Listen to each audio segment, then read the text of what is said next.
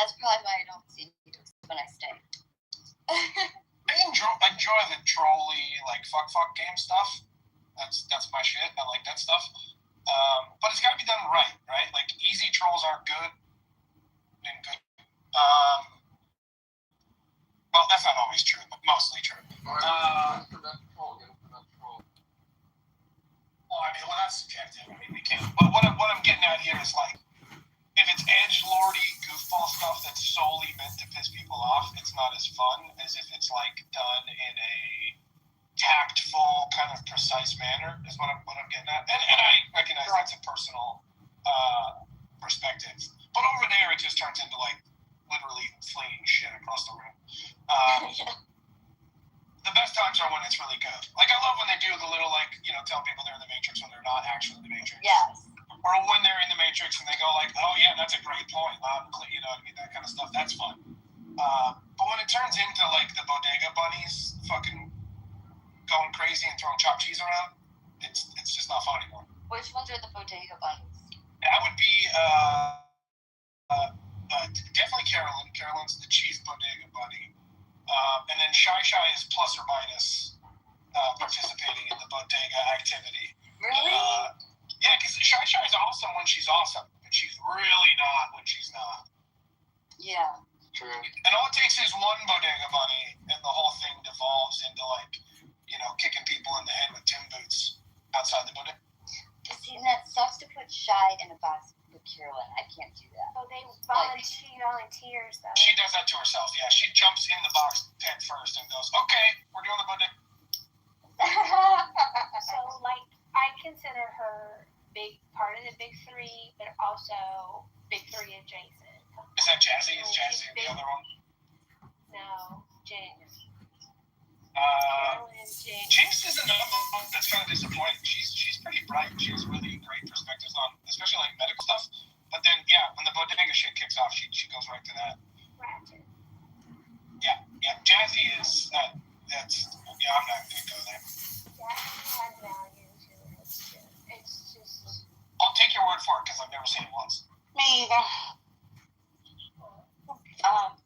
Monica, I asked Joe, and then I'll stop talking about last night, but I said because obviously Andrew abruptly left, and I asked him, like, so, like, do you think that, like, he just knew that he lost? And he's like, for sure. He goes, and we went through the whole conversation, and he said it started with Monica's talking about calling him out for essentially hanging out with people that act in bad faith. And he's like, and then that's where it started, and then he circled it all the way back at the end, and he lost the argument and left. And I was like, so did we win? And he said, yeah. And do you think that that's why he left, because he knew that he made an ass of him? I think he miscalculated the culture of white belts chillism. You can't call someone, anytime someone calls someone out for their bad behavior, it turns out that they get called bad. So Andrew, allowing people to be abusive. There's a quote in Andrew's rooms. It's like mocking Monica is a civic duty. Oh, okay, a civic duty. And I'm like, or evil. like you don't understand how always targeting someone for abuse is a bullying, nasty, despicable, gross thing to do. And then every time a complaint is registered, his hands are thrown up and he goes, oh, it's not, you want to make sure everybody feels heard. Oh, you asshole, you weakling, you coward. And then he tolerates things that aren't he promotes lies. He validates lies. And he says he's bringing people to Christ. All right, we can go back to a different conversation. And Pepe's here, perfect timing. and Egger. Yeah, let's get off of chillism and talk about boofing magnesium. What is Can we talk about the topic? Boofing is putting things What in did your you talk body. about? Hey, Craig, what's up? I just came to speak to the title. I literally just came to speak to the title. Now's your opportunity. You Now's your might chance. not have known we do title. Welcome, Craig. What do you think about Shalom and Heil Israel. What do you think about, Craig, we the people owning a Spirit airline company? Good idea, bad idea? What? I mean, it's a good idea. I think a lot of people don't know that on that day that Spirit decided to close, all those people that flew out as flight attendants, they all had to buy their own flights home. But I know the news didn't talk about that though, right? No, I'm glad you told us. What else? Flight attendants got left in the airport with a wet ass. Like that shit was What not the fuck? cool. Yeah, like what do you mean what else? Are you fucking serious? So before you get angry and start insulting me, I didn't even insult you. That's literally true. Okay, My I friend need works for Spirit. everybody to shut up so I can talk to Craig. If you go off mute, you will find yourself in the goo because this is important to me. Craig, you're tracking the story I'm in. You're going to have a whole lot more information than I do, and I'm interested in telling it to us. I mean, I literally just did. I literally just said that all those people that flew out that day That is all shitty. had to buy their flights home, right? My friend, she lives in Virginia. Hold on, someone's calling me. What a ringtone. I know, I ain't answering that phone. But look, so my friend, she lives in Virginia, right? That morning, she had to fly out to LA. She flew out to LA, and on that last flight, they said, this is it, no more flights. And she couldn't even use her buddy pass to fly back home. Oh my gosh, that's fucking calling me. Why would they do that to their employees? Like, really? Yeah, They have no money. All the employees, they all had to, book their own flights through a different airline in order to get back. That's particularly egregious though, because it wouldn't have cost them any money to let them keep their non-rev benefits, because non-rev is literally non-rev. The other airlines don't expect to make any money off of those sorts of passengers. If they don't have money, then why did they let all those flights go when they knew the day before that this was going to happen? That sounds like a waste of money. Well, they got to pull the trigger at some point, right? And how many passengers are going to have? Why don't we pull the trigger but not strand people? Well, what day of North American air travel can you cease operations and not strand people? People fly Christmas Day, people fly during the Super Bowl, people fly, like there's constantly planes in the air, thousands of them. If you have to pull that trigger at some point, you got to pull it. When can you do that? And like you just go like, oh, we're not going to book anything for the next 3 months, and then we'll stop. I don't know. But that story is not true. So I would suggest you go back, Ray, and really research it yourself. Because Delta Airlines, Southwest, they all flew all the flight attendants and crew back home. Yeah, a lot of the competitors were. Eventually, they did not charge. I think people that are celebrating Spirit going down are I dumb. can see that some of the other airlines stepped up and offered complimentary flights home for the Spirit Airlines, and I also believe that some might not have gotten the memo, or there might have been a delay, and they just didn't wait and self-purchased their flights home. But that's the thing. I don't know why I just And listened to if they some didn't announce conversation it, with you guys. I mean, Rico, the next thing that's going to happen is Carnival Cruise is going to shut down. I mean, guys, are we noticing a pattern? And not to mention, Spirit is one of the in few. the hallway. There's a reparations discussion somewhere, Rico. If you want to head over there, I'm interested in the topic. That was a really good General, book. if you're engaged, you coming on to the Thank you. stage. What was the joke? I said that the next company is going to be Carnival Cruises, and are we noticing a pattern? You shouldn't want that. You shouldn't want that. These airlines create competitive prices. They force airlines like Delta to create more flights that Delta probably operates at a loss. And second of all, these airlines kind of naturally segregate like a type of person you probably don't want. Yeah, I was about to say, if I was using your logic, Keegan, I mean, if you don't want the people you're talking about on your flight or on your cruise, then you kind of want to keep those. Yeah, people are really dumb. American Airlines this week is going to look like Walmart. That's true. Listen, I completely agree with you guys. I'm not one for Spirit Airlines shutting down, but there's a reason why they are shutting down, and there's a reason why Carnival Cruises have implemented a lot of the rule changes that they have. There's a reason why McDonald's has stated that they're going to be done with getting self-serving drinks. I just read an article by like 2030 or something. So, in a lot of places like this, you can't do self-serving drinks Yeah, anymore. because we're in a recession. We need rate cuts. Well, it's either that or it's that, certain demographics are truly making a lot of companies lose a lot of money. There he is. We're in a recession. We need rate cuts. Which demographic should that be, Keegan? Just spit it out, buddy. Rate cuts. We have $5 gas. The demographics are usually Black or Latino descent. Goddamn Indians is what they are. That's right. I don't want to sit next to smelly Pajit for fucking 10 hours. I would rather say, you're absolutely right, I would rather sit by a black person. BB, I'd rather have 10 crackheads. don't even respond, y'all. Don't even respond. Wait, are you disagreeing with what I'm saying? No, we're adults. We're just not going to respond. Adults. So how's everybody else doing? How's everybody else doing? Good? How's your booty hole doing? That's good. That's good. Hey, Adam, they changed Fantastic. the place of that now. The Christ Cathedral used to be called the Crystal Cathedral. I know. Yeah, so they did. It got all I that know Catholic exactly where that Church, is. That's right there in Orange. Yeah, we were down there yesterday. So they changed the name. My Israeli is coming up. I'm doing amazing.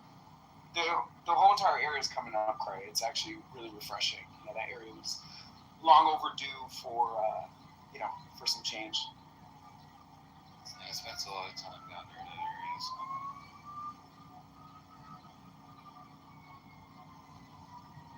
You want to buy your moms a gift for Mother's Day, Bonefish Grill along with Carrabba's and Outback. Buy $50, you get $20 in other coupons free. There you go. I just walked out with $140 and I only paid $100. You know what's crazy, Craig? So we went to the Spectrum yesterday, and everything is so different. I haven't been really down there in like a very, very, very probably like 3.5 years. Laguna Hill Malls is gone. That mall. And honestly, the last few years before that mall left, you could just tell that mall was dying. Like I was looking at LA ranks, they're going down. Like you can get a studio. We're not talking about LA. It doesn't matter. But you interrupted our conversation. I don't care. Anyways, Craig, this is wild. It's wild. I have one of those luggages that looks like everybody else's fucking luggage. It used to be my husband's, but then my husband got a new luggage, and I just got this one. I was like, whatever. So now I'm like trying to figure out ways to make it different, because it's. But I recently, since I've been flying to LA and back, maybe 3 or 4 times, just within these last couple times flying, somebody thought my bag was theirs, and I have like a big ribbon on the handle, like it's huge and red and. Can't miss it, but they still think it's fucking theirs, bro. So this is pissing me off. Why does all the luggage look that fucking Dazzle. Do it like we did with our kids. I need a new luggage. Bedazzle it. Yeah, see, I gotta sticker it up, bedazzle it up. I gotta be putting some decals on that hoe. Did you guys see the compilation video of we're losing a good one in Spirit Airlines when they I saw this going around. You see Chad Ochocinco's post on Instagram about Spirit Airlines? No, what did he say? That's funny. He said, "Thank you, Spirit. I'm saddened by this loss. Thank you, Spirit, for getting to my destination safely and saving me a ton of money." I love Ochocinco. That guy's so funny.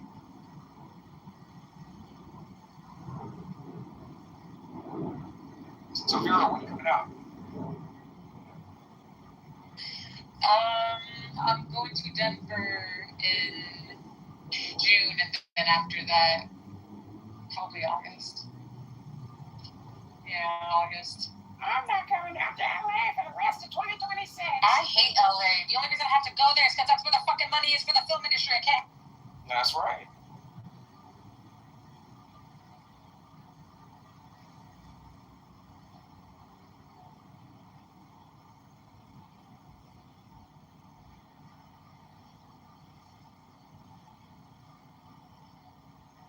And LA doesn't like to do Zoom calls.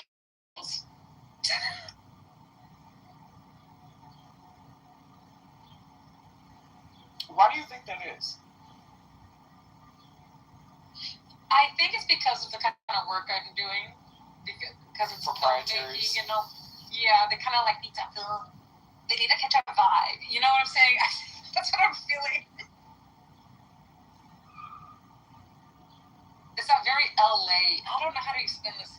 You know how like you approach a filmmaker in LA and you're not from LA, and you do independent work and they do like free work on sets, and they're like, oh, I was just finishing that Jilly Buffett film, and I was just working with Kevin Spacey, the other day. Oh, you don't know Kevin Spacey?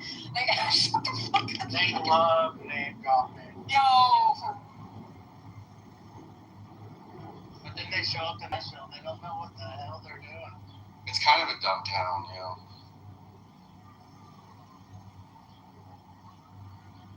But when they come to New York, they're like, hey, Vera, where's the rooftop screws, the speakeasy?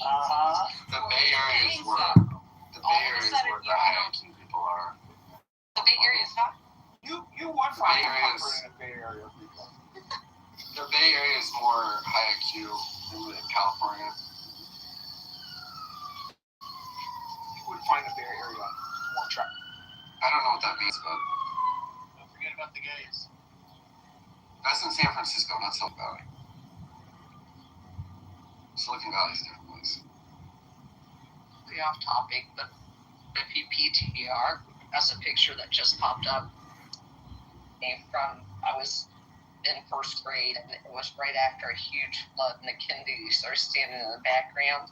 They came to see us. We had to go to school with a fucking bank. They were going to school in the back of a bank. I mean, who does that to their children? That's some podunk ass shit. And if you're a straight man, you should love San Francisco because of all the gays. It creates like a male-female imbalance. That was the most down low shit I've ever heard. What?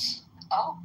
No, it creates way more single women than single straight men. So if you're a straight man, but I'm not gonna go to a gay bar to find straight women there either. Like, that's stupid. you know they have like normal straight bars in that city, right? Yeah, but what would you know about, like... Yeah, no. Adams, you're like the gayest guy here, aren't you? Like, you're really gay. Stop. Rico, stop. Meeting women from Clubhouse and flying them out and can't get an erection. And then you have these women coming back and reporting to the app, okay, that you can't get your dick hard. So I don't think that you need to be giving advice to young men about where they need to be meeting women. You can't even get your dick off To the be couch. fair, Not for all women. To be fair, he would not be able to give me a boner either. So Ooh. Pepe, can I hear what would That's like a cell phone if a woman. Pepe, can I hear maybe a role play of what would Issa be like when meeting Rico for the first time? Go ahead. That's like a cell phone if a woman says that about you. Huh? That's like it's like a cell phone if a woman says that about you. Oye, papi, you have low blood pressure? I'd be super excited. I would probably nut it like pretty quickly. And then, if she was hot, that is. Yeah, but you have to get an erection You first. See, that's the difference, Pepe. Then I'd fuck her for a couple hours afterwards. It's nice. But that's if she's hot. You'd have to get the erection first, Pepe. Maybe you don't have that problem, but, according to Issa, Rico does.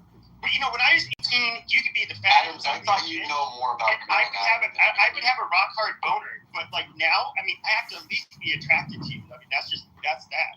I mean, I thought that you'd masturbate more on your computer screen than any person in this room actually gets real life action.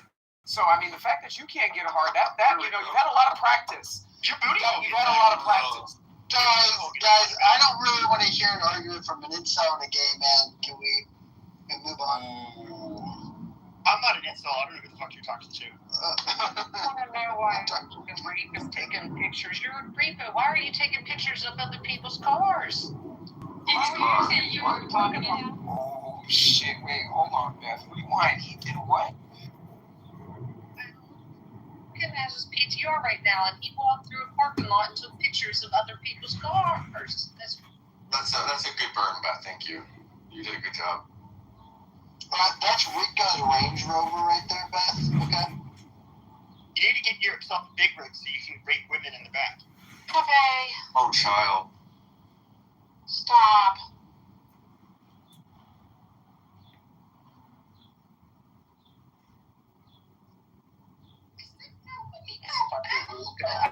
I just had to say something.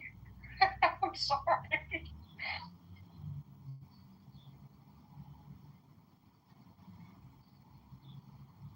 My daughter and her friends do. And I got called by Land Rover one night, and they're like, "Why is your daughter on our lot?" I'm like, "I don't know." And they're like, "We see your Range Rover, but they're going up against all these other cars we've got, and they're taking photos." I'm like, "I don't know. They're 17 years old. Who knows? Get them for I truck would just like to say, for clarification, that based on the news, when Spirit Airlines abruptly ceased operations, it did leave thousands of their employees stranded across the country. Period. I mean, That's what can a we Spanish company looks like. Yeah, I was gonna say, can we blame the employees a little bit for working for Spirit Airlines? Yeah, I'm going to Right. say, right, other airlines may have stepped up, but some people probably had to get, it was probably mayhem. There were probably a lot of people that booked their own flights just to get home Right. before they were stranded for who knows how long. So I'm sure that happened. Okay, so they'll form a class action lawsuit, and then they'll sue Spirit, and then they'll get into the liquidation preference, into the bankruptcy filings. That's how that. They'll give like $200, and here's a free flight. Hey, if anything, Spirit Airlines kind of gives them a favor right there. They're like, "Hey, do you want some of this money that we're about to get on this liquidation?" So I mean, Rico's got a good point right there.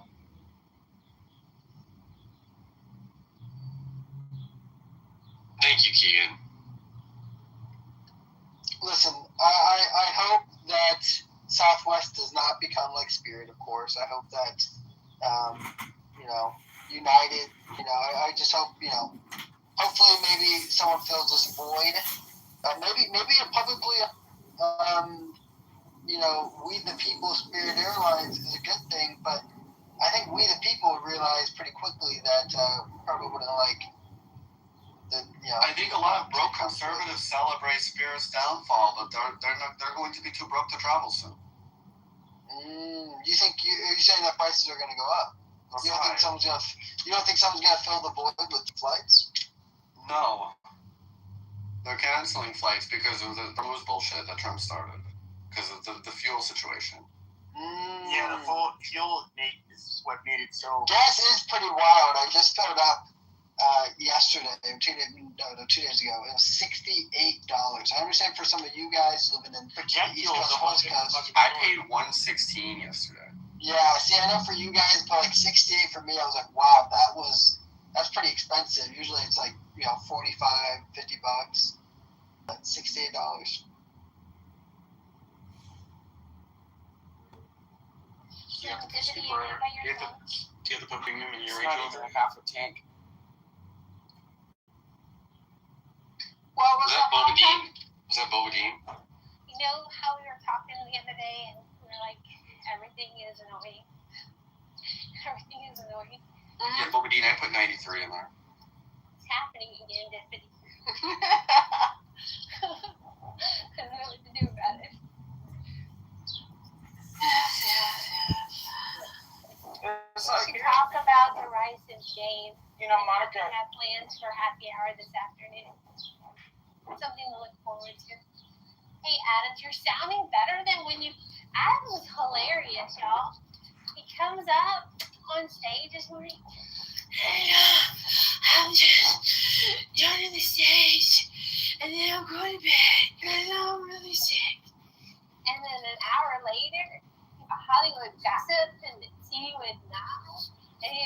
energized and happy.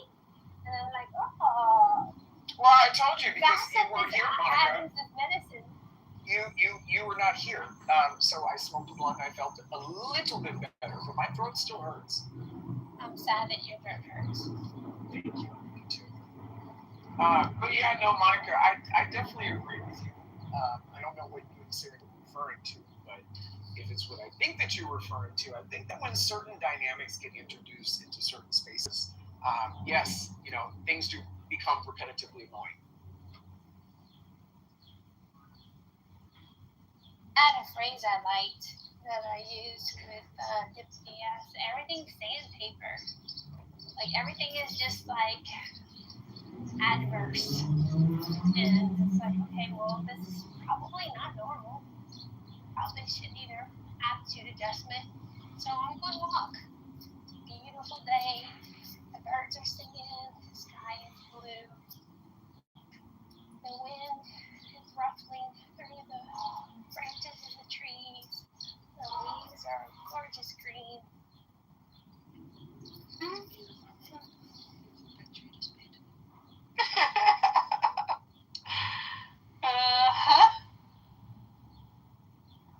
Okay, here's serendipity. If you pull it up, it is Delta is the main airline that is flying everybody back home from Spirit. But They get a tax write-off probably. They had, it's a 10-day window that they have to deal with. But they're doing it for free. They're not charging the staff, but that means that then they have to get hotel rooms or just stay in the airport. And then they get they write off their taxes. Yeah, It's okay. I mean, and point being, there's, I'm sure, plenty of employees who paid for their own flights just to get the hell out of there before they got, waiting with 1,000 other people. And like you said, hotels, this is, it's definitely not a fun situation for the employees who had to deal with this. Crazy. You know how many employees it was? I know thousands, but Most of them live in Dania Beach probably anyway.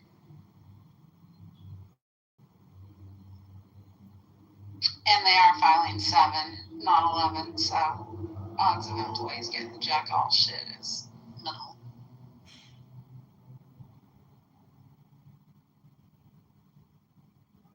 so who wants to buy an airline with me?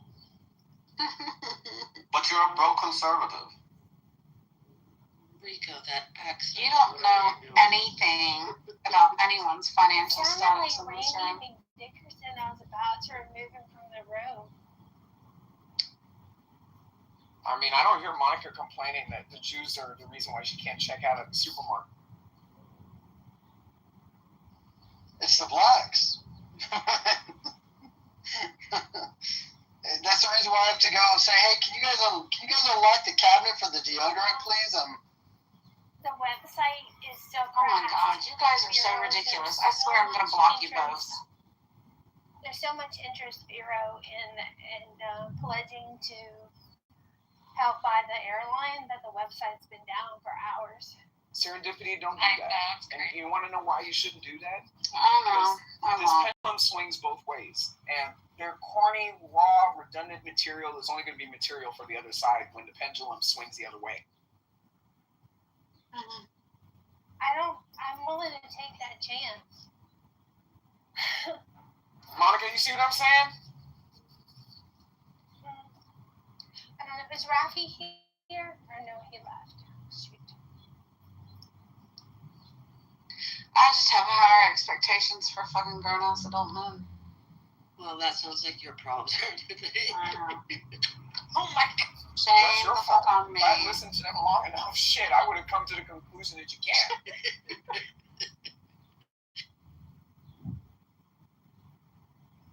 Serendipity said, and Anne has this philosophy too. I hear her dad talk. Like, people don't owe you apologies. And that's something I struggle with. Can we talk about that a little bit? Yeah. I think you can be owed an apology, but not expecting to receive an apology is where it gets gummed up. flip the script on that and somebody thinks that they're entitled to an apology from you, and ask yourself the same question? Well, we could do a role play if you want. I'm sure I've done something that irritated you recently, Deputy. What? Can you use that as an example? Do people want an apology though nowadays? I feel like an apology is kind of outdated in the lesson that was meant to really teach people. Hold on, Do you wait, think that don't people... jump ahead though. That's a great line of thought, but don't go so far ahead. We need to establish, are people owed apologies? Someone can owe you an apology, and you can feel they owe you an apology, and they have no idea they even insulted or slighted you. So then are you owed an apology from someone who doesn't even know that they rendered an insult? Well, I think that's an entirely different question. Are you owed an apology from someone who doesn't like you and they don't really care if they hurt your feelings?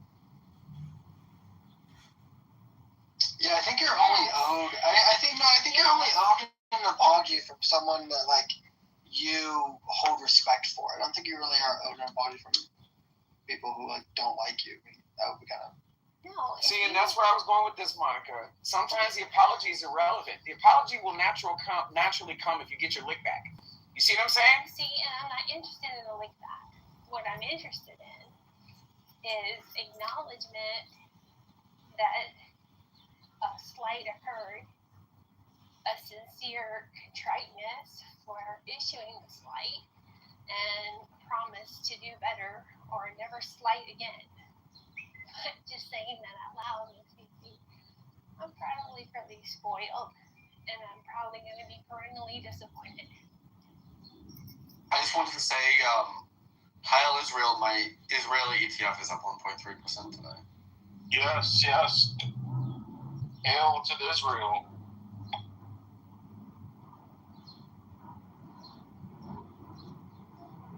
Who was that?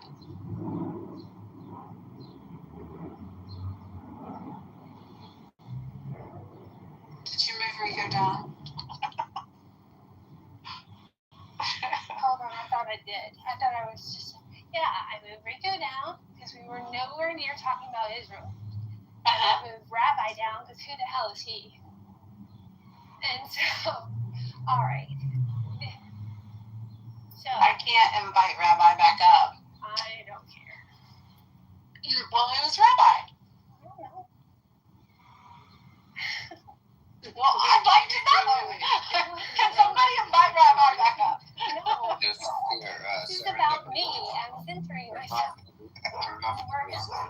Thank you, Boo Boo. Who is Rabbi? Do you vouch for Rabbi? Don't even ask. Oh, are you not vouching for Rabbi? Come on, Boo Boo. Like Oy vey. I'm not part of this. Oh, child. All right. Well, okay. So now you're on a warning. All right, Rabbi. Like I know. Thank you, Boo Boo. I used to be a dog personality, and Clubhouse has turned me into a cat. Meow. Meow.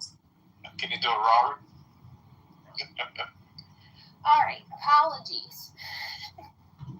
All right. I'd like to apologize to all the single ladies. You see, I knew it. Can you move him down now? No. Like, He's not hurting anything. Wait until he's offensive. Okay. He's offending me. Oh my gosh. I think you just want to be offended. I'm only one man. No, I was trying to I can't explore rescue the all the ladies. dynamics of Clubhouse relationships, and this stranger is all up in our group. Like, get off, shut up. We can talk to you in 10 minutes when I can no longer talk. Okay, buddy? All right? Okay, Monica, so here's the thing. To Adam's point, I know I'm jumping ahead, but number one, do you want an apology that you have to ask for? Because I sure don't. No. I absolutely don't want an apology that I have to ask for.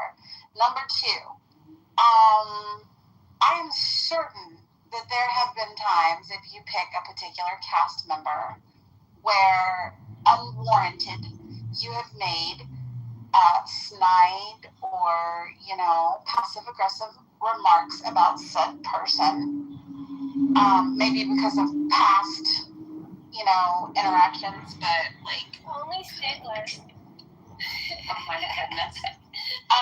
By virtue of using that name, okay, but do you really think that you owe Stigler an apology? Even though he might be offended at something that you do or say? He might think you owe him an apology, but you probably don't think you owe him an apology. You know you're not going to stop calling him Stigler instead of Stilgar. And so why would you apologize for a behavior that you're going to repeat? I don't know. I don't think it's fair to make the assumption that people owe you anything. They're not required to like you. They're not required to be your friend. I don't ask you. They're not required to even extend common courtesies. I mean, we would like that. I would certainly like that behavior in society as a general rule, but nobody's required to play by the rules. There's this 3. They don't have to like you. I never asked to be liked by everyone. They don't have to be civil. Well, in our rooms, I think they should be civil. And then we have this account who has thousands of accounts, and he's threatened us with harm. He's tried to blackmail us. Said if we play to his demands, then he'll let us live on the app. But if he doesn't, we don't accede to his diva wishes, he will remove us from the app, and he has the power to do so, allegedly. Who? So he's threatening us. Who is it? Would you ever say to, I don't think I could ever think of a time when I said to a friend, you owe me an apology. If something happens and I say, look, this happened, I don't know if you realize how that made me feel, and they're like, oh, I didn't realize that. I would never say, that only seems to come from people who maybe aren't your friend, which in that case, fuck off, don't tell me I didn't do anything. So I don't see. Well, Edie, you're not a petty, stupid person, so. So I think, I don't know, I've never demanded an apology from anyone. What I've said was, when? I have to disagree with you, Monica. I've told you to apologize, or I told you to stop doing your fuckboy shit. Or you you've told me to apologize. When? What do you mean when? You've told me. When? Oh, no, I need receipts. Did you keep them or no? You're just making a supposition. I don't record rooms if that's what you're asking. So you have no idea when I demanded an apology from you. Should I demand one now? That's not my style. I don't demand apologies. You have though. You blocked me. You said Oh boy, me blocking you is a consequence for your poor behavior. No, Monica, you've blocked me. Then you said I'm not going to unblock you until you've apologized. And it was actually for a room that I dogpiled on you. You're in a room and you were getting piled on, and I came in and I dogpiled on you. And you said that was really disrespectful and that you deserve an apology for it. And then you said I'm blocking you until you apologize. And so I apologize. Well, you're lying now because how in the hell? Wait, what? I remember it now. Hold on. Remember the situation what happened. What you did is wrong. Why should I unblock you? And you said, well, if I apologize, will you unblock me? No, Monica, that's not how it went. Which is okay. I don't mind someone asking for an apology. Why? Why do you I don't mind someone asking. require an apology? Well, now you're changing. Now you're moving the goalposts. Hold on. No, you demanded an apology from me on March 27th in the back channel. March 27th. Maybe Monica can come up and apologize to you, Abby, for blocking you. I can't believe you guys would rather talk about this rather than racism in America. Hold on, my friend. Why you stop at racism? What about anti-Semitism? That's not me. Zach, can you give us a minute? Well, I'm not hurt by it. I'm just saying that you have. You demanded an apology to me, and you now reported me demanding an apology from you? I question your affection for certain people in the app. All right, let me read everyone what she's saying. Monica can come up and apologize to you, Abby, for blocking you. That's me saying maybe Monica should apologize to Abby. I didn't demand an apology.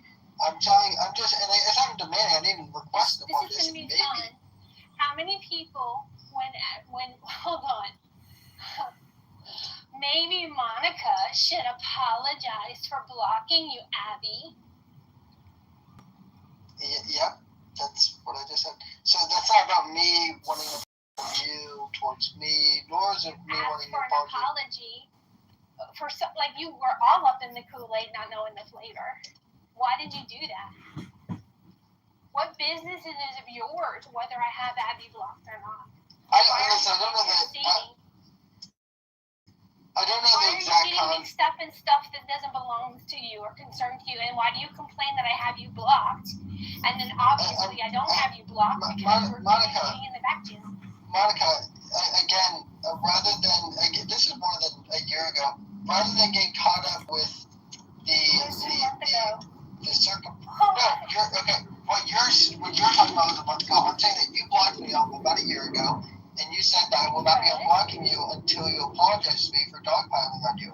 And so then I did apologize to you, and you unblocked me, which is fair, and I respected I understood. But I'm just saying, and this time, I'm just saying that you're saying that you don't think people, can demand an apology, and I'm saying that you do request an apology. You have requested for apologies before. If I've stated that you've caused a slight, that's me letting you know that you caused a slight, and then you get to decide whether or not you're sorry, and you either render me an apology or you don't. It's not like. I think she's trying to cuck you. I wouldn't apologize at this point. I'm not saying I want to apologize. Guys, I feel like we're missing the broader aspect. Expand out because it's uncomfortable to be centered. So I'm not trying to center you. You just stated something that you don't believe, which is that you said that you don't think that people should request an apology. And I'm saying that you have requested an apology. Do I demand an apology, or I say that was shitty? You sound like you should apologize. You seem like you're acting. Who are you? Rico, get out the way, Thomas. Always. Oh, dogs. First names for one of these on the app are not doxing. But I did it to get his attention. So, Divinity, I demand apologies. I think demand's too strong of a word. Shut up, Keegan. Did you not hear me ask Divinity? Well, maybe rephrase it as have I requested an apology. I still hear a man's voice instead of the dulcet tones of one of my dearest friends on the app. Do you have the ability to mute up, but not the will? Not the stamina? Not the conviction of a man? You're just misrepresenting the argument, though. I think based on, and I'm strictly basing it on our Communications Today month, okay? I don't think that you run around demanding apologies. I think based on our communication today, you have an expectation where I'm not certain you're entitled. So again, someone threatens us and our welfare on the app, not in the real world, but on the app, affecting our lives. What did you do? What did you do? Yeah. And then they want to come and nosh with us. They want to have a tea party and a coffee clutch in our spaces after they've threatened us. And I'm supposed to be okay with it. It's a huge ask. It's a huge ask. And we did it again last week.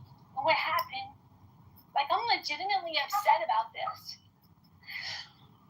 I allowed Brad to squat on our stage and contribute for hours, and last night I wanted to go talk to Rafi and them in their room, and I couldn't. Wait, can I get a reset? No, we're gonna move on and talk about the Strait of Hormuz. Is it open or closed, y'all? Because I don't know. And how come we're not talking about it anymore? The U.S. is gonna rescue stranded ships. Are they without food and necessities? What's going on over there? Anybody know?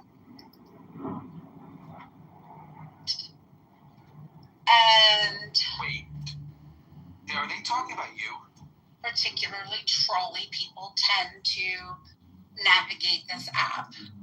And I think the overlying question is, you have somebody in a room that treats you poorly for any type of reason, whether they're crashing out with you, whether they're just talking mad shit because they're a troll and they like to be offensive and disrupt. And then they show up in another room and they want to kiki it up and rub elbows and just participate in the light social interactions and act like a normal human being. Should you have an expectation of apology for their prior behavior? Should you just not allow them to interlope? Should you not allow them to interlope on the conversation? Should you just let it roll off your back and keep it moving? Like, that's kind of the overall, I think, bigger arching topic of conversation. Some people find it hard to navigate because in one room people will treat them one way, and in another room they'll act like people will treat me abhorrently, disgustingly, invasively, just pervertedly, and then want to have a civil conversation in the rooms I host. What's my responsibility to them? And when do I get to be angry and offended and tell them not here? Not here. It seems grossly unfair, and I think that's why I'm so upset about it. And despite me calling Stigler Stilgar, like, stop. Oh, despite me calling Stigler Stilgar, I did it wrong again. Despite me calling Stigler Stilgar, girl.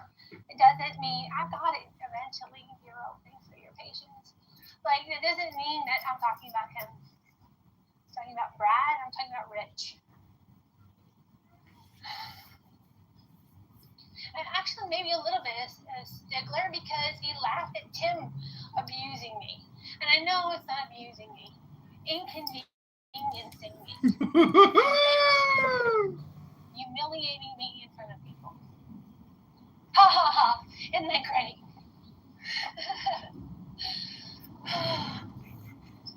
The wind is blowing. It's not hot here. It's blowing back. Do you want your medicine now, or should I save it for another day and make it bubblegum flavored? No. I'll take a shot. Go ahead. So, I think you make somewhat of a controversial figure of yourself on this app by your own actions. And I think when the consequences come, you don't enjoy them. I would just recommend you take them less seriously. It's still the internet. Try giving tutorial checks. Hold on. That's excellent advice. It really is good advice. You're welcome. The invoice is in the mail. Also, who cares? I care because it interferes with my navigation of the app. I want to go where I want to go. I want to be where I want to be. If my friends are doing a political room, I want to be there. And so maybe I can offer a poll suggestion or a link that provides context and information. And when I'm denied access to the people that I prefer by a couple of jerks who think it's fun to poke at Monica, ha ha ha ha, it's annoying. And I don't think I'm as controversial as Stigler thinks I am. I just think people like a target, and I happen to provide an excellent one. I'm not laughing at you, boo-boo. You admit yourself that you deal in controversy. When we're doing audiobooks? No. I think you do it for altruistic reasons, or at least you believe they're altruistic at the very Do beginning. comedy night? But you've mentioned yourself that like you'll lean into controversial topics because you think there's value in the rational conclusion on the other end of those controversial topics, and dealing in controversy to discuss them seeds the conversation, right? But the problem is that tactic has this natural consequence where, like, tend to take things very seriously, and people tend to disagree with you in a maybe not so polite way, and you end up having to deal with those consequences. So you probably get more done than if you weren't utilizing that technique. But as a result, the nail that sticks out gets hammered, you know? Yeah, I can see that argument, and I don't think it's wholly without merit. And also, people don't pay attention. I'm the poster kid for the KKK, and I think racism is important. I don't like racist people. I let them live because bigots deserve to breathe too, as long as they're not enacting violence upon people. But it doesn't mean I support or encourage them. So one of the most frustrating things about our dialogues on the internet is you question something horrible that people said someone did, like Trump's now a pedophile apparently, and you're asking for more information, and then you suddenly become a pedophile apologist, and then suddenly you're a pedophile. We have no critical thinking. We've got to do better. Well, this is a struggle for me because I have some contentions with your position in people adjusting their behavior in certain rooms. And while I love you. You are single-handedly one of the most precious people on this app to me. I don't enjoy seeing you be abused by other people. I don't enjoy seeing people make you feel embarrassed or humiliated or any of the things. I also have expressed that to you, and you're like, I'm going to move the way that I'm going to move on this app. But the flip side of that is I don't, particularly with topics, don't particularly enjoy echo chambers. I want people that I don't disagree with. And if we take the two extreme components out of this scenario and we look at people like Stilgar and we look at people like Jane, I don't bounce around in 50 rooms. We're in this room all freaking day long. I'm here. So when people like Jane come here to see me and you're like, what are you doing here? You're not nice to me in that room. How dare you be here? That's not fair. I haven't done that. That is fair. No, it's not. I haven't done that for months. I welcomed Jane in and I asked you to make her a moderator. Stop it. Update Just recently, yes. Just recently, yes. But over the last 6 months. She hasn't been in here in the last 6 months. She doesn't come anymore because that's not my fault. Every time she came, she was accosted at, well, you don't get to come in here and key it up with me when you treat me so egregiously out there. And then when you told me, Monica, I like Jane. I like her in our rooms. Okay, Monica, I like Stilgar. I want him in our rooms. Okay. Oh my God, Rico, I'm gonna kick you because you're just fucking obnoxious. If I said I want people that I said I don't agree with, but if I said disagree, it was a misspeak. Hello? The fact that you're in here every motherfucking day, I think warrants the fact that I don't mind people being in here that I don't agree with because I think you're a fucking loser. And I tolerate your bullshit in this room, your disruption, your fucking asinine ideas day after motherfucking day. I don't mind so kiss my white ass, Rico. Kiss it, okay? And shut the fuck up. So anyway. Okay, God.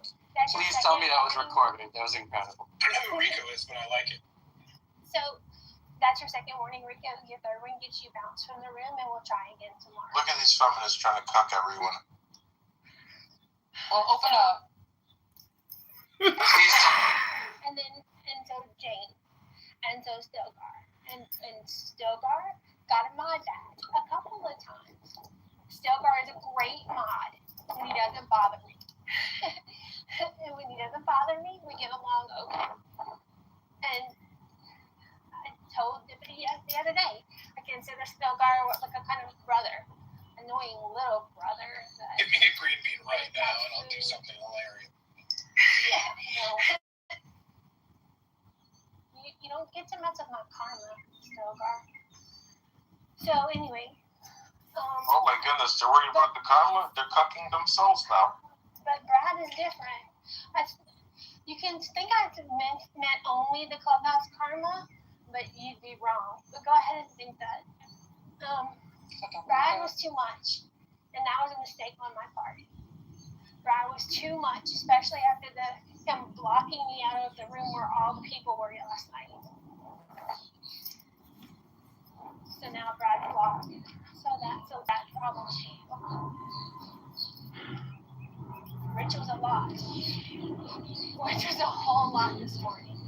So that's where all this emotions come. But see, I don't think Rich was a lot this morning. On any other given day, I'd say Rich was a lot. Like this morning, I felt like Rich came in and he just participated in the conversation, and he wasn't particularly, he wasn't like poking at people and trying to disrupt. Like he actually engaged and carried on conversation, not with me, which I don't. But he was interacting and he was engaged with people, and they were talking and everything, and there was no drama. And in a case like that, like I don't care about him being here in that case. I think when you care about him being here in that case, that's when you're going to get the disruption and the what can I do to turn your room upside down, because you wouldn't let me play on the playground. Like it's freaking childish antics. You know the story of the Damocles sword that dangles over someone's head and it's wobbling to and fro, and you never know when it's going to pop and stab you through the skull. That's Rich. I think that's hyperbolic. When Rich comes in here, and he's messy, he gets thrown to the goo or he gets thrown out of the room. When Rich comes in here and he acts like a freaking person, he gets to participate and play with everybody else because he can show that he can, contribute to the conversation. I don't have a problem with that. He said I was the worst person on the app, and he was going to do everything he could do to get me removed. He said the same thing about me. Besides getting my account flipped. Monica, who said you're the worst person on the app? Rich. Right. Who said that? Can I interrupt for a quick programming note? So we're gonna have at 5 o'clock today a social hour where we play this very funny game that was just created and tested a few days ago. And version 2 has soft launched this morning, but I haven't tested it with any real people. So I'm going to start a room right now to test it with a few people. If I could have a couple volunteers, just find the room that I'm going to start in about 1 minute. Or you can download me the link and I can advertise it for you directly. Yeah, I just think about. I think it's important to know you need to have 2 devices to use the game. Yes. One device to do the game on, and one device to talk on Clubhouse. Thank you.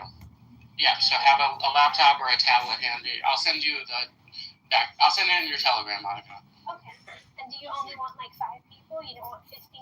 It could be more. I would say minimum 5. It could be more, and then we're gonna do the big full game tonight. Yeah, you have to be in a place where you can talk, because everyone shares a question and everyone shares a answer. So keep that in mind, especially if the answers are spicy. So if that's the case, you should let Rico up. Okay, all right. So I will send you the link, Monica. I'll send you the link, Serendipity. Send you the link. Suck your dick. Liberty, and I'll send Stilgar. If you still have the same Signal account, I'll send it to you also, because I think you would be good at it. I do, yeah. And I'll be in a hotel room at 5 o'clock this evening, and this sounds infinitely better than watching Shark Tank. So. Okay, cool.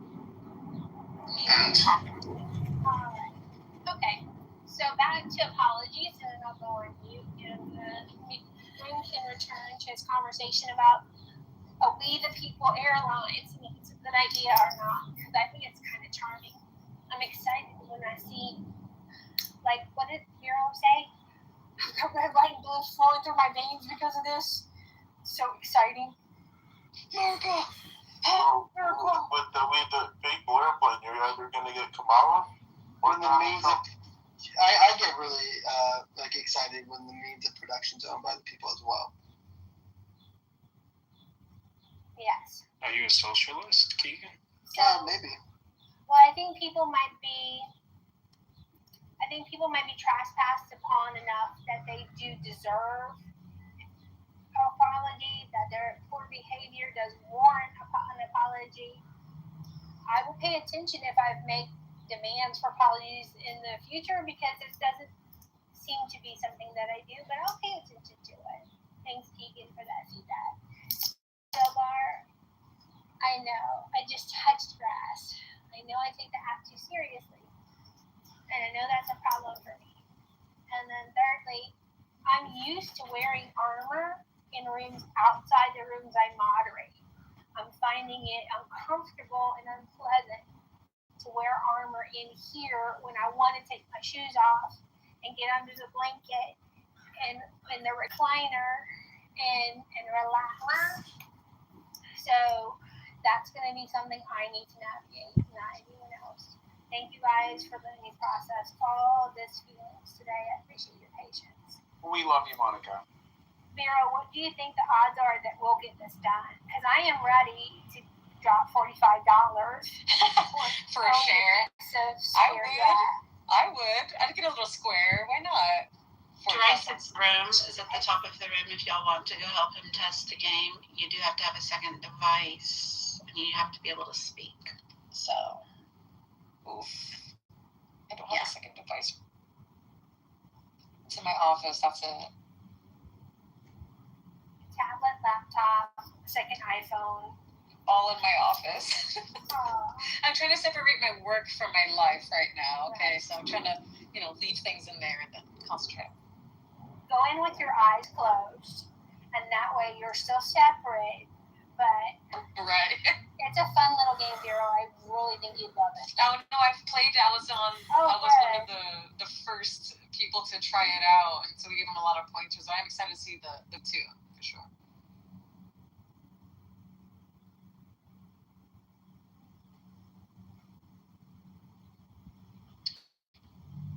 Okay. I'm sorry. When I emotionally vomit all over the stage, it's hard to clean it up and then regroup and get the topic. I apologize. Are we still at war with Iran? Wasn't the time limit up with that? Let me see. Are we still at war with Iran? The answer is yes, and we will be for the foreseeable future. Says not exactly. That's crazy. The U.S. and Iran were actively in a war early in 2026. Major strikes. Fighting has mostly stopped under ceasefire began in April. Just a couple days ago, the U.S. government said hostiles have been, quote-unquote, terminated. But it's not really over, it says. They're still deployed. We have still boots on ground.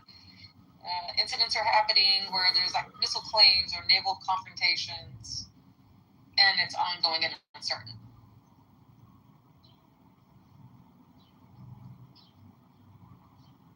Wake me up when September ends. I am so tired of this fucking conflict. It's not even funny. I am too. It's been giving me a lot of anxiety and some PTSD shit just happening here and there, especially with the recent flying too. I've been kind of, anxious. I think it's Islamic fatigue. It's war fatigue, bro. Just straight up war fatigue. I'm tired of war.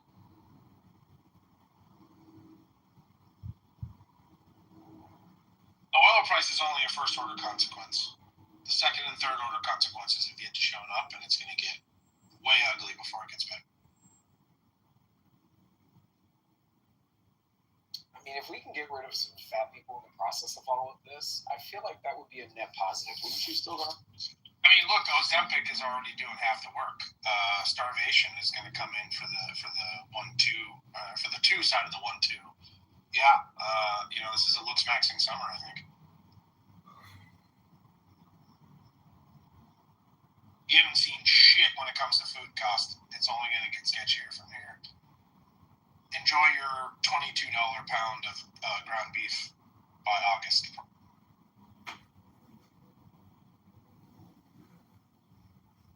Bro, relax. I'm just saying, it's good season to be a vegan.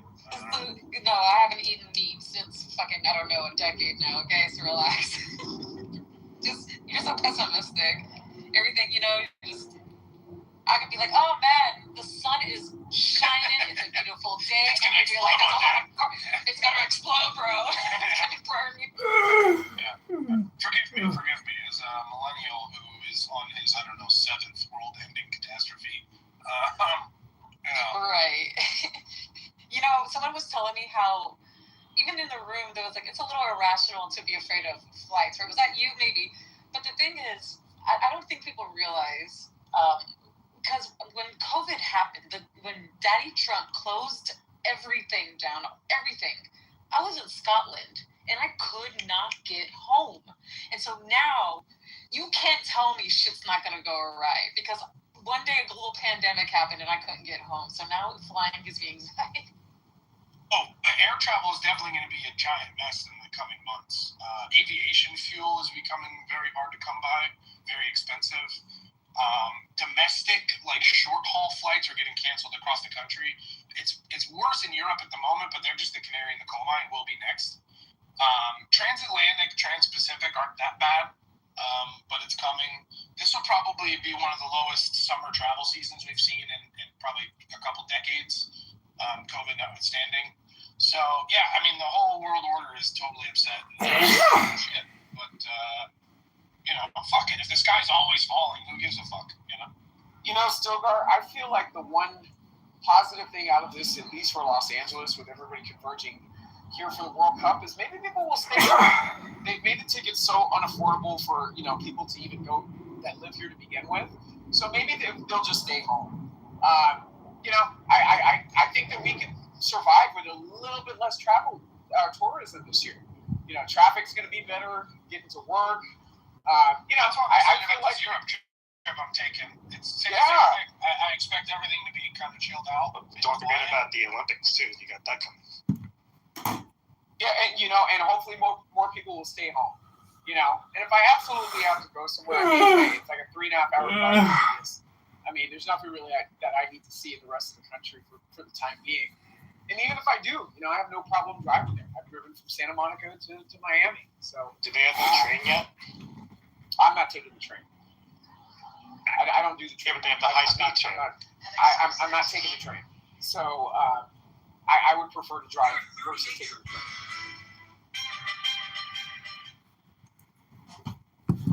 Regional commuting, to Stilgar's point earlier about the high-speed train, I definitely agree with that. I cannot wait for them to actually, bring that to fruition here in California. It would save people godless amounts of time, in traffic. But aside from that, going from one end of the coast to the other, no, I'm not doing that. I'd rather drive. They do have, I never taken it yet, but they have luxury buses that you can sleep in. No, I'm not interested. I'd rather drive. I can pull over when I want. I can sit on Clubhouse as loud as I want. Exactly, I can smoke a blunt, as long as I want. I can pull over, go to the hotel, take a shower. I don't have anybody rushing me, being on somebody's itinerary. I love driving cross country. I don't know about you guys, but I love it. Have you ever been on a shower on a bus or one of those super trains? No. It's like rocking. It's like rocking, and you're like touching the end. Oh, you're touching the walls of the ship. Do you have to share a shower, or is it? It depends on the train. So, the Amtrak here in the States has cabins and showers. They also have shared showers. In Europe, I think a shared shower is probably more common on Amtrak. Remember the Navy showers? Yeah, touching the curtain. Oh, the curtain was so good. I felt like in my elbow top of all that out of Well, one deployment, we changed all the shower curtains. We got new ones and we cut them in half. We got tiny little freaking shower curtains.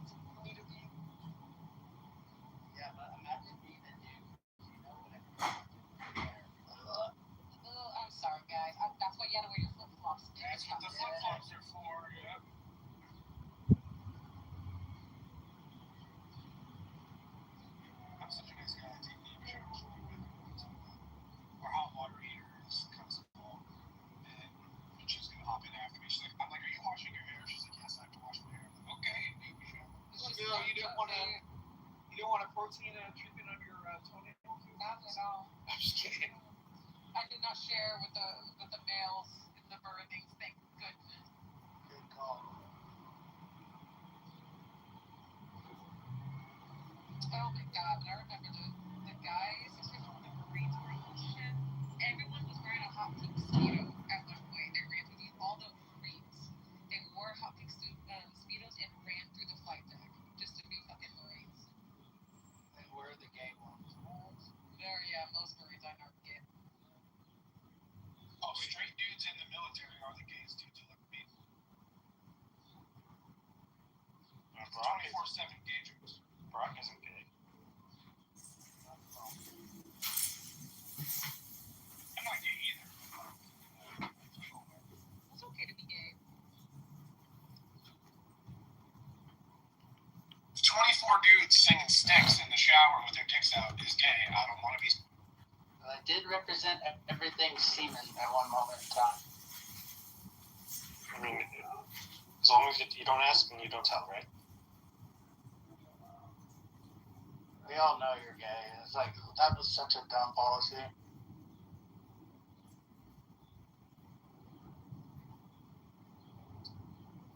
I was in the Army before they instituted that, and I ran into my supply sergeant at a gay bar, and he was in like a Speedo with full body glitter on. What were you doing there? And I went there with a bunch of ladies.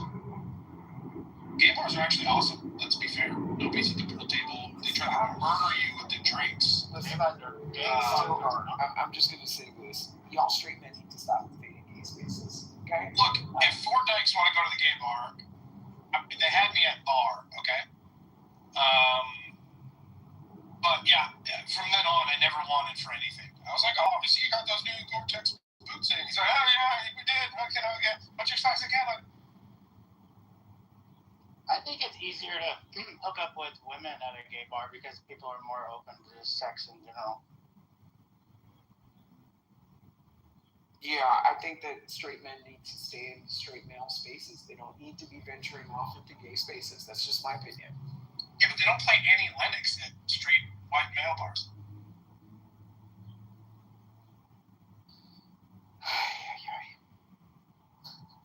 If I want to hear Going In for the Kill by LaRue, I have to go to the gay bar.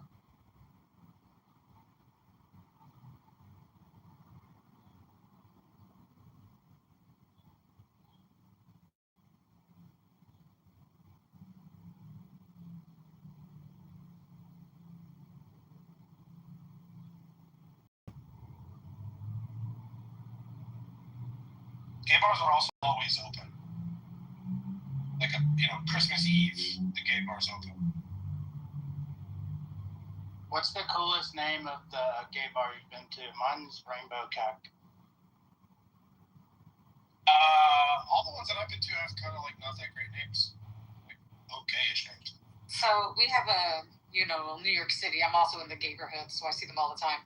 But there's a gay bar here, and it's an upscale gay bar. It's called The Hymn. How do you explain a $200 charge to your wife from the Golden Banana? You don't? The one in Philly is called Woody's. Actually been to Woody's. The lesbian bar is called Sisters. Oh, wow.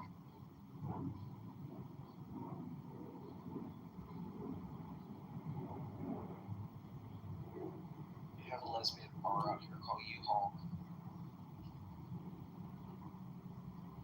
That was a joke. Is the straight bar called your basement, David?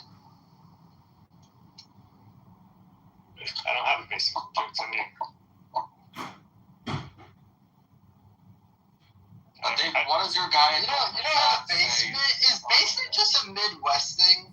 Rico, don't ask about. No, we have a lot of basements in New York Yeah, City. the house I grew up in. Basements all around the country, they just are different. Not in Florida. I just have a Florida people have I don't see in basements. Florida either, yeah. I just have a crawl space. That's it. I feel like, but like it's super common, maybe more in like tornado-prone areas to have basements, right? I think so. Well, we have hurricanes.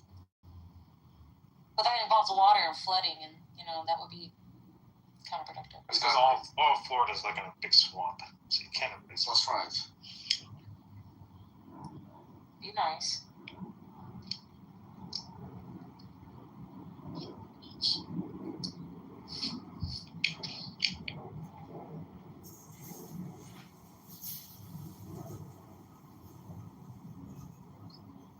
David, what does your Goldman Sachs guy say about the Israeli ETF, EIS? Don't know. Never brought it up to him. It's 11% in the past month. It's amazing. That's pretty good. But that's less than NASDAQ. It's 70% over the past year. That's okay. No, that's amazing. Why are you talking like that? Because he's a rabbi.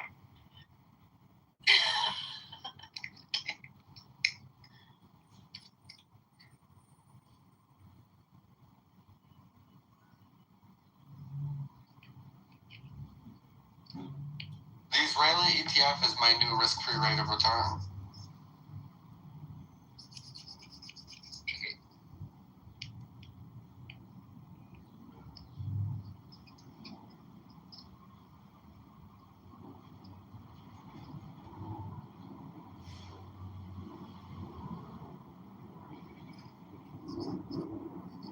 David, how can you say 70% year over year is okay?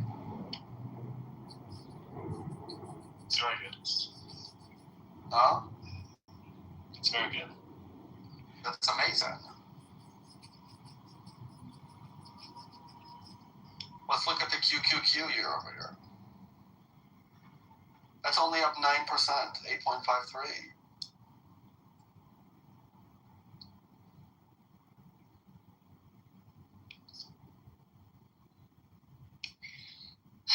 I'm going for a walk. Another walk. Bet you won't. That's beautiful. I'm grateful for I will. I'm grateful for Jeffrey Epstein because he said only the goyim deal in the real world, and you should just make your money trading future. Okay. Noted. He was the best of men.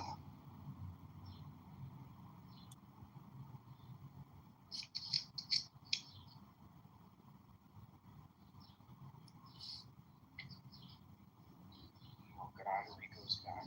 This skid mark in a pair of underwear that you just can't scrub and bleach out.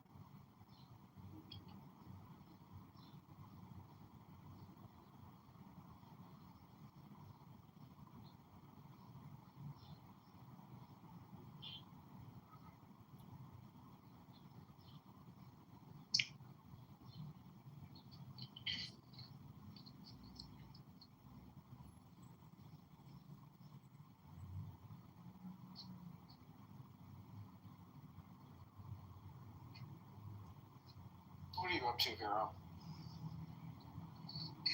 I'm thinking about going for a little walkie poo, have a little smoke. I live pretty close to the Hudson, so we have a nice little path, little walking path. Get some vitamin D. Hi, Twins. Do you have a park near you? I have Central Park, and I have, like the Hudson River, which is a long walking path and bike path, and Sinton Park.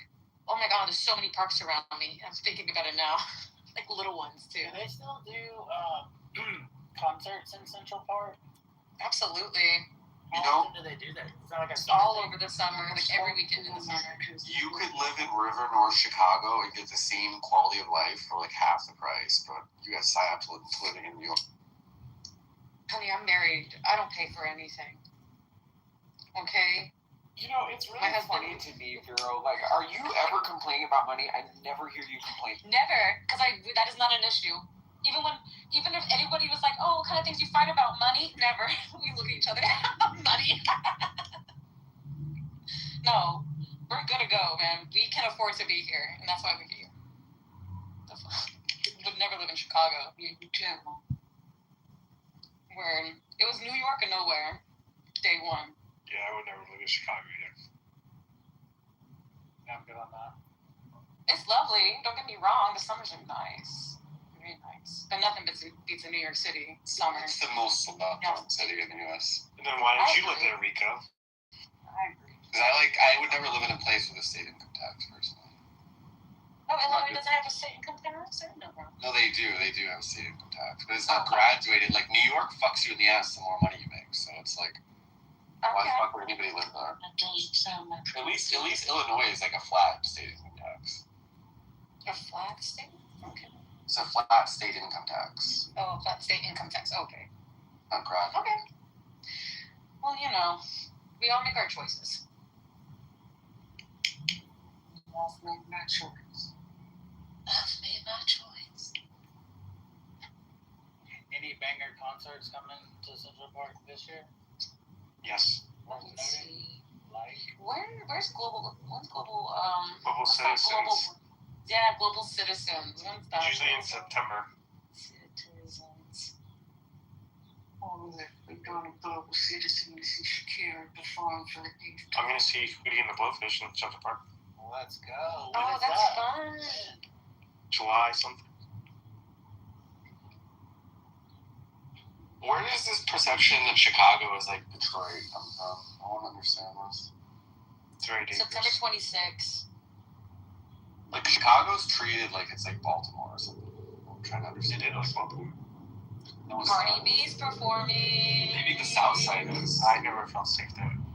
Maybe the South Side is, but Yeah, I was in North Chicago. no, there's no way. Yes. North of the river. Felt like I was going to get shot. There's no way.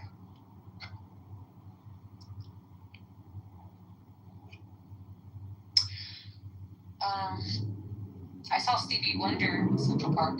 Yeah, he didn't see you. Stevie, yeah, I was like,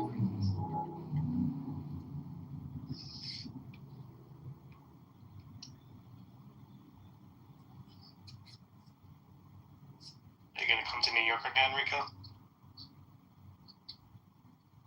Not likely. it's too cold. I just don't understand the hype, you know? You gotta live here, man. It's dirty, like there's like I literally last time I was there, like I think I saw like a plastic bag full of poop on the sidewalk. Yeah. Like, it's a disgusting shithole. That's It's not not major nice. cities. Even Chicago's like that. Actually, Chicago is a lot cleaner because they put their trash in alleys. They don't dump it Well, on the that's- street. I get that, the trash cans and stuff like that, but like dog shit all over the place, and like human shit all over the place, that's major cities. That's even LA. No, Chicago is much cleaner than And see, Florida. you have to understand, every part of the city of Los Angeles is not like that. Palisades Right. is the city of Los Angeles. Hollywood Hills is the city of Los Angeles. Like, there's Yeah, of many other course. parts. But Marina there's Del many Rey. other parts of New York too, and it's not all fucking shitty. I'm talking about Midtown Manhattan. And then Chicago too. Chicago has very shitty parts, but then also very lovely parts. I'm talking about Midtown Manhattan. Yeah, but no one goes. Like that's all just tourists. That's like saying the same thing about the Hollywood stars Walk of on the Fame. ground. Exactly, that's the same thing. I'm talking like, bro, no, man. You gotta live here to see the beauty in it. Really, you can't just visit. Like it's such a warped point of view on things. Like it's so busy all the time. But I've been on streets by Like myself. graffiti all over the subways. I get that's an American thing, but it's just I don't know. There's no graffiti on our subways. There's no graffiti on our subways. That's some 1980 shit, bro. That's just cleaned up, bro. You stepped on a rat yet? Nope. I saw a fucking lady one time when I was working when they was building the Four Seasons downtown in 2015. Like there was two rats. And like tell me not if you seen a rat run fast, it looks like a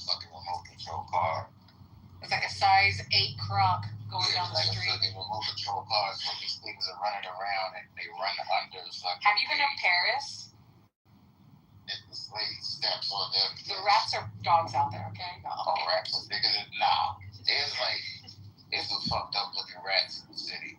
I've had a rat hiss at me before. There's some ladies fucking stepped on it. David stepped on it, and she fucking let out. I couldn't see her, but I could hear her whispering. David, do you know that restaurant Midtown that we went to? Yes. Oh, you did? They have that in Chicago. They have that same restaurant in Chicago. Yeah, it's a chain. Yes, chain.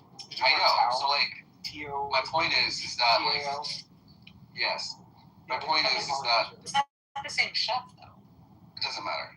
My point is, no, you guys are buying into hype. Is what you're doing. You can get the same recipes and it's the same. We can still travel to Chicago, but I'll never live there. You guys are buying into hype. Oh, this chef is famous. No, they can just write the recipe down and then send it to Chicago. It's not the same, man. Not the same. Yes, it's literally the same. It's not the same. Okay. It's not the same. Okay. New York is for people who buy into hype. It's for NPCs. Okay. It's for people who are easy to sell to. Okay. That would be Miami. That is Miami, if anything. Rico, what do you like? 100 years. Yeah, no. I love Miami. Right?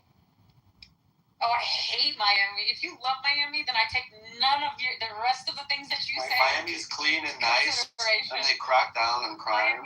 Miami, to answer your question, state income tax. Thank you for asking that question. You got all the sweet Latina ass everywhere. It's amazing. But you don't have access to those women. Thanks, Dr. Adams. I appreciate you for bringing that to light. Yeah, you don't have access to those women, Rico. That's just eye candy for you. That's amazing. That's incorrect, but that's amazing. You don't have access to those women. Okay. Whatever you say. All those women are fake. What you mean? Butt done, thighs done, breast done, arms done, chin done, cheekbones done, arch done under feet. They install dimples in their What's wrong with looks dimples on maxing? their back. What's wrong with looks maxing? What you mean? What's wrong with the? There's nothing wrong with looks. That's less than looks maxing. That's fucking body dysmorphia to the point of changing. Might as well be transgender. People who are not funny. What is this look maxing term? Is this Gen Z term? He's just trying to be hip. People who are not funny and don't have any talent. Miami's fun for a weekend, you know. The first in 2016. I spent 24 hours in Miami. It's the only time I've been to Miami. And I spotted a fake ass. And I knew it was fake. And that was the first time in my life I've seen a fake ass person. Shitty. I don't know how you guys could not enjoy being on a boat or a beach and a beautiful sunset. It doesn't make any sense. I don't want to go to Miami for that. Yeah, actually, my friends were going on a boat 2 weekends from now. We're all going to be. Yeah, in dirty ass Hudson River, where you fucking have we're to not go. going. We're launching from Montauk. Do you know? Grab a map. Yeah, it's called the Hamptons, Bobo. I know. It's not the Hamptons. I said Montauk. It's over near the Hamptons, Bobo. Grab a map. It's next to the Hamptons, Bobo. Hours away. It's on Long Island. It's on Long Island. Hours away. They're both on Long Island. They're next to each other. Hours away. That's like trying to drive to London or some shit. You end up in Montauk. What the fuck? I thought I was supposed to keep them. Dang, I opened up my can and whatever the frequency hit my receiver in my headphone and I heard it go boom, like a poof. It's crazy. Now, I will say, as a Florida is, I love it. But, there's only certain places I can go out there. My husband and I go to Meadow Beach. Tampa, Clearwater, that whole area, I love that area. I like the Atlantic side. But once you start going Ocala, oh hell, get the fuck out of here, bro. It's literally 1 hour to Montauk to Southampton. Oh, I don't know. She's talking shit, bro. That's still far as fuck. are upstate today, bro. I'm not here. Aren't you like on the edge of upstate, bro? Listen, the George Washington Bridge, exit 1. I'm exit 13. I'm literally 13. What do you mean? It's not that far, right? What are those numbers? Are those numbers miles or what is the? They're just exits, right? There's no like I'm measuring. approximately 32 miles away from Madison Square Garden. Okay. 32 miles. If I leave and there's no traffic, I can get there. It's 2:30 now. I can be there fucking 3:10. That's just the safest zone. Damn, I wish I had plastic cups so I can take a beverage outside. All I have to say is this: the type of person who loves New York is the type of person who will buy Beats headphones. They'll buy Beats headphones because it's the hip thing. Beats headphones. That's strange. New York is like this, bro. You could be anything You know where you see want for a You know where you day. see the Beats headphones are? They're in LA, honey. It's all Detroit. Or Detroit. Beats by Dre. Where's Dre from? Oh yeah. New York is the only place you could go, like, fucking bug out in the train station, run around, scream at everybody, and then go get a haircut. And nobody's gonna recognize you the day after. I'm sure people did that too. Someone was probably fucking saying they're gonna kill everybody in the train car and get off the train and hit up their local barbershop. I bet you someone's done that shit. There's 8 million people out here, so ain't nobody gonna recognize me the bar. Yeah, I tell people that all the time. I'm so embarrassed. Nobody here knows you. Nobody recognizes you. Nobody knows who you are. Shut the fuck up. That part. That's why I had to correct Rico. It's like, you ain't got it like that. You don't have access to those type of women. Whatever you think, man. You don't live the lifestyle and have access to those type of women, Rico. Amazing. But he does have a Range Rover. I guess if Adam said it, it must be true. Yeah? Okay. I can vibe with that.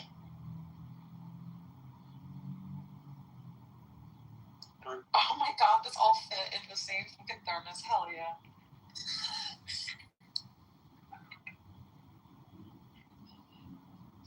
Oh man.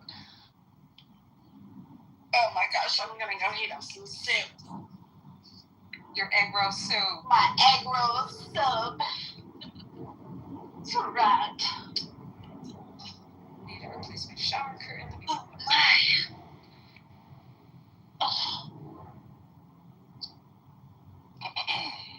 Okay. Sorry, I had to go get my car out the room. I really recommend a cloth shower curtain, y'all. Like a liner, like the liner, cloth one. Yes, Pop it I right love them. pop them right in the washing machine. I know, aren't they great? They don't get dingy and soap scummy. That's right. Oh, Stiff and gross, yeah. yep. No, I totally love them. Running interference. I love it. Do what? Y'all are running interference. Y'all know what's coming next. Busy at my appointment. Goodness. So Rico, what makes you think that you have access to that caliber of women? What makes you think I don't? Well, because, I mean, if I didn't otherwise know that you were into women, I would have thought that you were gay. Especially the way that you drag on your words. I just don't care. You sound a little... You do... What, you That's don't care about reason. your masculinity? No, now I'm curious what this nigga think about me. I think you're heterosexual. I mean, Twiz, I've been knowing you for a while. Like, there's no question. Like, are you okay? I think Adams is on his period every day. Twiz, this ain't about Like, you. this is... Yeah, Twiz, don't jump in the car. Twiz, don't jump in the car. This is for Rico, because I'm trying to understand how Rico feels like he's going to go from Issa, and, you know, he feels that he could get, you know, the big-bodied, you know, build-a-bitches in Miami. You know, I'm talking about the Larsa Pippen aesthetic. You don't have access to that type of woman, Rico. You don't. That's just your Number one, you're short, okay? Number two, I'm 5'4". your body's a mess. Okay, Yeah. You're not I'm toned. obese and I'm 5'4". I wouldn't say obese, but you are chubby. Okay. You are chubby. That's terrific. Right. So we can agree that you're chubby. Okay. Yeah. You don't make that amount of money. Okay. To be able to support that type of woman. Even a woman like Larsa Pippen, everything about she'll show up to any dick for a check. Okay. I don't think that you make that amount of money, right? Because your car is like 17 years old. Okay. Here we go. Your feet are small and flat. Okay. And you got a wide ass like a middle-aged woman. So I'm trying to understand where you think that you have access to women like that. You really don't, Rico. You're very creative. I have such a visual too. I mean, I feel like you're creative too. You're a delusion. You're flat-footed. You got a wide ass, and you don't make no money. At least he's a good flipper. Oh my god. Keep it This up. bitch flat-footed. This bitch flat-footed. He's flat-footed. Oh. You flat-footed little bitch. Because that's usually what happens to men like Rico that are big boned that arch their back. The way Adams can recite things that are just not true with such confidence, you should be. It is true. Well, we listen to you talk about the Jews all day, so we don't know if you know what's true and what's not. I love the Jews. And seeing as though you don't realize how much you talk about it, I don't think that you look in the mirror. I love the Jews. Often They make me enough money with my to ATM. concur with what I'm saying. Because again, you are chubby. Because I've seen pictures of you, Rico. You're chubby. I You're love chubby. the You haven't lost the baby fat. You're chubby. Here we go. Right. You don't go to the gym. That's where you're golfing. I never ever go to the gym. You don't. That's right. And if you do, you're probably on a yoga mat somewhere. You're What's not wrong with pumping yoga? out. Hold on. What's wrong with You're yoga? not pumping out because you're chubby. Because you're Yoga chubby and is you're elite. saying You're chubby and you're saying that you're competing for a certain caliber of woman. These women don't go with chubby men like you unless they grew up with them. They either have money, I agree. or the dick is good, okay? Which leads me to my last point. We got Issa. We got that incident, right? So again, aside from the fact that you're chubby, you don't make that amount of money. You drive an old used car. You're flat-footed. You're big bone, and you got a wide ass. You can't keep an erection. I don't know what flat-footed. You can't keep an erection. Is that what you're into, Dr. Adams? You can't keep an erection. Wait, no, is that what he said? I don't fuck fat dudes. Sorry, Keegan. What type of dudes do you? You'll never make it to my roster either, Keegan. What type of dudes are on your roster, Adams? This is amazing. What type of dudes are you into then? Not you, Keegan. You don't need to be worried about what I'm into, Keegan. You don't need to. As a matter of fact, Keegan. As a matter of fact, Keegan, you seem to be very preoccupied with gay sex. Why is that, Keegan? That's right. Why is that? You're working into every conversation.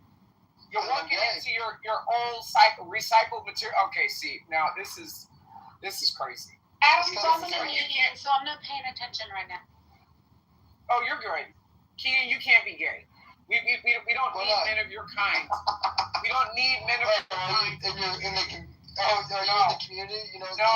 No, because you're low quality man. You're a low quality male.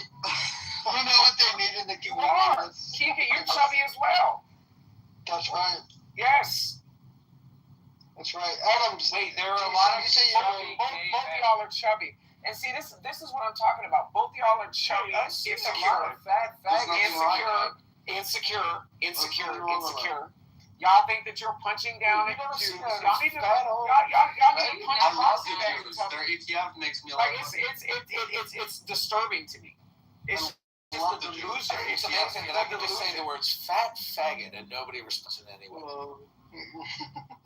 Well, you're not talking to me. You must be talking to Keegan and Rico. So, I mean, what do you want me to say? What do you want me to say, my friend? What do you want me to say? Maybe if you bought the Israeli ETF, you wouldn't be so angry, Adams. Keegan can't be covered. Put up one in the chat if you've ever You see what I'm saying, Twins? Adams, are you going to come to Adams, did you get what I meant by that whole I'm in a meeting and not paying attention? Oh, I know, but I'm still gonna respect you. I'm still gonna respect you. I made an oath. I'm not gonna go down that road. I was giving you a freebie. I know you. I was picking up what you were throwing down, but I'm turning over a new leaf. Yeah, beautiful. I'm not even gonna. I love that. I'm not even gonna go there. Adams? Did you hear what I said? Yes. What's going on? You said something at 5 o'clock. Oh, so in 2 hours and 20 minutes, we're all playing a game.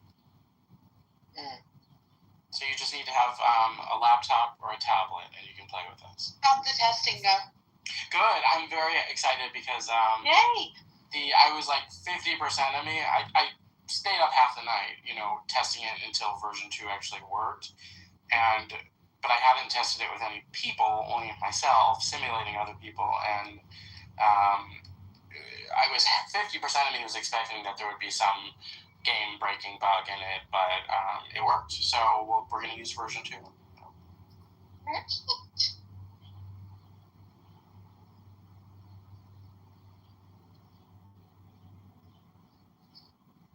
So Adams, you can answer.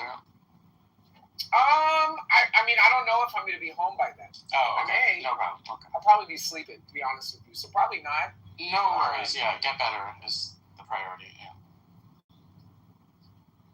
Thank you. I appreciate that. AIDS. So what happened? Take the high road. Wait, did you say AIDS? The high road. Take the high road. Yeah, is that what happened? The high road. Taking the high road. I mean, Adams, I hope you're Adams, I hope you're using prep. Oh, it's Marta? Adams, I hope you're using prep. Coogan. I'll wake it up. You want me to be the bitch? I'll be the bitch. Go ahead, Vera. But I'll do it today. do it, Vera. Do it. Keegan, why are you so obsessed with male gay sex, bro? Like, for real. Because I'm gay. Because you're a fucking, like, big old gay rod, right? That's right. Cock in your mouth, right? Is your wife said that you're You gay? learned that from your daddy. That's right. Father likes son. That's right.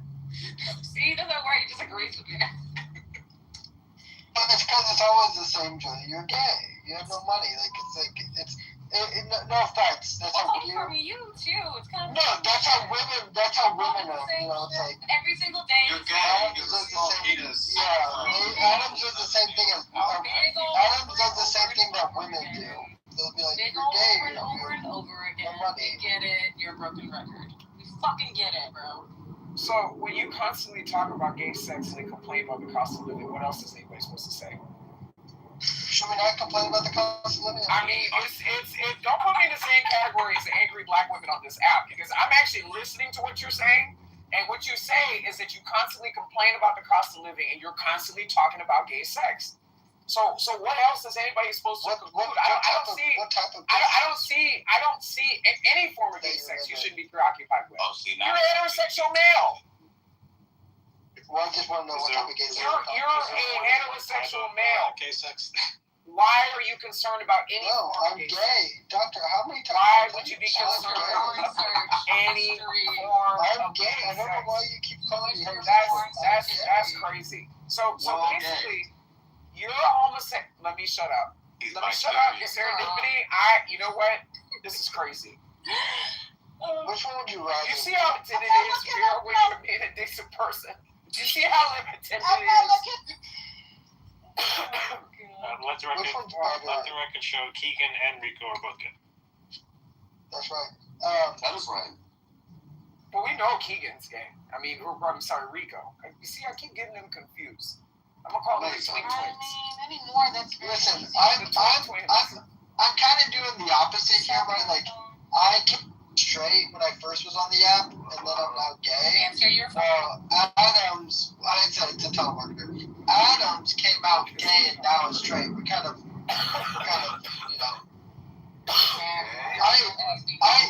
listen, I'm getting telemarketer calls now because I scheduled my eye appointment with a the eye direct. What's the my eye doctor or whatever?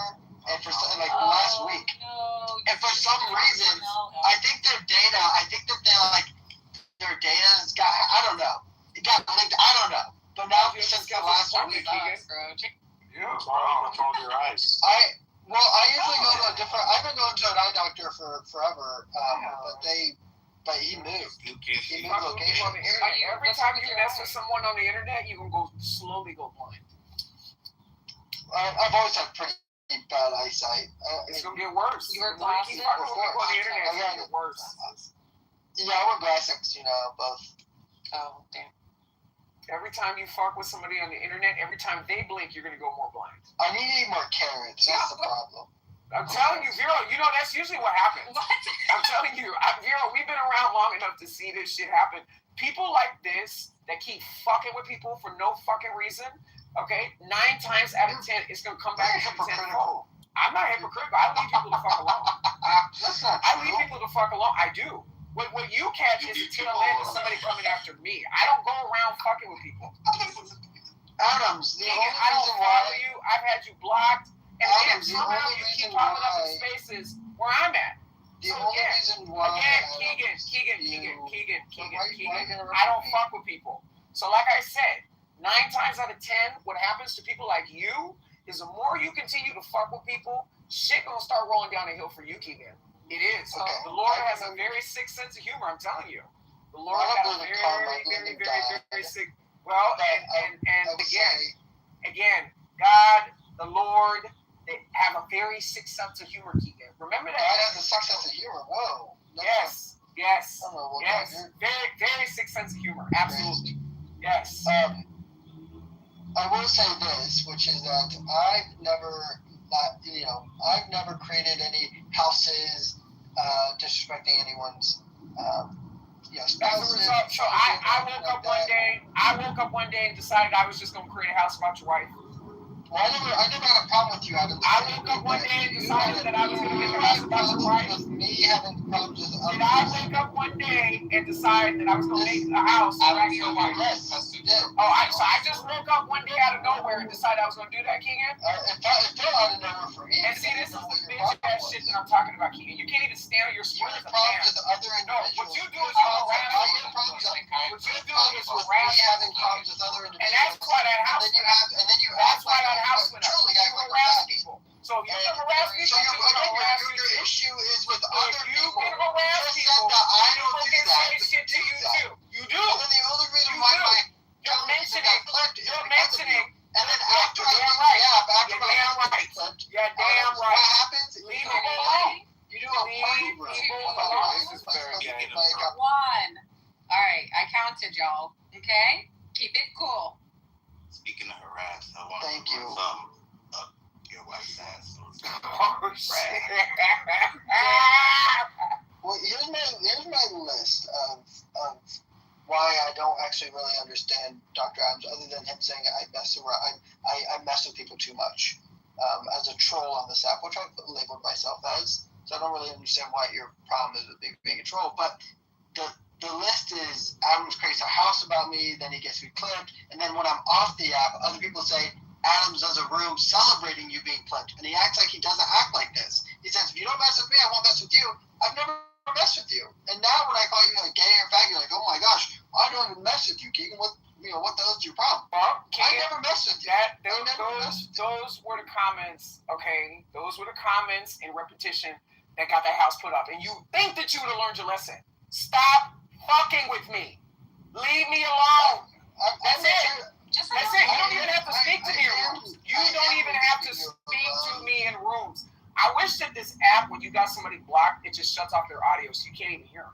You see what I'm saying? But unfortunately, we don't have that technology. So let me just let you know right now, it doesn't take very much for some shit like that to happen again, Keegan. Leave me alone. You should. Keegan, you can say a lot of things about Adams, okay? Adams, he can bang and he can crash with the best of them. Yeah. He can say some really offensive shit. Faux show.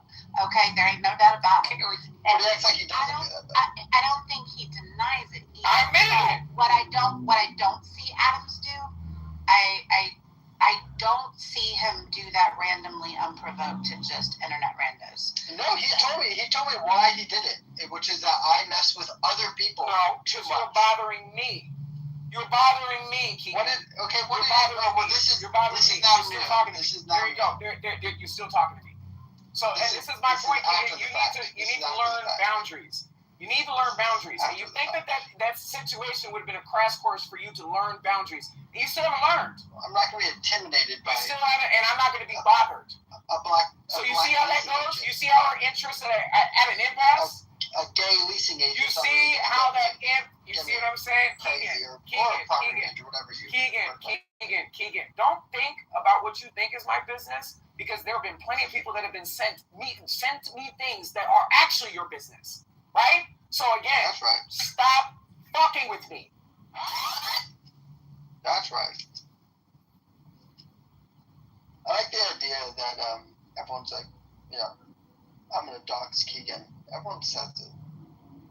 But anyways. Can we just like call a non-speaking truce between you and Adams, and just you don't reference him and he won't reference you, and everybody just coexists peacefully? I won't reference. Listen, I know that you guys don't really like Rico, and I love Rico. Though Rico is my guy. I like Rico. That's nice. I'm gay for Rico, right? Mm-hmm. And because I'm gay for Rico, he's attacking my lover, and I don't want my lover to be attacked. And so if you don't want your lover to be attacked, and I mean that both figuratively and literally, I keep on saying out your motherfucking mouth. I mean, if you're willing to jump in on behalf of your lover, Adams is he's gonna clap back No, he deserves to clap back. No, I agree that he deserves to clap back. Well, you agree, but I personally don't give a shit how you feel. I personally don't like to hear about your wife getting gangbanged by black men. Okay? I completely agree. I don't like to hear it. I really don't want to hear it. You know why? It's because you're a good. It's an anti-egotic canard. Right? I don't want to hear it. But when you say that you're gonna jump to the defense of your gay lover on the app and say whatever and attack him, you can't be upset that he's gonna clap back with whatever ammunition he has. Listen, I completely agree, but there's the difference, right? Aside from that, can you mute him, please? You know how many fucking times I've defended him and his child on this damn app of the egregious, disgusting things that people have said about your fucking child? Do you have any idea how many times that I have actually gone to bat and defended you? And I don't think that you know exactly how far I went to defend you, okay? So, like I said, I've been very nice to you, Keegan, but this continued annoyance of you just trying to bother me, and then two things can be true at the same time. Right? I can still get my point across to you, and I can still defend your child, okay, in the things that were being said about your child, right? Listen, so like I said, Keegan, a lot of things that been said about maybe you. Don't play this tit for tat game, mother. I'm telling you right now. Bring those things up. Don't play this tit for tat game, Keegan. But that's what my problem is. We never really had a problem until we had a problem. And literally, and do you know why we had a problem? A week before. Do you know why we had a problem? A week before. Because you're doing it right now. Do you know why we had a problem? Because you talk too fucking much. That's why we have a problem. Because you talk too much. You talk too much and your mouth is reckless. That's why we have a problem. So I'm reminding you exactly why that house went up. And I'm also reminding you, again, you need to have an understanding of boundaries. Leave me alone, Keegan. That's it. Don't start nothing with me nothing. That's it.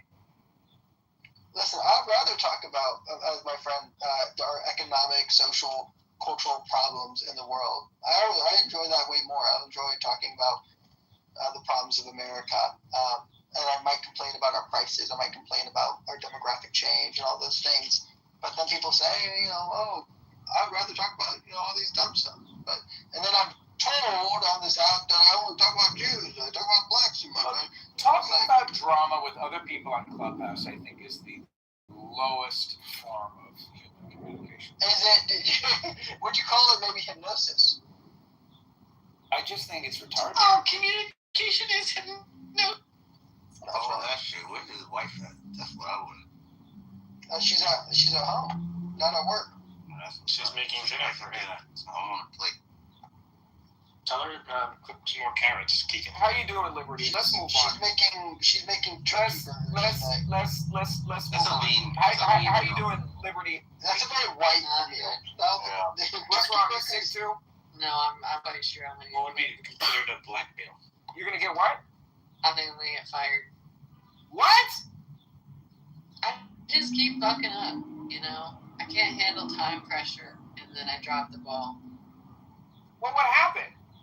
Well, I don't know, like, all this stuff is coming together, this final project, and I just keep missing small details, and the timeline gets closer and closer, and then today I just fucking had set up a meeting to meet with two very high up people and totally forgot about the meeting, but the thing is that's so stupid to me is they like joined the meeting, I wasn't there, and they just sat there for a half an hour until I never showed up, and then when I tried to reschedule the meeting, because I assumed like, oh, everyone must have forgot about the meeting, they were just like, well, we were available at this time and you weren't there, and I'm not available anymore. And I'm just like, why didn't you just like message me? Like, why would you just sit there in the meeting with me not there and not be like, hey, we should probably message this person? It was a client that you were supposed to be selling a product to? It was internal at least, but it's still like, you they know, were probably waiting to see how retarded you were, and then they were like, oh, he or she is fully retarded. I'm Fuck. confused about how that happened. Like, how did you have an invite on your calendar for a different time than everybody else? no, I just didn't hear the notification go off that the meeting had started or that there was a meeting. I had set up the meeting a couple days ago, but I just like missed the notification that the meeting had started. And then they never messaged me to be like, hey, are you coming? What's going on? You know, they just sat there. So I feel like I was kind of set up. That's insane. Like the rule is normally like, if you're not there 5 minutes after the meeting starts, then you send a message. Yeah, I mean, what it is it's my boss is like having personal issues and is like all the time. And I think that it's just like all of this stuff is getting thrown onto me, like it's all my fault, when it's like I'm not even the little person in this study. Like, I don't understand why it's like, okay, if I'm expected to pick up the slack for this person who's having like health issues with their husband, it's like that's fine, but it's like you can't just pretend like I'm supposed to be able to get all this shit done, you know? Like, there's so much stuff that I'm waiting on this person for. This is the same person who was in this meeting today. And so I kind of feel like she was like, just like wanted to punish me, you know? Like, so that then she'd have one more thing to point at me instead of the fact that she's gone all the time.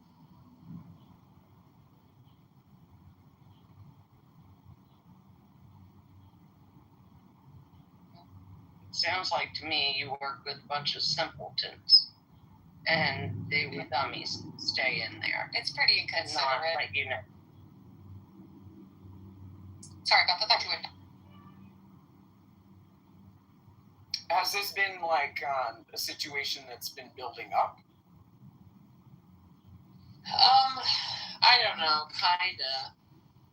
I mean, I'm just not very good at this job. So it's like, Okay. just like little things that just pop up all the time. That's like, where they're like their big thing is they always start with why. Like, well, why didn't you do this? Why didn't you do that? And I'm always just like, I don't know. I guess I wish I would have, but I don't know what to tell you. I didn't, you know? Like, Can you have an AI check your work? my work is fine. That's not the problem. Like, I am a statistician, okay? Like, I'm good at doing statistics. What I'm not good at is, like, managing all of 100,000 tiny details that pop up all the time. And, like, you know, it's like just the specs, and I'll write out the code, and it'll be great. But as soon as it's like, oh, well, the variable name in this data set was wrong, and so we need to contact this person, but then you have to contact the lab because they're the ones who have to change it. But then, you know, it's like, I just don't think I'm capable of being the, like, level person on the study. Like, I need the worker bee, you know? Like, just let me be the worker bee. So I'm honestly, like, when this study is done, I'm tempted to be like, can you just demote me? Like, can you just can you just make me a lower level person and I can just focus on the programming and I don't have to focus on all this higher level stuff? But then the other part of me is like, I think I'm making a normal amount of mistakes for a human person, and that in a lot of the ways that I'm not doing well, it's because the higher level people above me are not doing a good job at like helping guide me. Like I haven't been doing this for 20 years. I'm not an expert, you know. So anyway, that's what I'm Leave feeling. me when I want to be led. That's from The Office.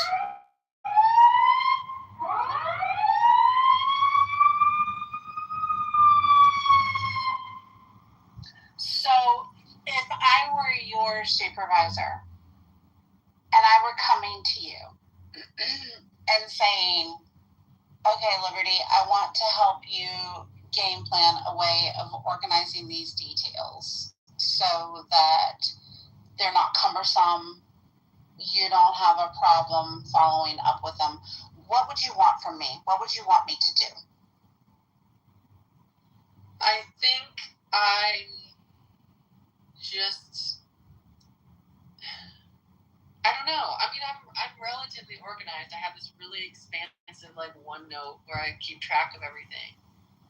But it's just like, I don't know. I think part of it is that the hardest thing about my job is that there are a huge number of things that I cannot resolve on my own. Like if a decision has to be made, you know, the sponsor or the client might have to make the call, right? It's like, okay, it looks this way in the database. We were thinking it was going to look that way. What do you want us to do with it? Okay, now they have to make that call. Or like, you know, data management reaches out to me and they're like, hey, we're seeing this issue with the way that the site entered this data. Like, how do you want us to handle it? Like, at the level I'm at, the expectation is that I will coordinate that question being answered, but that I'm not able to answer it.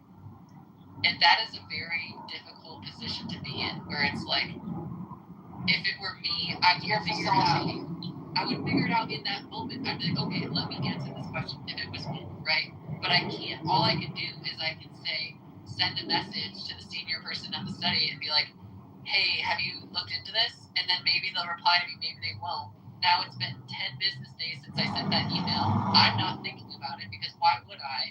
And then they're like, hey, this thing never got resolved. And I'm like, yeah, because you never told me what the answer was. And then they're like, well, you need to be checking in with people and you need to like ping people if they don't answer your question. I hate that stuff. I run into that issue too, and you know, it's kind of one of those things where you just have to set reminders, you know, for follow up, especially if you know certain conversations have certain aims attached to it that are just going to go further and just raise other questions. Particularly, you know, is this something where, you know, you maybe drop the ball? You know what I mean? Yeah, like I definitely dropped the ball today when I didn't do that meeting, but I also feel like it's insane that they didn't message me and be like, hey, where are you? But I also dropped the ball because there was this person I was supposed to reach out to, and I didn't because in my tracker of whose task it was, I put them down as it's like, oh, it's their task. But I had to still tell them it was their task. And when I filtered my to-do list to tasks that are assigned to me, I didn't see that task anymore. And so I never, like, that was my bad, right? But it's also like, yeah, that's like a normal thing to do. And the problem is it's like, none of this would really matter that much if it wasn't for the fact that this study is going to be over in 2 days. And so it's like all of this shit that we've been like putting on the back burner for, this study has been going on for 3.5 years. All of this shit that we've been putting on the back burner, we have to resolve in 2 days. And it's like, okay, is that my fault? I've been bringing these things up for 3.5 years. So, you know, I don't know. I'm probably not going to get fired, and I just feel like I'm going to get fired because it's like a common feeling for me. It's like, oh my god, I'm going to get fired. But I do feel like I'm definitely going to get a talking to about like, hey, why is this so chaotic right now? Like, why does everything feel like it's not getting done on time? And it's like, well, would they give you an assistant? No. But that is the thing that's weird, is it's like, I'm a biostatistician too, and I'm supposed to be like the lead on all of these studies, but there are no biostatistician ones. So it's like, so who am I leading? You know, like I'm really not leading anyone. I'm just coordinating. So it's like I'm everyone's assistant, but then I'm also expected to do all the actual work. Like I have to do all of the actual programming. I have to write all the actual documents. Like it kind of feels like I'm doing everything, you know. So I don't know. So what? Okay, so it sounds to me like your biggest gap, in like these little detailed things that you're missing is it's a follow up gap. Yeah. So what is your when you have a meeting and there are takeaways and you've got to follow up with people, what do you typically do right now? Like, what is your scope right now as far as managing? Okay, I've asked the question. I need to follow up with these people if I don't get the answer. Like, what for me, something like that was so. Like after every meeting, if there are takeaway items for anybody, I always send an email recap, and I'm like, okay, the takeaway items from this were this. I need an answer by X date. And then I just put a reminder on my calendar on that date, follow up on these items. And that way I can review it before I follow up to make sure, like if I've gotten responses, then obviously there is no need to follow up. But like, what's your process? Yeah, there really isn't a process. I think it's easier when it's people who I meet with every week.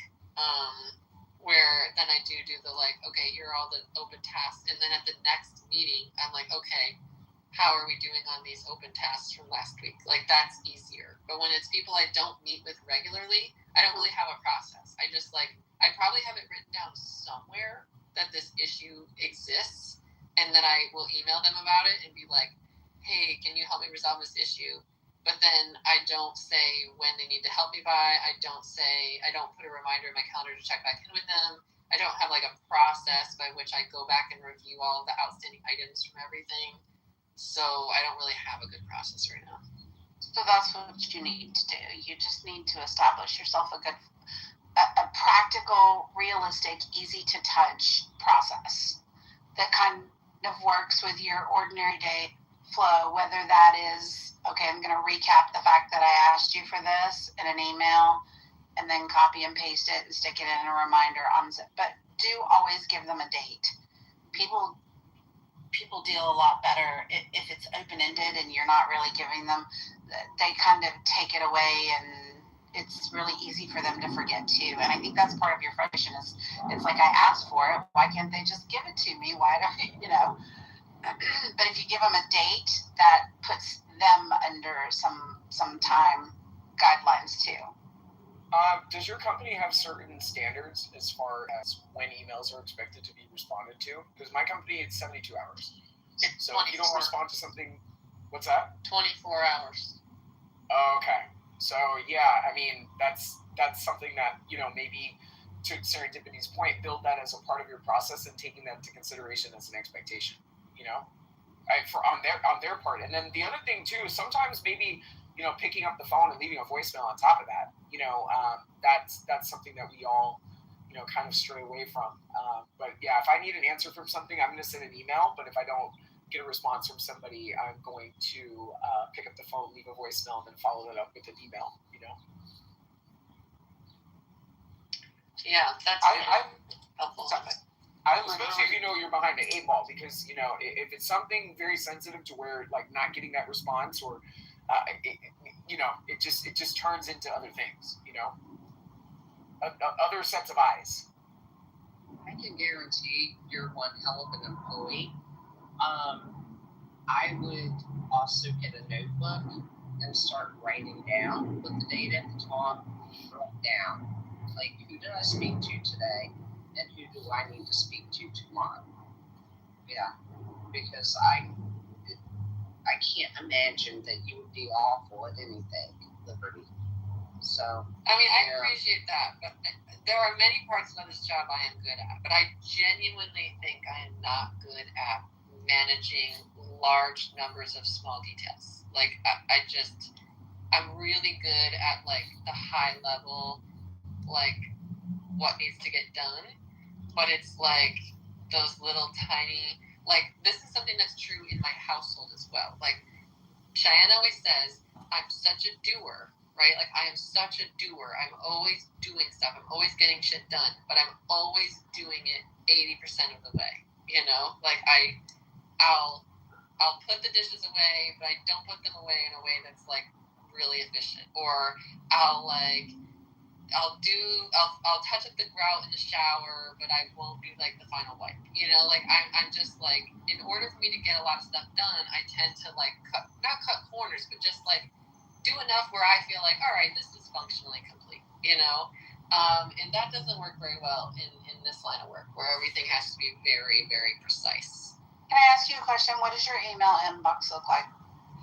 I used to have a 0 inbox or whatever, but I have since completely, it's become unsalvageable. So I don't have any unread emails, so that's good. I have all of the emails are read, but I don't use email to organize like unresolved issues.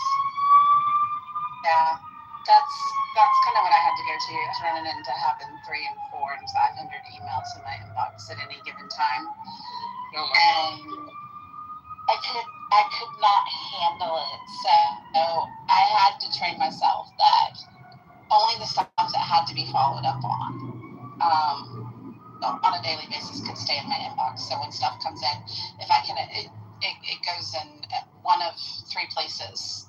If it sits in my inbox, that means there's something pending with it, and I have to either respond to it, take care of something, you know, and then acknowledge that it's been taken care of, follow up with something. And my goal obviously is to have a 0 inbox by the end of the day. Okay, but it either goes to archive, or it goes to, I have an information folder because some emails I have to keep to be able to cross. Or it's in the goal, like I said, is to get everything out of my inbox every single day. And that, of course, oftentimes you can't do that because you're not going to necessarily get follow-up the same day. But that's something else that kind of helps me stay on top of, like, reaching out to people because it's sitting there and I want it out of my inbox. I don't want it sitting there. Do you use the pins, Serendipity? No. So that's what I use as like my action items, the things that I need to come back to. I'll just pin it to the top of my inbox, and then I have like inbox like sub files. Whether it's like family communication or things coming in from different parts of the company, like invoices or things that I have to encounter on a daily basis, system emails, automatic reported emails. So that's kind of what I use to be able to organize myself. And then the meat of my inbox is just going through and just sorting and putting them into which file it needs to go to once it's been resolved. If it's not resolved, then it's pinned. And once the inbox is at 0, then I go back through the list of pin items, and it just remains pinned until it's resolved. Yeah, I used to use, because Microsoft Outlook came out with this excellent functionality. You could take an email and assign it as a task, and like in front of me, and I need to see Same. it kind of like in a dashboard. You Yeah. know what I mean? Like I can't spread it across the calendar and all this other stuff. I use the calendar functionality for the alerts, but aside from that, I just have it pinned, and it does not get removed until it's resolved. And it was one of those things where I had to learn just kind of the company culture, and that's why I asked the question of how long is the expectation of how long you have to respond to emails, and that was how I learned with this company to organize my emails in a way that's congruent to that expectation, so that things just aren't missed. And I want to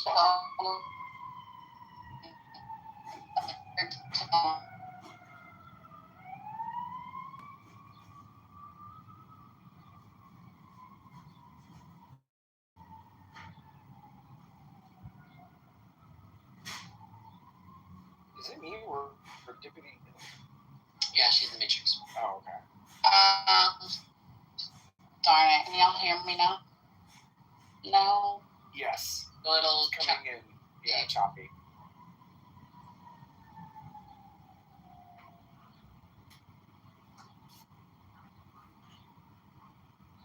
Hello? What now? Yeah, it's Hello? a little Any choppy. better? No. Yeah, that's better. Oh, Hello? Yep, that's better. I just said our company's response. anal what? Her company's response time to emails. Oh, I thought you said anal. Oh my god. Oh my god. So sorry, I'm related if I'm derailing, someone stop me, but there's this spice shop near my house, and I've never bought any from there because it's just like weird inside and everything's super overpriced. And I happen to love the spices that they have at Trader Joe's, so that's where I get spices. But anyway, it's a spice shop, and once in a while they have like a libtarded message in the window, just, I don't know, for no reason other than a place with a door on it. What is it? Talking about the place with the door on it. Please don't interrupt them. Grayson, go on. Sorry. Yeah, okay. Well, if you're gonna interrupt me, it better be like gold. That was D minus. So anyway, yeah, so like right leading up to the election, they had a big sign in the window. And again, they sell spices. Like, this is not related to their business in any way. They had a sign in the window that said, quote, "This is a very terrible business," quoted Donald Trump. Like, and they were like also the place that, 2 years after every other business had gone to, you don't have to wear a mask, they were still asking people to wear masks. So now they have a new sign in the window that says, "This business fights fascism." Period. It's like, anyway, like, let's imagine we were in a fascistic society, right? Let's imagine it's like Germany in 1940. Do you think that a spice shop in Berlin could put a sign in the window that says, "We're against Hitler"? Or do you think maybe like Hitler's goon would like come and shut it down? But here we are, the big sign is so proud, and they're standing up to fascism. It's so fucking stupid and retarded. I think they also thought that like way more of the population in this area were against Trump during the election. And I think it hurt their business at the time because they didn't realize that like, my state actually went significantly for Trump in the last election.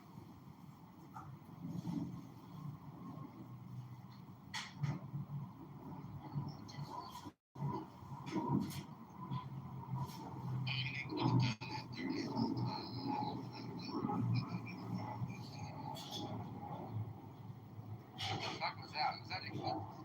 I don't. I said they could have done it because of the sign. I'm not sure how well that would work. Right, that was the point I was saying. Yeah, because we don't live in a fascist state.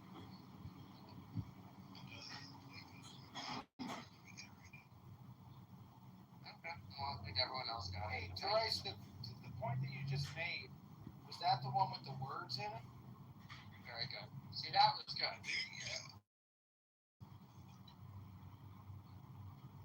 Thanks, Sean. Can't we all just get along? The only prerequisite to getting along with me is either understanding or appreciating comedic time. We got Rodney Serendipity King over here. Can't we all just get along? No, we can't.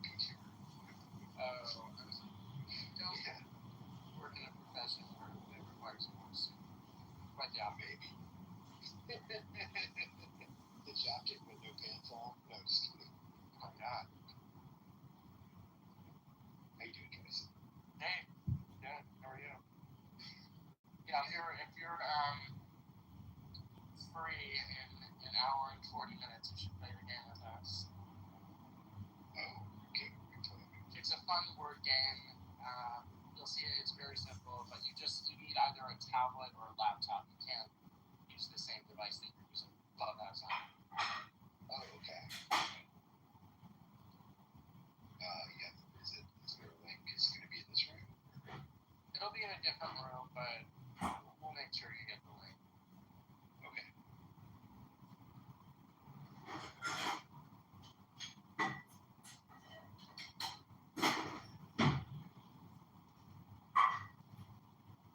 That's crazy crap. That's crazy.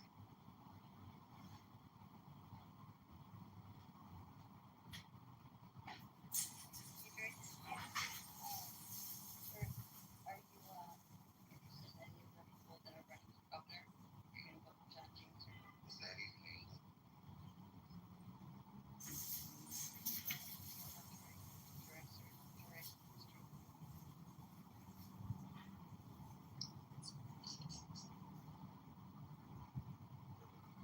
John James is a scooper. You know, so I voted for him last election, and this time I've been like heavily involved.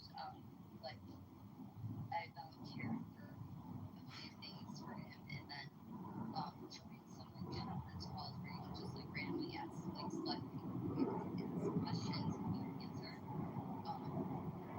I don't know. I'm like he's sus to me right now. He's sus to me right now, and I don't obviously advocate for like who his like number one Twitter is at all. But that's she's absolutely right. But I don't know. It is really respond to concerns that are going on. It's not real ever.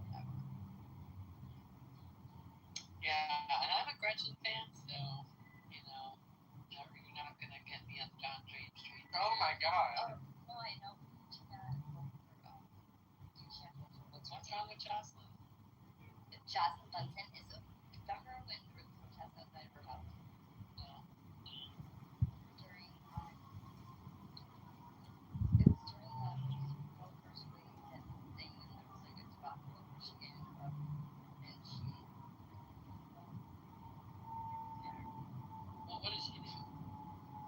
She just, well, I mean, she's just like, essentially, she agrees with everything that Gretchen, like, is done. And I have, me and you can just agree to disagree. I think Gretchen needs to be. Okay. I'm gonna keep this very succinct, but Liberty, you're obsessed with like the Supreme Court and protection of democracy and checks and balances.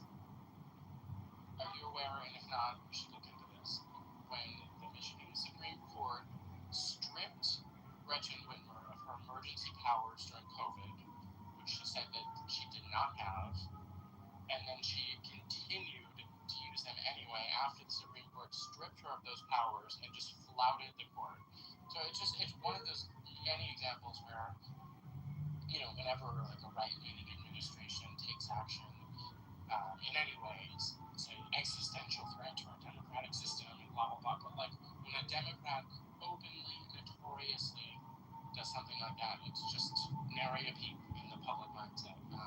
That's one of many examples, but specifically looked at what the Supreme Court stripped her of her emergency powers and how she continued after that. Anyway. Well, you know how it goes. They're always going to criticize politics. That's what it is. You know, what they did to Jackie Lacey, you know, what they were doing to, you know, the woman that you guys are talking about. It's just, it's horrible. That has nothing to do with her. I mean, that is a very weak argument. It does. COVID 2.0. Maybe I don't know, maybe I would hesitate a little bit, you know, like, but I genuinely think that if we had COVID 2.0, I think state governors that were pretty, like, rigid before, I think they would do it differently now. Like, I feel like we have a lot of lessons learned, and I'm not, you know, I don't know, like, at the time, I felt like things were getting done that had to get done, you know, whatever, like, but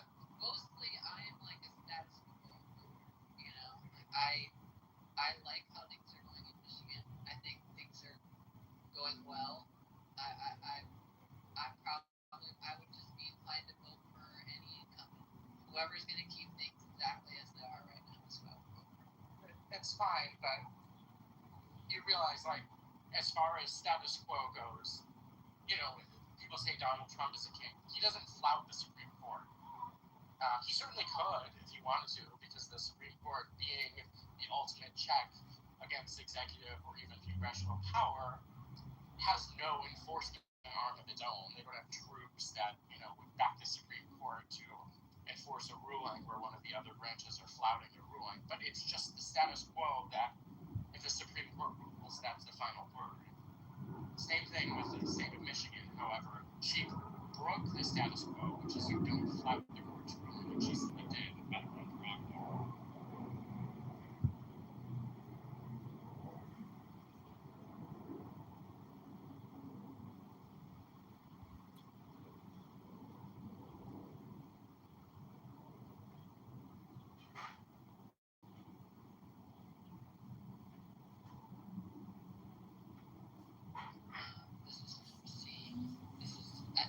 This is something I'm willing to look into more. This is what I'm seeing in the AI summary, is that she maintains that the order should remain in place for 21 days in order to allow for a transitionary period following the court's ruling. Is that what you're describing, or did she? Voters, I go was driving. I didn't hear what you said. The AI summary is saying that what she did was that she maintained that her order should be maintained in place for 21 days in order to allow for a transitionary period after the ruling. No, I don't think that's accurate. I think it was longer than that. And I think the court ruling was supposed to be in effect immediately.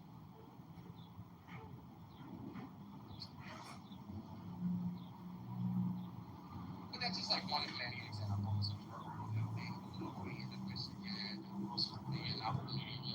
There's an even more famous example. That should be the most famous example, but an even more famous example where she told residents in Metro Detroit, you are not allowed to go up to your vacation homes up north in Michigan lest you spread COVID to other parts of the state. So telling people within the state you're not allowed to travel to other parts of the state, when her husband and she were famously caught doing that very thing and traveling across the state to their vacation home.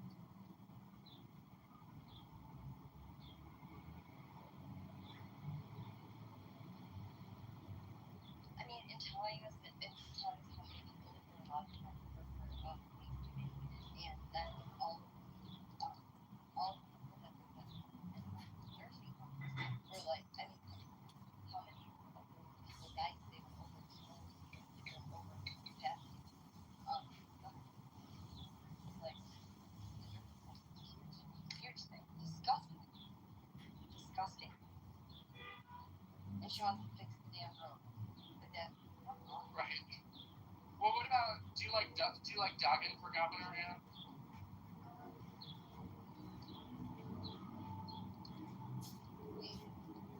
what's his first name? Mike. Oh, that guy. He's the former mayor of Detroit.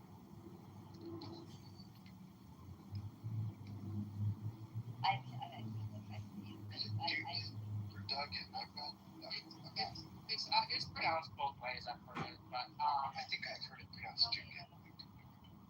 He, like, is just an incredible manager. He cleaned up the city of Detroit, fixed the government,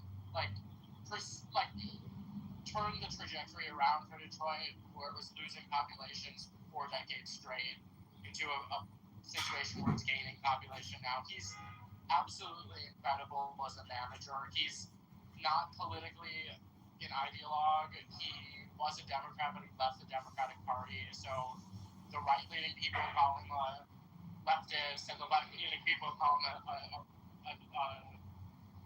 Republican. So it's like he's like the perfect, you know. Look, anyway, he's who I'm saying.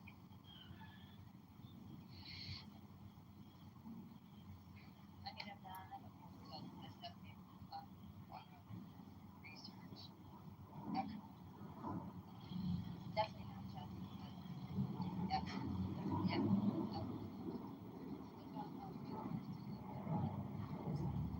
What is he running for?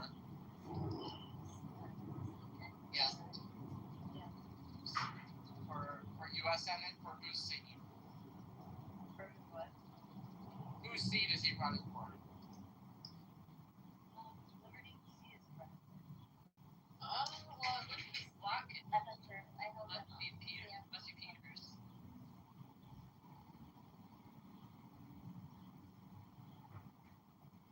I would vote for anyone against Slockett.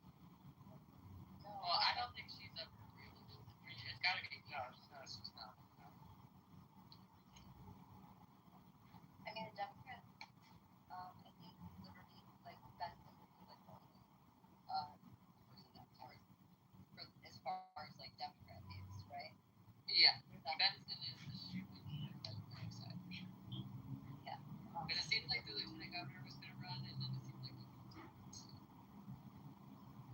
And I think Dana Nessel was thinking about running as a vote too. But they must have had like a little meeting with the three of them, and then they put Trish Straw or something and Jocelyn. Well, I think that they should have all, right? Is that, you know what I mean? When you just have like one, you know, leading candidate, that was good. It's like, even anyways, Jeff James, I'm really upset about this. I mean, he's been running for so long. Like, are you thinking that his positions have changed, or? No, he doesn't, like, he's not like a campaigning person either. Like, he just does nothing. And so it's not like he's like, say he advocates for certain things, but like, there's no things that he doesn't give, like, answers of. Like, he will say what the problems are, what's important to him, what he wants to address, but then he gives no solutions. And he, like, tries and, like, doesn't give, you know, like, that takes people to express the answer, and I don't like, and it's like, you have been, like, running and elected for a while, and you haven't done anything. What are you going to do this time? And it's just, because I personally had hearings with him this time around, and I, like, asked him very carefully. He judged, and I took it personal principle. All these years of his dealing, like, really hard. And I'm like, I think personal life, he did, like, a father, like, husband, and he has Christian values, all these things. He just, like, just built it. Well,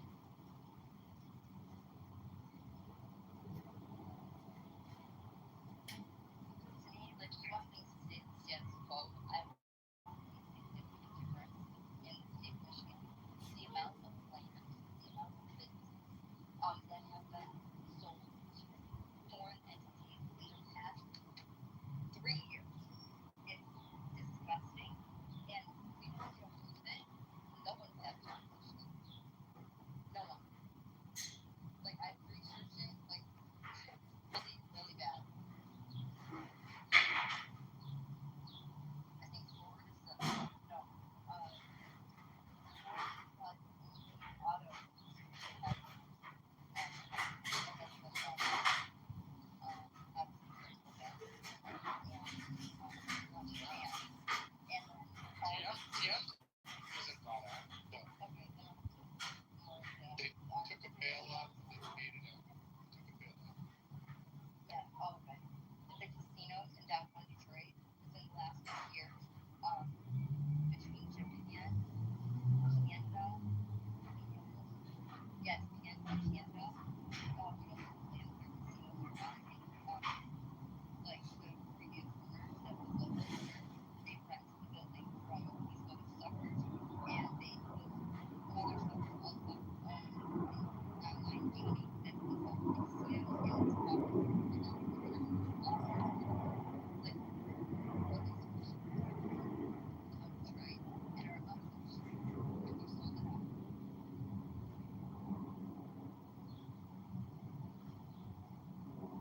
I want to tell you, these little mother truckers that I keep paying for my kids' college, and they won't give me any information. Go truck yourself. That's what I'm saying today. Period. Yeah, fuck yourself. Not you guys. Is it concerning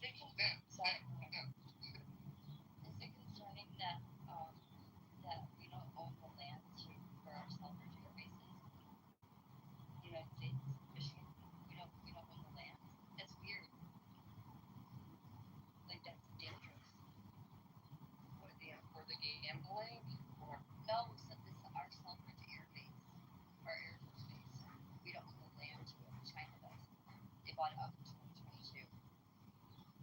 that's very interesting. That's very disturbing. So the federal government sold the land to China? Yeah, self-rich air base land Yes. owned by China in 2022.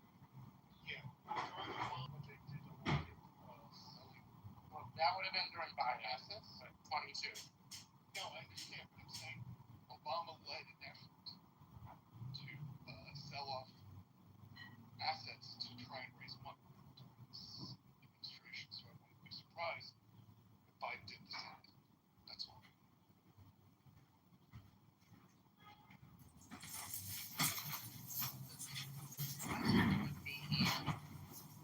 Do they have access all to our U.S. military bases since they own the land? I'm not sure. I don't really know that. I'll dive into it. I'll dive into that to see. That's, yeah. I mean, What did you say last about women not being attracted to what? Attraction. No, not you, man. This person, Nancy Juicy. He said something about women not being attracted to men who cook or actually participate in childbearing. No, I said most. Yeah, well, to elaborate, most women suck at picking. You know what I'm saying? So you want the great bomb. You want some nigga to fucking dig you down and shit. You want the thug. I really appreciate That nigga how ain't shit. He I don't know. did. Yeah. I appreciate how you just talked over me while I was in the middle of speaking. I appreciate that. Thank you. Go ahead. No, meanwhile, please have a conversation with her. I respect the mob. So, First Lady, if you was No, I'm going on mute. It's already been done. 8A, to not take too much time off. Hello? From the mods, I just said you guys suck at picking. Not you, right? But the women that have to go through that. Unfortunately for them, they were sold a movie. Probably over the weekend, Friday night, they were sold a movie. Hello? Right? Nice clothes. You got a gangster. He got all this jewelry. Moissanite, not real diamonds, by the way. He made you think that he was a money-getting, hustling motherfucker. And, he had a big... So you wanted to fuck him. And then you did. And then you ended up pregnant. That's not, Why do all... And that's what happens. And you don't know that the nerd could have had a big piece himself. And he's educated. Yo, Ada, do you want to say something? I'll mute up so you can talk. Yeah, you're trolling. You're unserious. Nah, my name is Brian. I'm right across the street from City Hall right now in New York City. I'm a fire and life safety director for 2 properties in New York City. And yeah, I'm not a troll. That's my real point of view. And if you want to cope and call it trolling, then you can cope. So cope. Wait, how old are you? How old are you? That's the question. Nah, I don't know you, so I'm not giving out, I already said my name, I already said my fucking profession, I already said where I'm at. You're logic, man. I like the logic. Yeah, bro, listen, tell me if I'm wrong. I'm not, because we know a bunch of high school women, that we knew in high school, that they're beat up right now. Their best years are behind them. It's the same thing Samuel Jackson was saying. Or what is it? Samuel, right? Am I saying that? Samuels. No, hold on.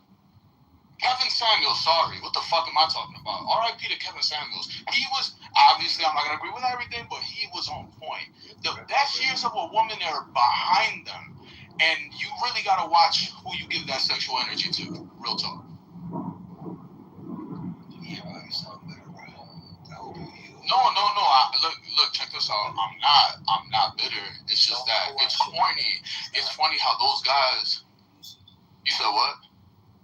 The content that you're consuming is not conducive. It doesn't do. I'm not consuming any content. You just spoke about that. Yeah, because I'm highlighting somebody who touched on that briefly. I'm not consuming his content. You know what I'm saying? But at one point during COVID, that was very popular, and it's true because we see it. All the kids that were popular in high school, they're nobody now. Chances are, maybe 7 out of 10. Let me be nice. They're not hitting on that level no more. You know what I'm saying? Because they focused on the wrong things early. And now they gotta be working at Dwayne Reed. No disrespect to anybody who works there. Working at whatever, and they're perpetuating this lifestyle. And then they wonder why they're all fucked up. Guys bragging about, I fucked 1,000 bitches. I fucked 100 bitches. Okay. Anecdotal or your experience? No, it's not my experience. It is, obviously, because you don't have any numbers to support it, but that's not true. The guys that I knew who are popular playing football and basketball are still fucking popular and fine right now. Well, then that's your experience. What?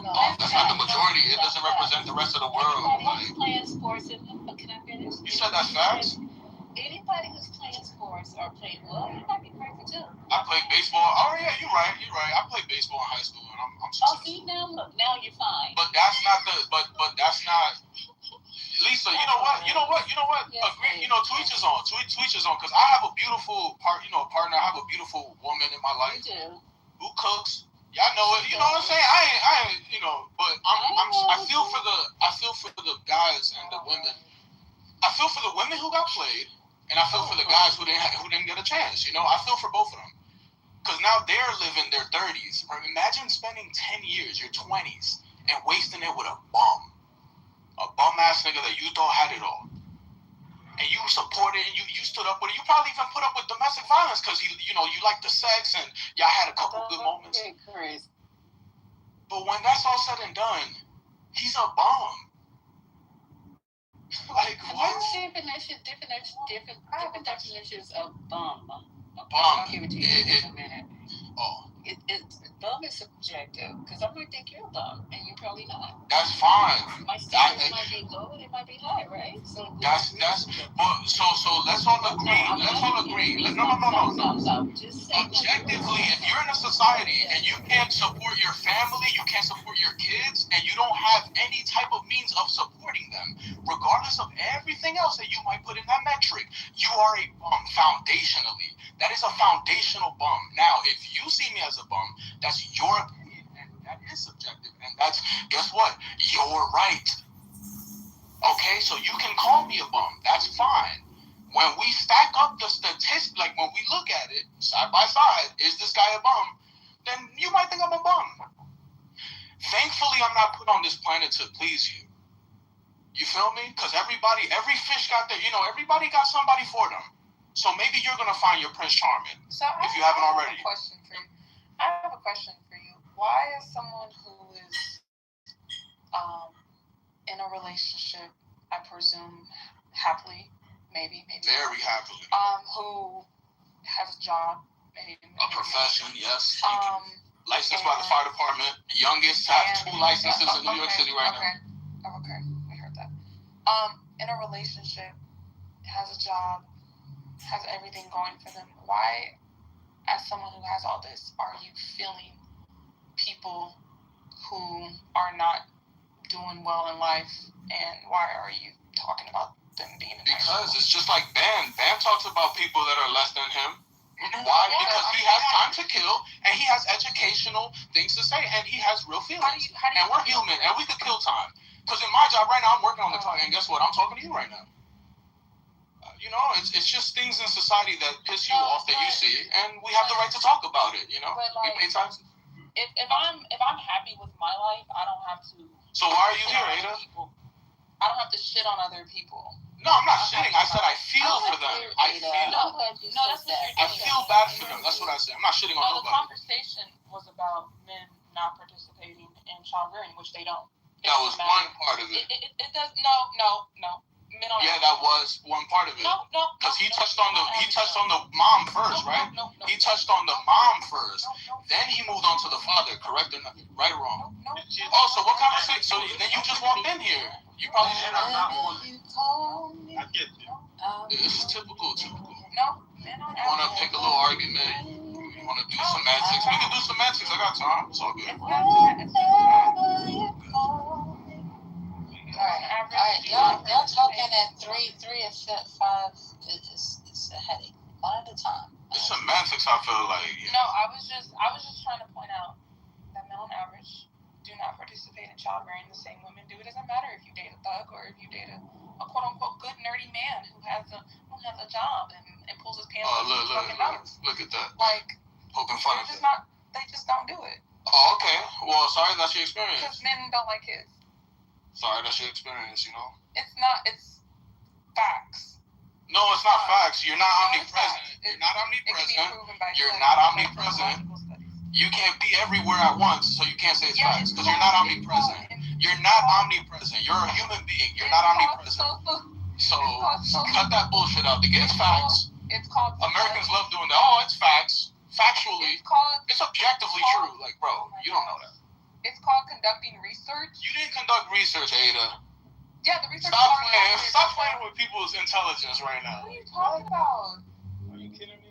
Do you know how to like go on Google? Ada, just let it go. You're not convincing me. Like I'm not a little fucking kid. You're not gonna sit here and lie to me. You are. You're talking You're not about gonna sit here and lie to me. Okay?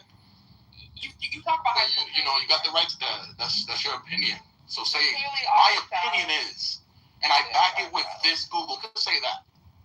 You clearly are a child. You talk about high school. Like, who cares? Okay, it's all good. Anybody else you want to spar with, or you just want to spar with me today? Because he wasn't doing shit in high school and also. Right. Yeah. Clearly. Who talks about high school if you're like a real adult? Like, you're clearly. Like, it's an example. You guys are dragging it. It's an example. I use it as an example. Okay, you're more of an adult than me, Ada. Are you happy now? Can we move the fuck on now, or you still wanna try to pick my brain psychologically and try to play these little games? Come on. He's triggered. No, she doesn't need your help. She doesn't need your help. Oh, she does, because she wasn't able to do it herself. So, but you're not gonna help. You ran away from me. I didn't need help. You're not gonna be of any help. Trust. Let's move on. You know that's the person you was talking to, right? Yeah, you got the wrong one. Singing. Okay, right. You got a beautiful voice. You sing it. Thank you, Mr. Say. I appreciate you. Tenzin, you came up to talk to someone? Not really.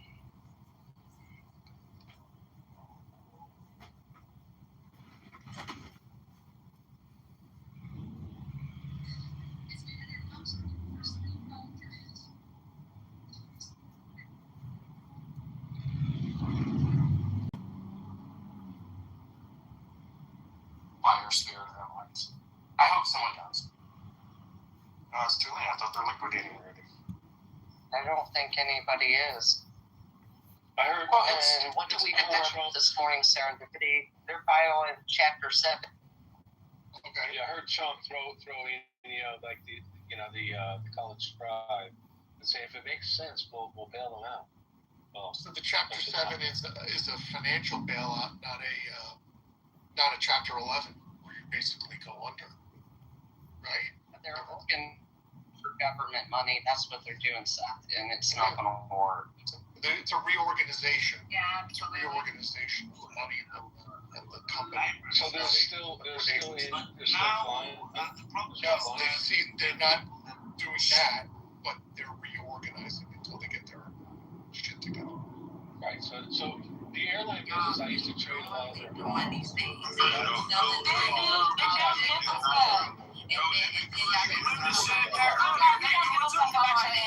About the women doing what women do after the fact, it doesn't make any sense to me.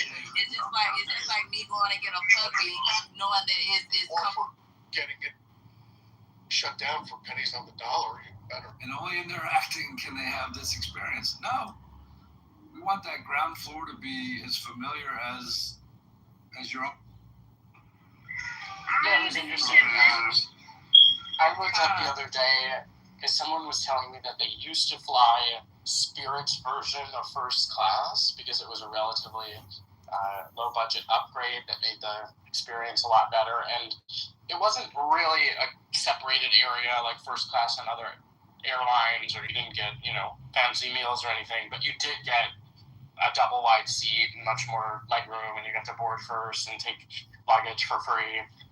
And the reason that they even had those seats in the first place was they bought this fleet of airplanes, and they determined that it would actually be cheaper to just create that as an option on all their flights as an upgradable option versus ripping out the seats and putting in standard rows like they had everywhere else. So it was kind of innovative in that way. I'm going to tell you, people that have to buy, and this is going to sound really rude of me, and you guys know I'm a very kind person, but if you have to buy a double seat, you have the money to fly a different airline. No, it's not the case because, I mean, sure, maybe you do, but who likes to just spend their money on the flight rather than the trip? But it's even with that upgrade, it's still often significantly less than any other airline. I mean, I like the model. I think airline travel was a monopoly for a while.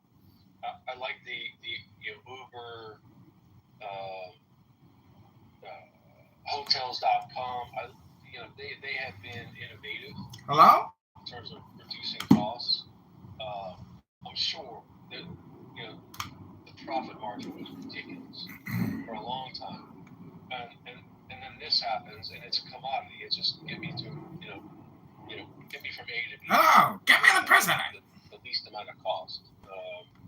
But you have to remember, like, people used to really enjoy the flight process. Now the experience is more like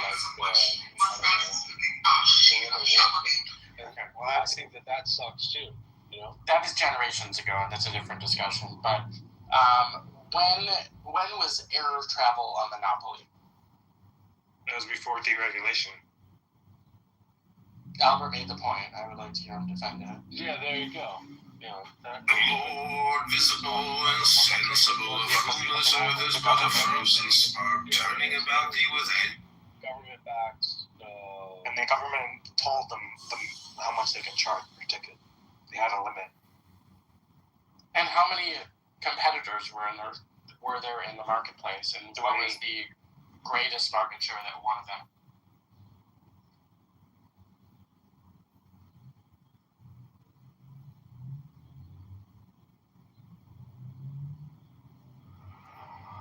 Mine is the head of the man, and my insight is keen as the hawk's. By my head I invoke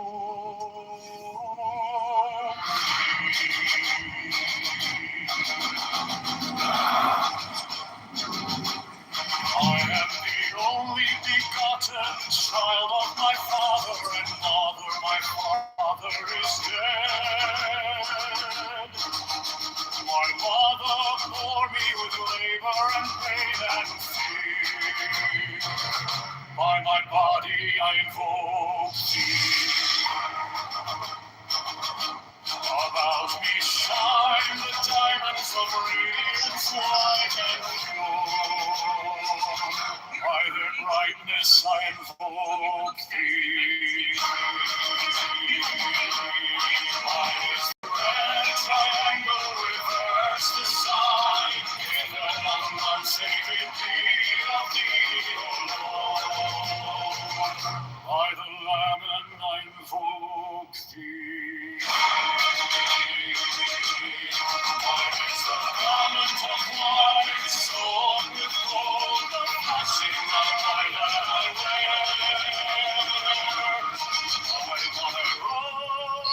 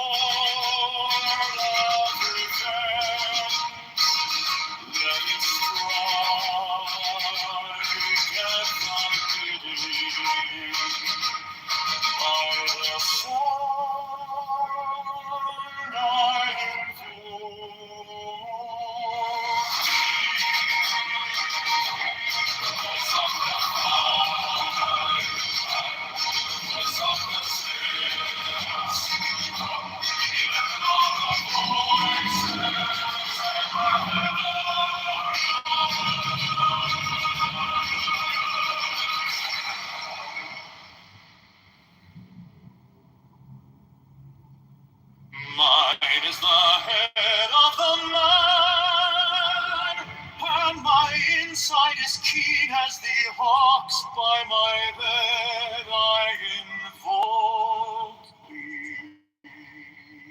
I am the only begotten child of my father and mother. My father is dead. My mother bore me with labor and pain and fear. By my body I invoke thee.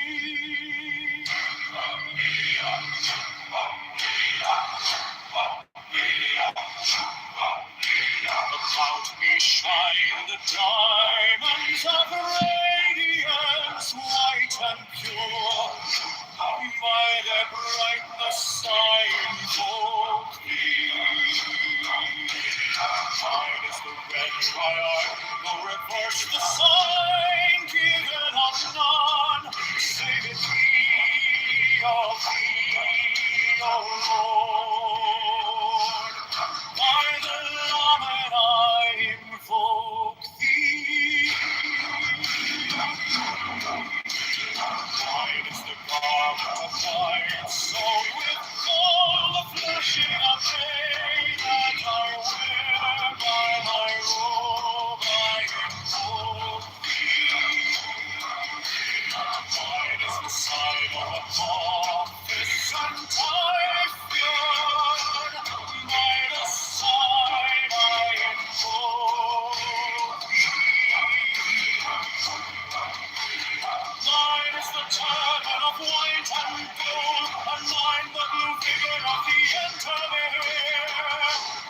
By my crown I invoke thee. My fingers tremble on the beat of her, so can I offer thee thy crown of glory. By my fingers I invoke thee. I bear the wand of double power in the voice of the Master.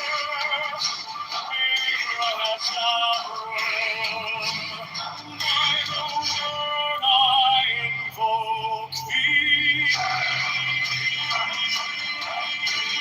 I know the waves of music in the soul that I sing of old to implore thee.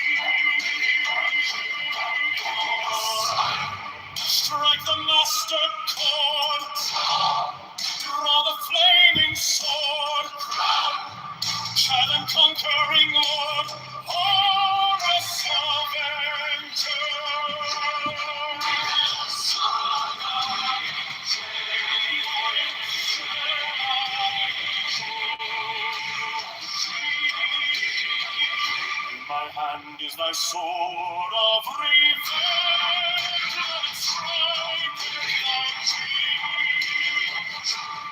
By the sword I drove thee. Voice of the five, the voice of the 611 are the voices.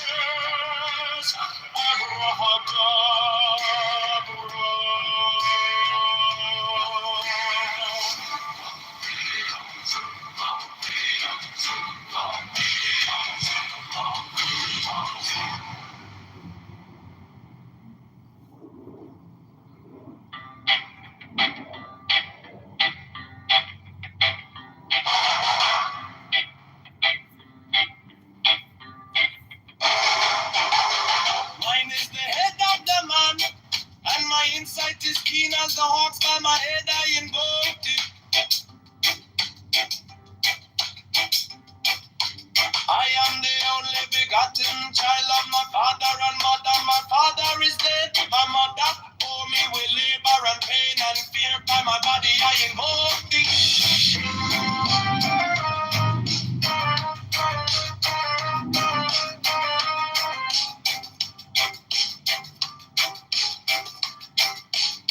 About me shine the diamonds are radiant, white and pure. By their brightness I invoke thee. Mine is the red triangle reverse, the sign given of lamb. Save it be of thee, O Lord. By the lamb and I invoke thee.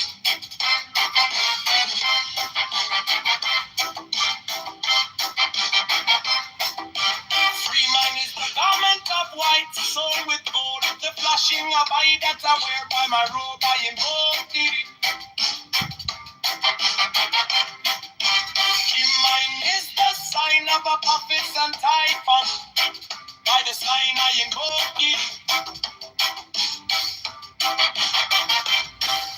For mine is the turban of white and gold, and mine the blue vigor of the intimity. By my crown I invoke thee.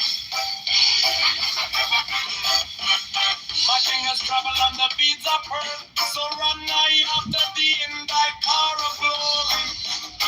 By my fingers I invoke thee. I hear the wand of double power in the voice of the master. Abrahadabra, by the word I invoke thee.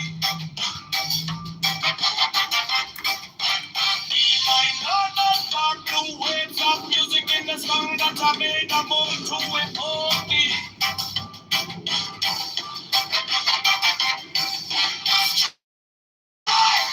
Strike a master chord. Draw the flaming sword. Triumph of the conquering Lord. Avenger, by the song I invoke thee.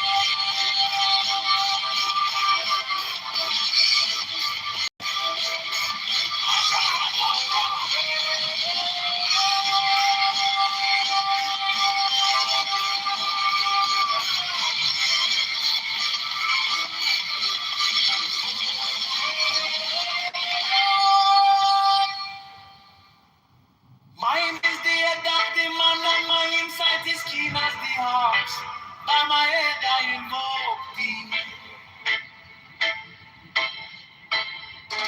I am the only begotten child of my father and mother. My father is dead. My mother bore me with labor and pain and fear. By my body I invoke thee.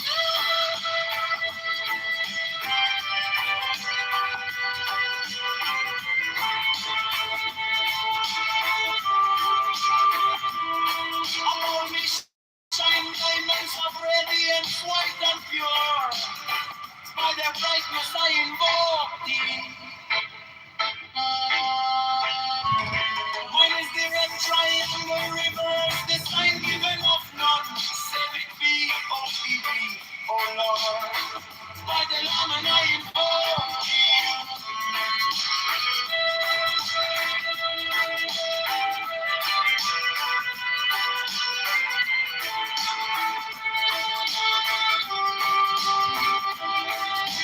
Mine is the garment of white stone with gold, the flashing of my that I wear.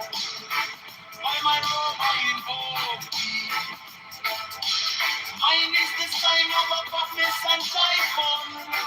By the sign I invoke thee.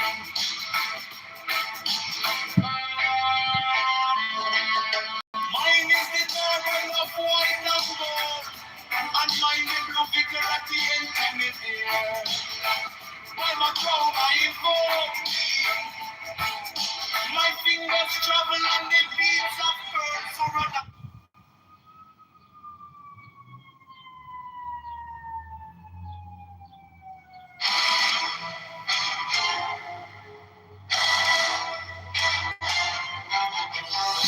The order who are about to become mothers receive all care, attention, and honor from all brethren. 68 special professed houses will be established for their convenience, should they wish to take advantage of them. 69 The Order offers great social advantages to its members, bringing them as it does into constant association with men and women of high rank.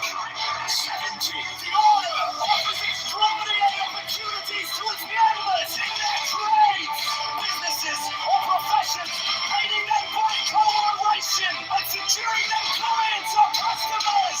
Elevate house!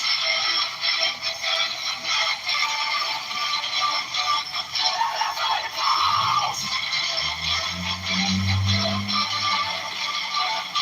71 The Order offers friendship to its members, bringing together men and women of skill and character, taste, and aspiration. 70 The secrecy of the order provides its members with an inviolable shroud of concealment. 70 The crime of slander, which causes so great a proportion of human misery, is rendered extremely dangerous, if not impossible, within the order by a clause in the obligation of the third degree.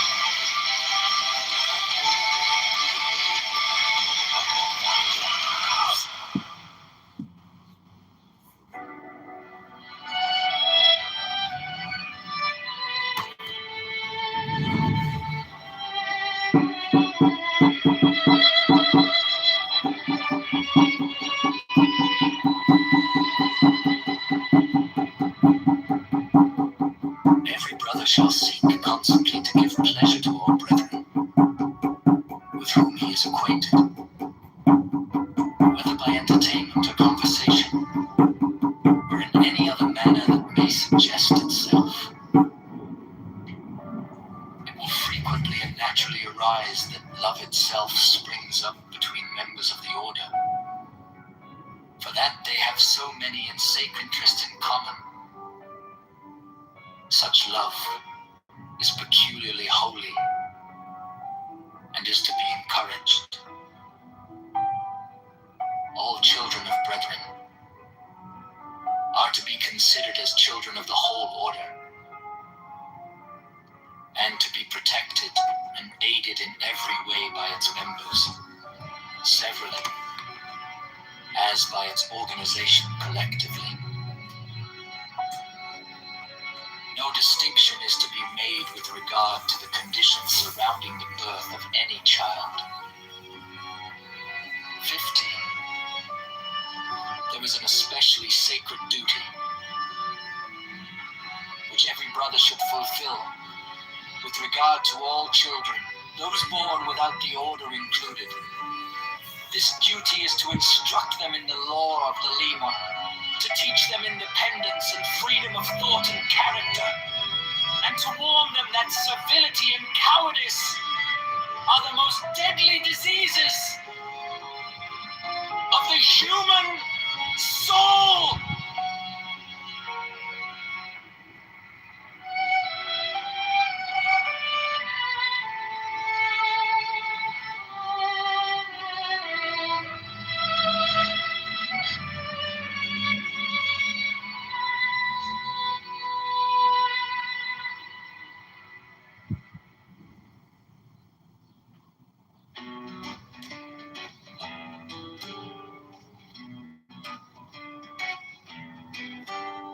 Mine is the head of the man, and my insight is keen as the hawks. By my head I invoke thee.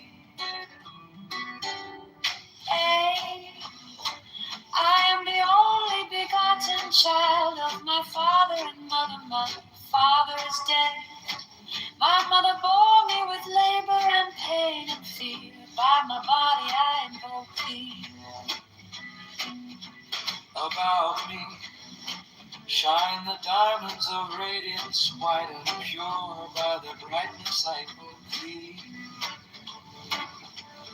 Mine is the red triangle reverse, the sign given of none save it be of thee. O Lord, by the Lamb and I invoke thee. 3.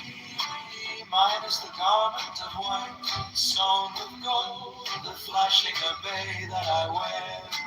By my robe I invoke thee. Mine is the sign of Apophis and Typhon. By the sign I invoke thee. 4 is the turban of white and gold, and mine the blue vigor of the intimate air. By my crown I invoke thee. My fingers travel on the beat of pearl, so run I after thee in thy car of glory. By my fingers I invoke thee. 5 I bear the wand of double power in the voice of the master Abrahadabra. By the word I invoke thee. Mine are the dark blue waves of music in the song that I made of old to invoke thee. Strike, strike the master chord, draw the flaming sword, crown, child and conquering Lord, Horus, avenger. By the song I invoke thee. 6. In my hand is thy sword of revenge, let it strike at thy bidding. By the sword I invoke thee.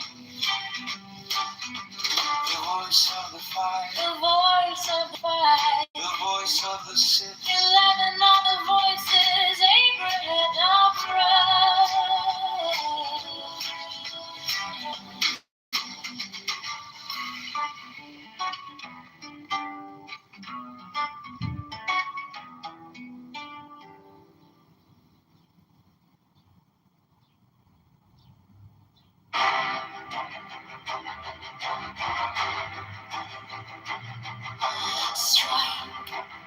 Strike,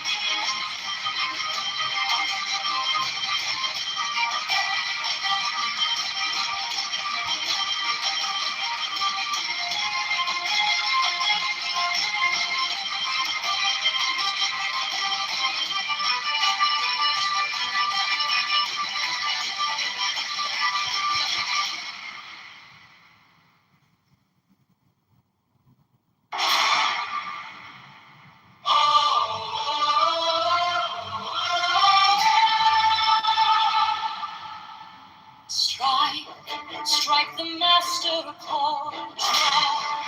Draw the flaming sword, crown child and conquering lord. Horus, avenger,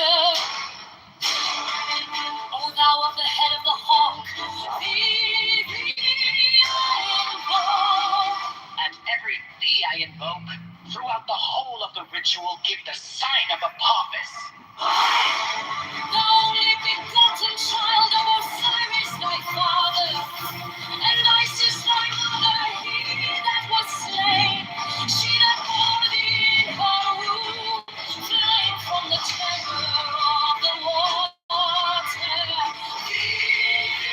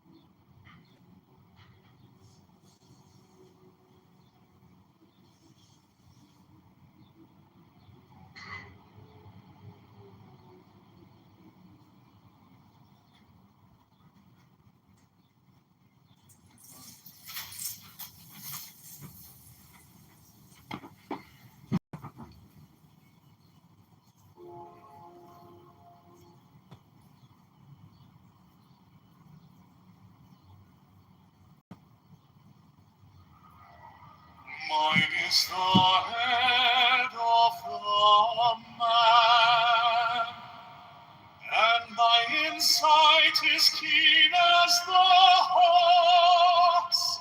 By my head I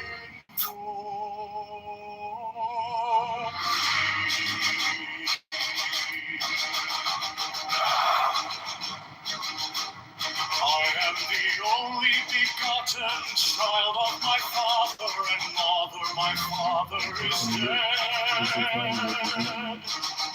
My mother bore me with labor and pain and fear. By my body I invoke thee. About me shine the diamonds of radiance white and pure. By their brightness I invoke thee. Mine is the red rainbow, reverse the sun, given on saving me of thee, O Lord. By the Lamb and I invoke thee. By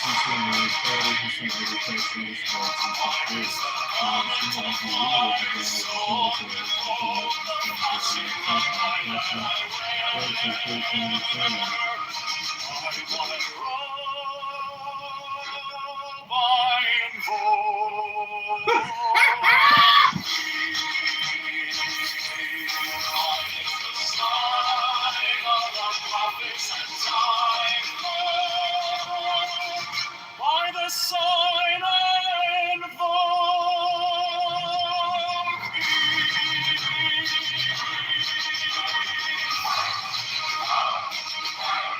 Mine is the turban of white and gold, and mine the blue vigor of the intimate air. By my crown I invoke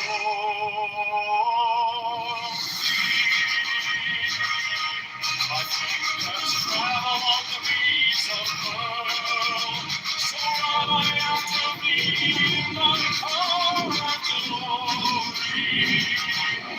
By my fingers I invoke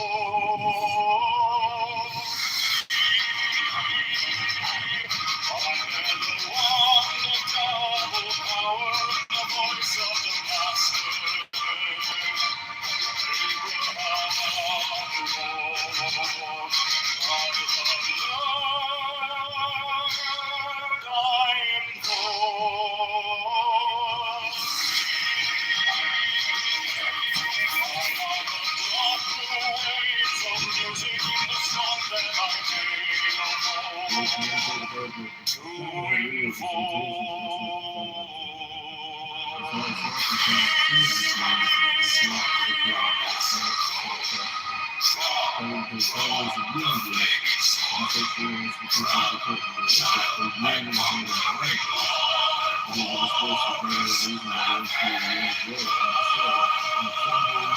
By the song I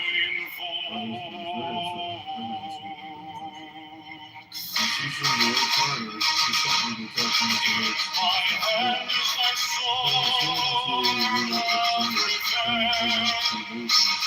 let it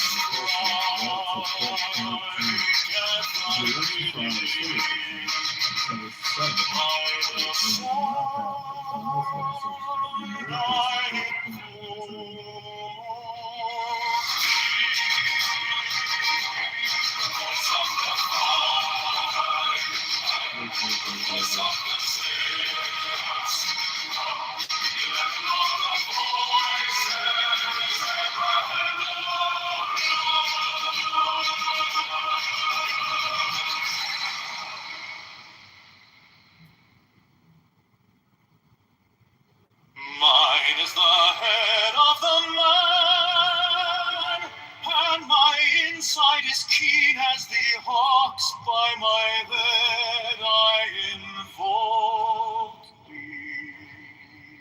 I am the only begotten child of my father and mother. My father is dead.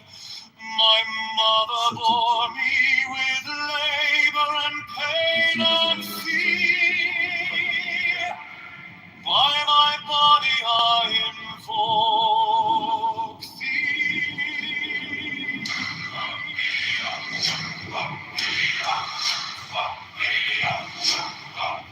About me shine the diamonds of radiance, white and pure.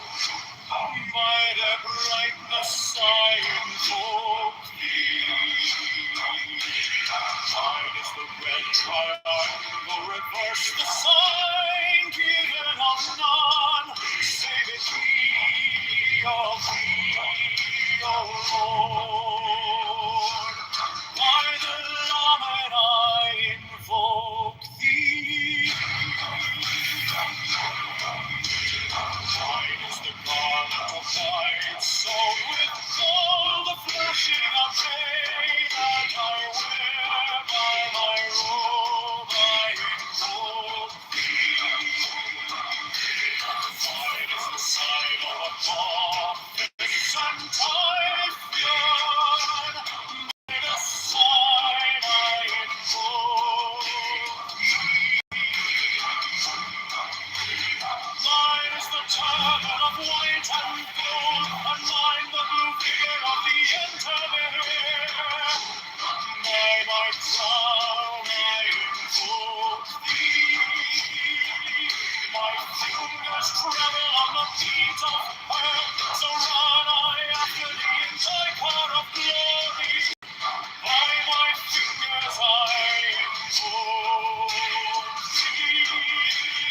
I bear the wand of double power in the voice of the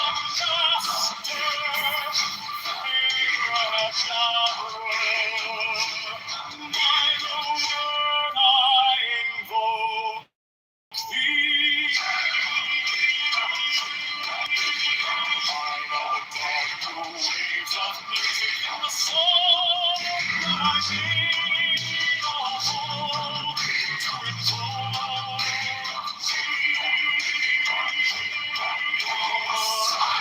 Strike the master chord, draw the flaming sword, child and conquering Lord, Horus Avenger.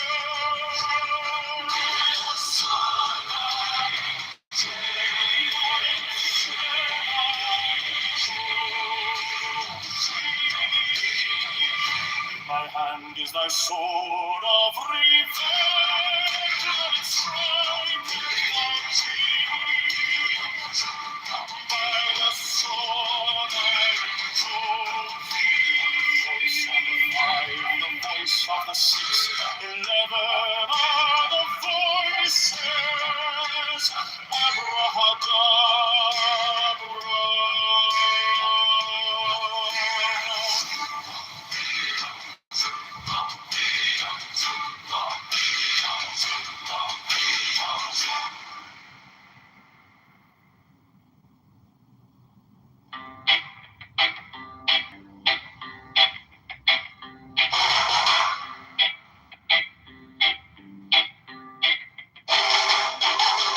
Mine is the head of the man, and my insight is keen as the hawks. By my head I invoke thee. I am the only begotten child of my father and mother. My father is dead. My mother bore me with labor and pain and fear. By my body I invoke thee.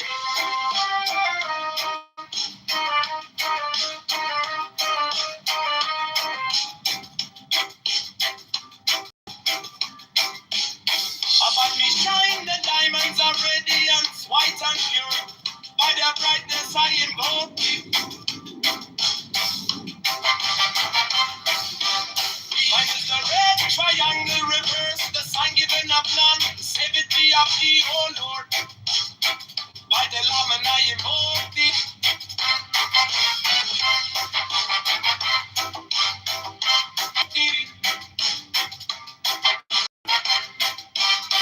Mine is the sign of a puppets and typhon.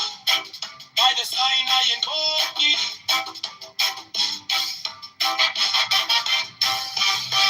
Mine is the turban of white and gold, and mine the blue vigor of the intimate. By my crown I invoke thee. My fingers travel on the beads of pearl, so run I after thee in thy car of glory. By my fingers I invoke thee. I get the bond of double power in the voice of the master. Abrahadabra, by the word I invoke thee. Be my northern dark blue waves of music in the song that I made about to invoke thee. Strike a master chord. Draw, draw the flaming sword. Draw, child and conquering lord. Horrors, avenger, by the song I invoke thee.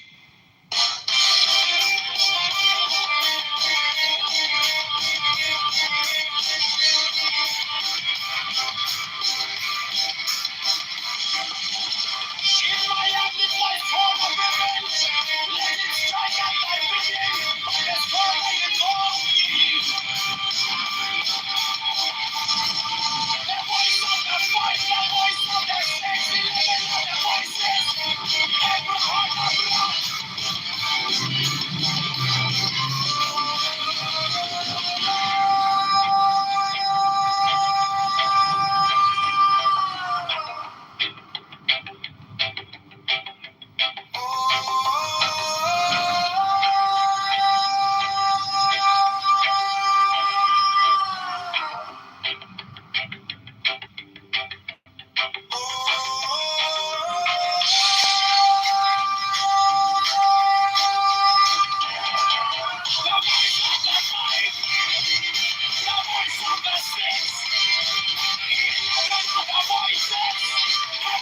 of blood.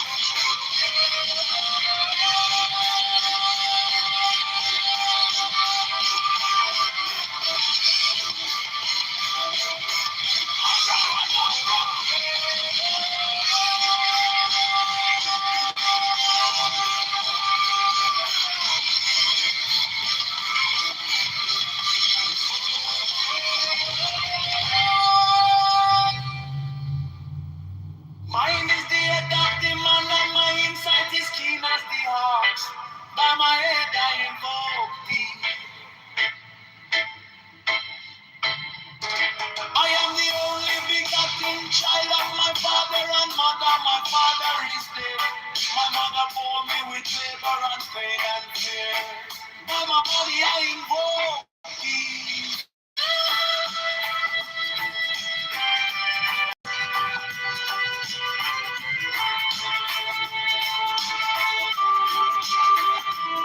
Around me shine the diamonds of radiance, white and pure. By the brightness I invoke thee. Mine is the red triangle reverse, the sign given of none. Save it be, O Lord. By the Lamb and I invoke thee.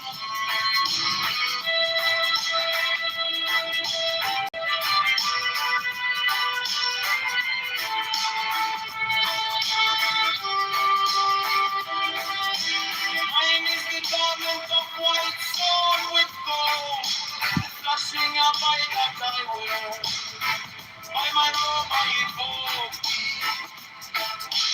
Mine is the sign of a puppet and typhon. By the sign I invoke thee.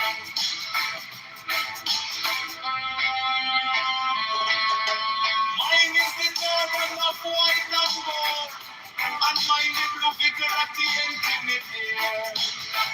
By my crown I invoke thee. My fingers travel on the beats of pearl, so run I after thee. of glory.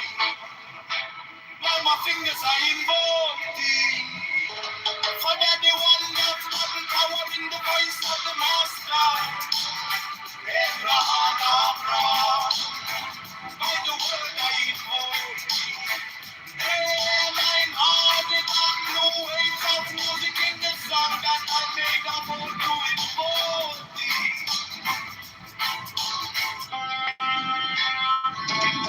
Strike the monster, strike the flaming sword, Johnny and conquering Lord, all hope again God, by the sword I invoke. In my hand is that sword of revenge, let it strike, I not believe, by the sword I invoke. The voice of the fight, the voice of the six, 11 of the voices. Oh, no.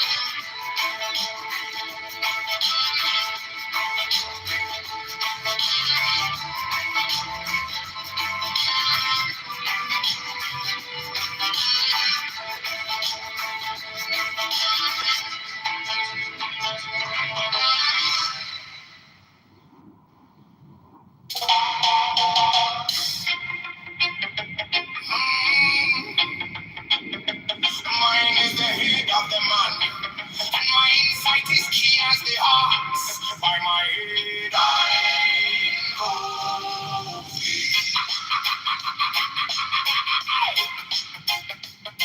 I am the only begotten child of my father and mother. My father is dead.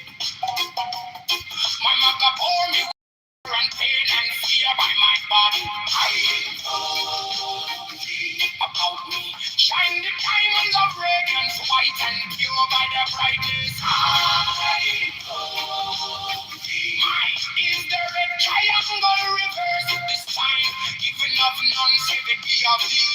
Oh Lord, by the layman. I know mine is the garment of white, so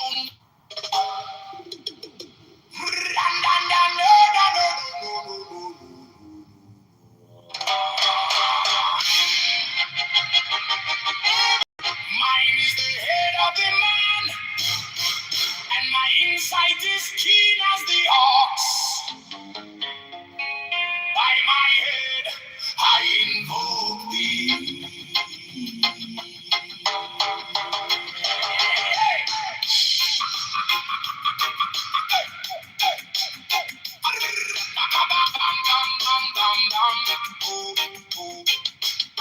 I am the only begotten child of my father and mother.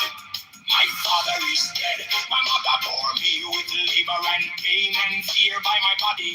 I invoke thee. About me shine the diamonds of radiance, white and pure. By their brightness,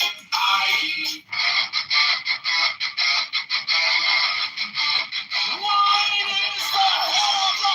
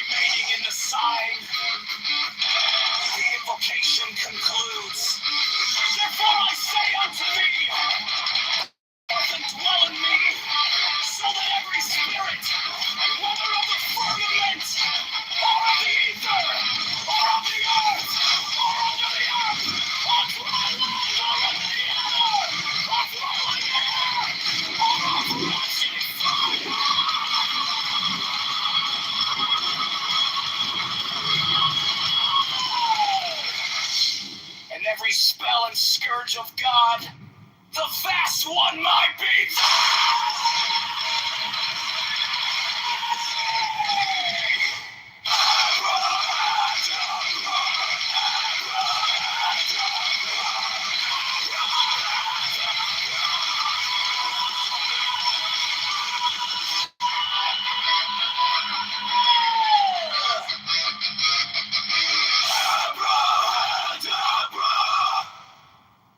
Mine is the head of the hawk,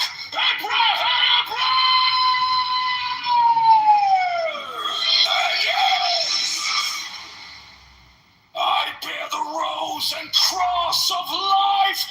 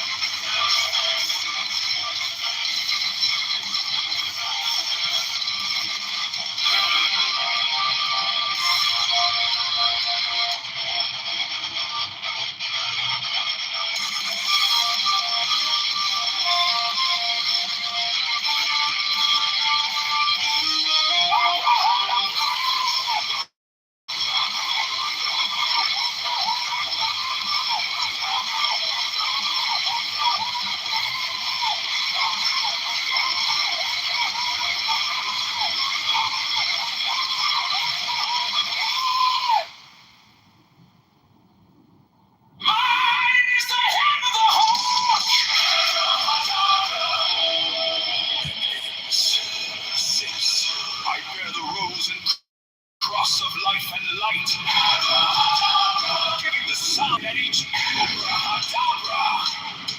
Remaining in the sign, the invocation concludes. Therefore I say unto thee, come thou forth and dwell in me, so that every spirit, whether of the firmament, or of the ether, or of the earth, or under the earth, on dry land, or in the water, of whirling air, or of rushing fire, and every spirit of God, the vast one, might be thee.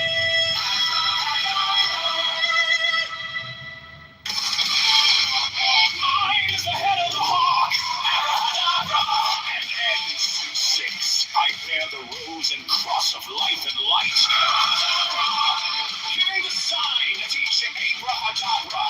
Remaining in the sign, the invocation concludes. Therefore I say unto thee, come thou forth and dwell in me, so that every spirit, whether of the firmament, or of the ether, or of the earth, or under the earth, on dry land, or in the water of a whirling air, or of rushing fire, and every sky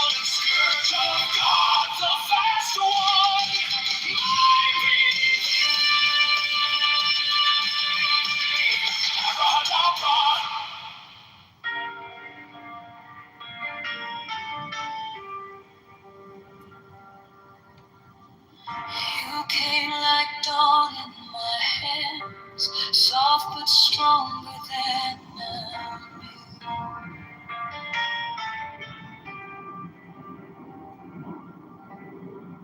my fear turned gold in your eyes, and my whole night broke in two.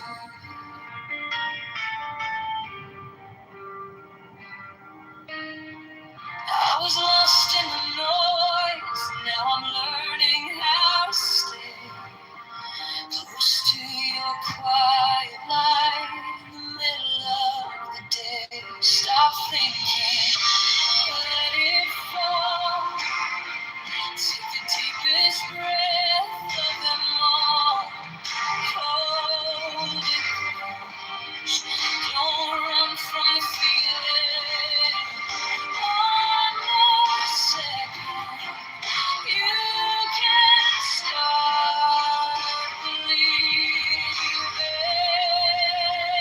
Wisdom of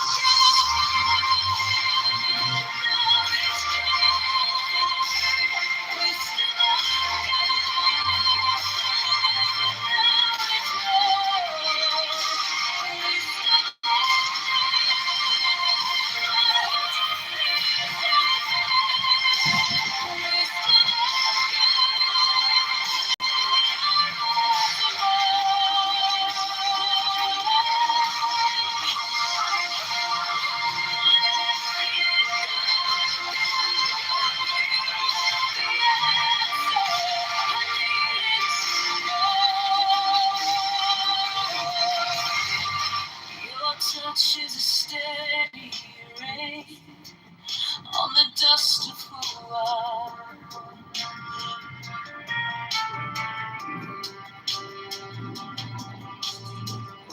Every wound gets named, then it fades in.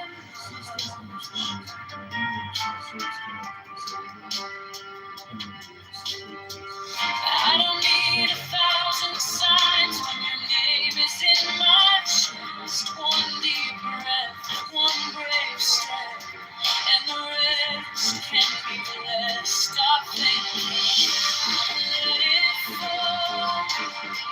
Take the deepest breath of them all. Hold it close. Don't run from the feeling. One second, you can start believing.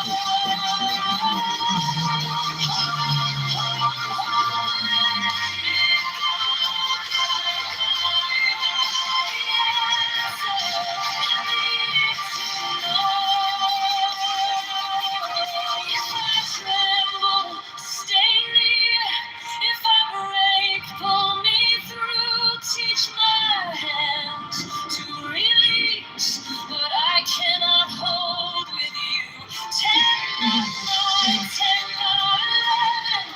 I breathe in your holy calm. The storm in my head. Lay still like a calm. Wisdom of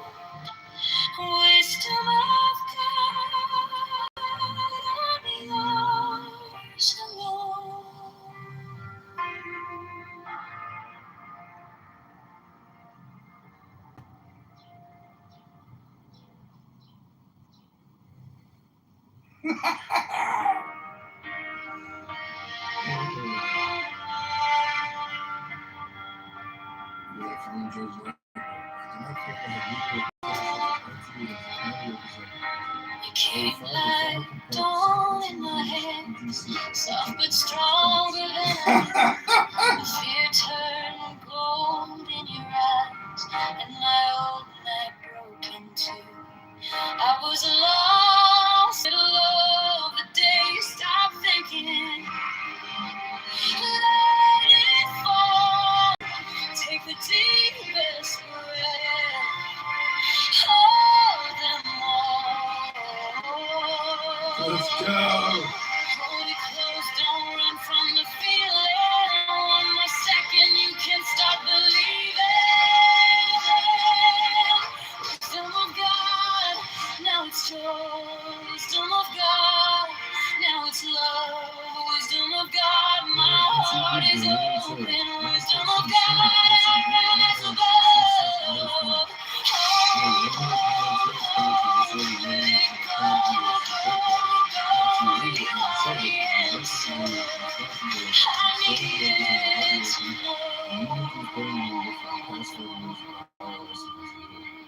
Your touch is a steady rain on the dust of who I was. Every wound gets named, then it fades in a I don't need 1,000 signs when your name is in my chest. One deep breath, one brave step, and the rest can be blessed. Stop thinking. Take the deepest breath of them all. Close, don't run from the feeling. One more second, you can start believing. Wisdom of God, now it's joy. Wisdom of God, now it's love. Wisdom of God, Ooh, snap.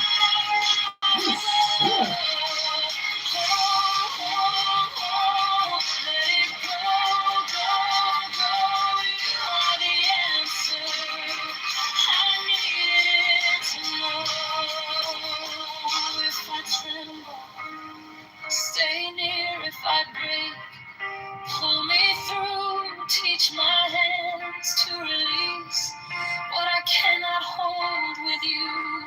10 not 9, 10 not 11. I breathe in your holy calm, and the storm in my head lays down like a wisdom of God. Now it's joy. Wisdom of God. Now it's love. Wisdom of God, my heart is open. Wisdom of God, eyes above. Hold, hold, hold. Let it go, go, go. You are the answer I needed to know. Wisdom of God, now it's love. Wisdom of God, I'm yours. Currently in legal representation, NTU is declined to represent me. I will filing formal complaint with senior NTU leadership in DC and will update you with response as soon as possible. Having paid 5 years of union dues to be sexually harassed, physically threatened in the workplace, and to be excused for no reason by the union law is unacceptable in violation of NTU Constitution, Bible, and very Wisdom of God is now joy of heart and light. You found me quiet with my hands still shaking. I was carrying the hurt like a name I couldn't drop. Then you touched my control, and the whole room stopped. Stop thinking your problems. Take the deepest breath of the day.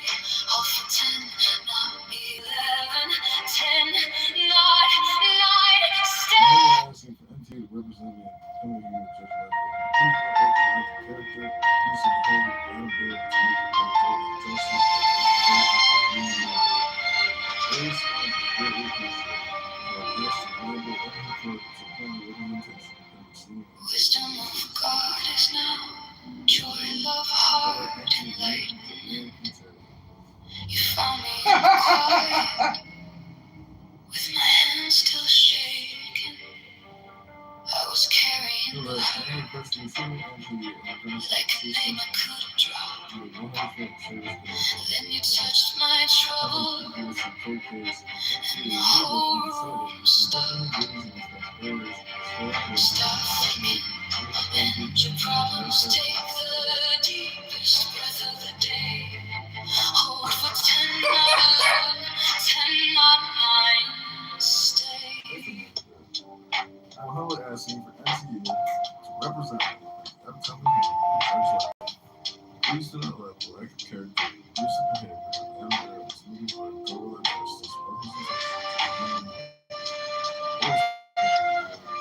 representation,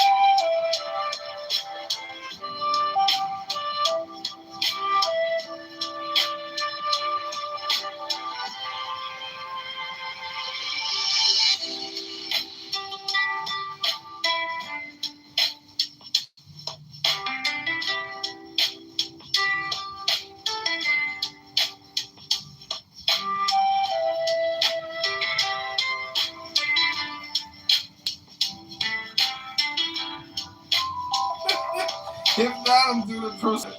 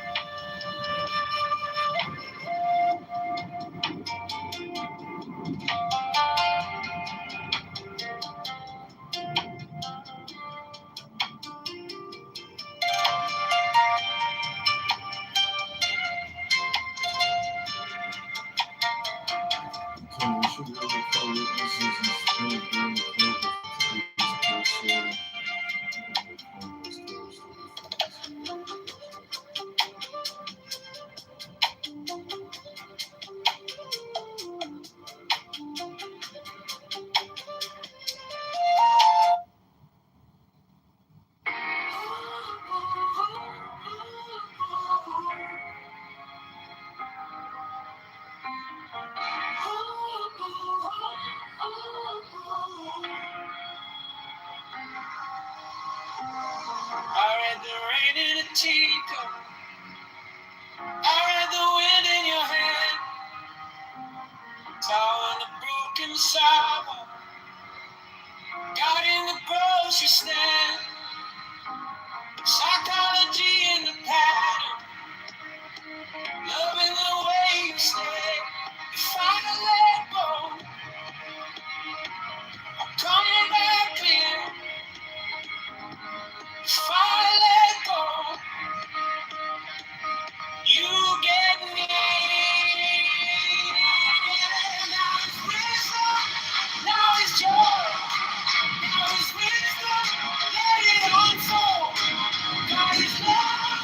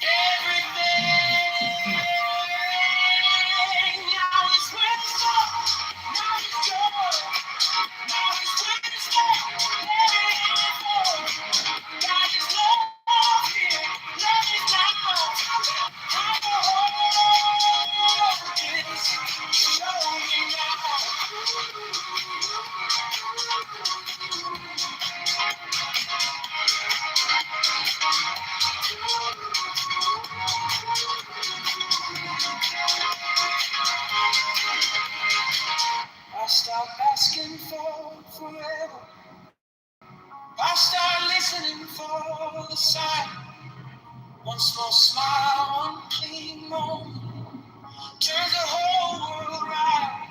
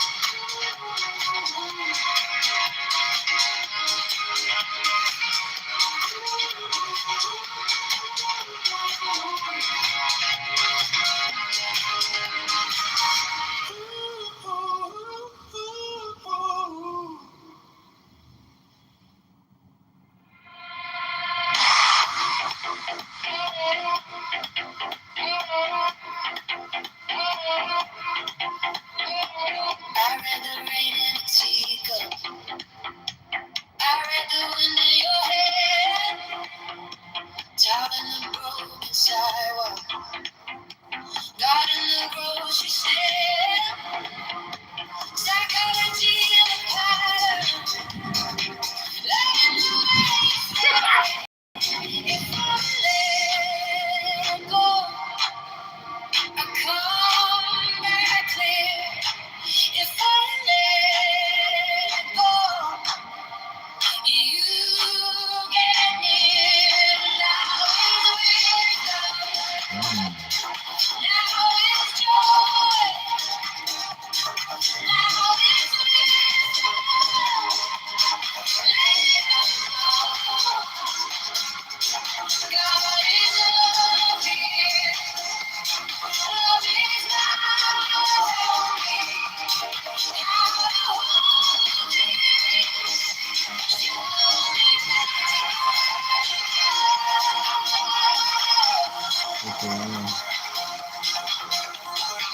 Tanika used to tell Michelle it was her white privilege.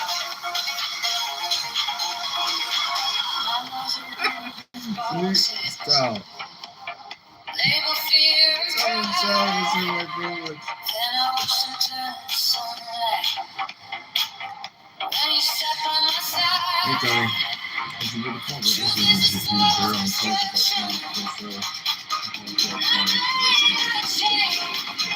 talk about the show.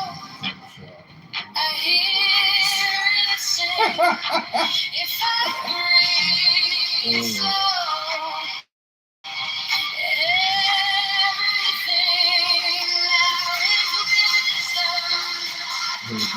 Now is joy. The girl who lasted 2 months in Chicago.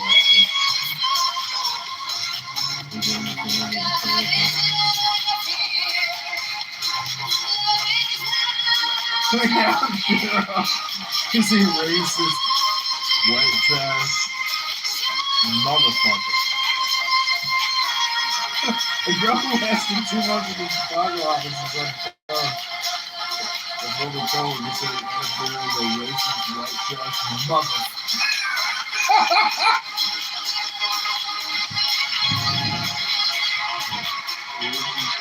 Stop asking for forever. I start listening for the sign. One small smile, one clean moment turns the whole world right. Intelligence in the silence, joy in the dark. Now is wisdom. Now is joy.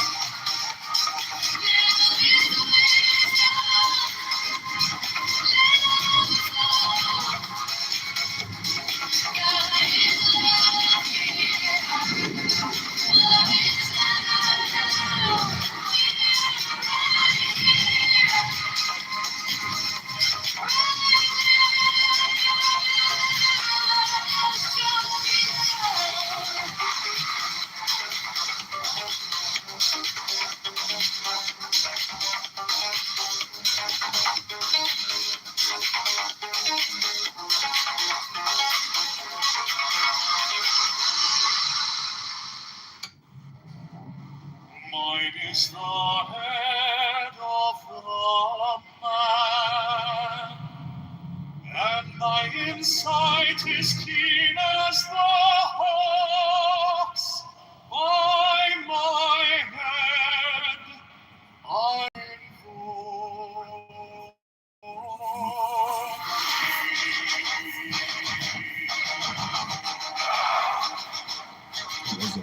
I am the only begotten child of my father and mother. My father is dead. My mother bore me with labor and pain and fear.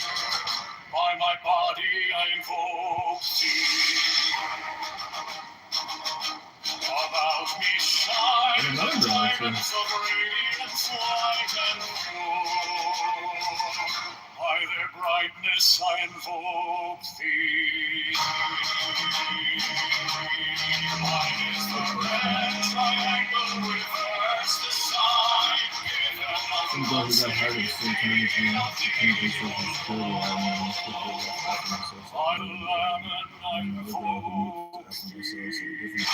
security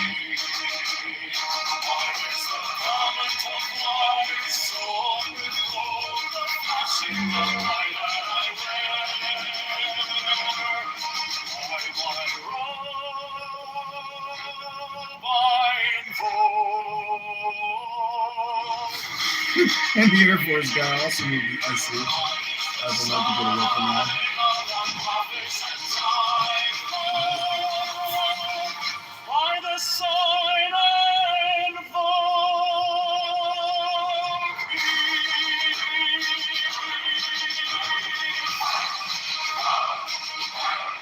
Mine is the turban of white and gold, and mine the blue vigor of the intimate air. By my crown I invoke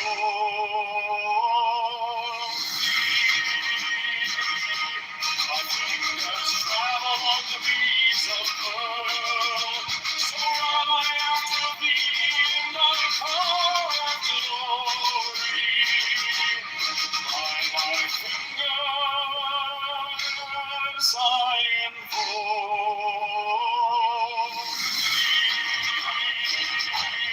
under the wand of double power and the voice of the Master.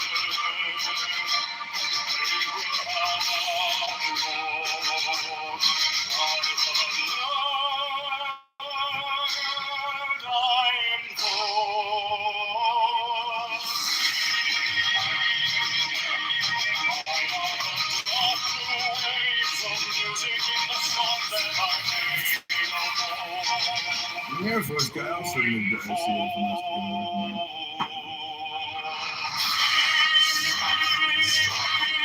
us to get away from that.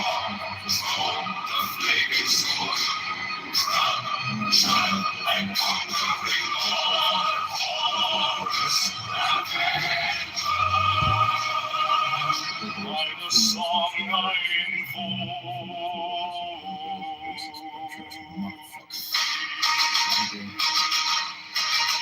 My hand is thy sword of revenge. Let it strike at thy bidding. By the sword I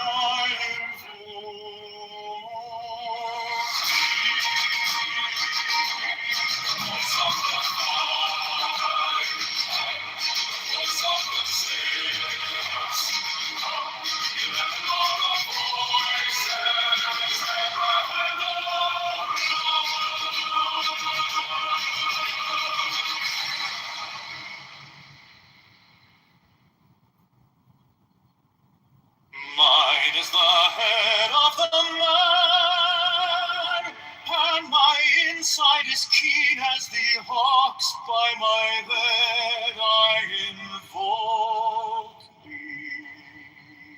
I am the only begotten child of my father and mother. My father is dead. My mother bore me with labor and pain and fear. By my body I invoke thee.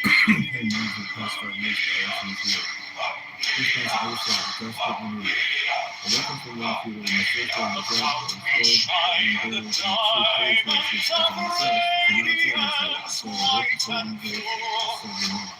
By their brightness I invoke thee. Reverse the sign given on none, save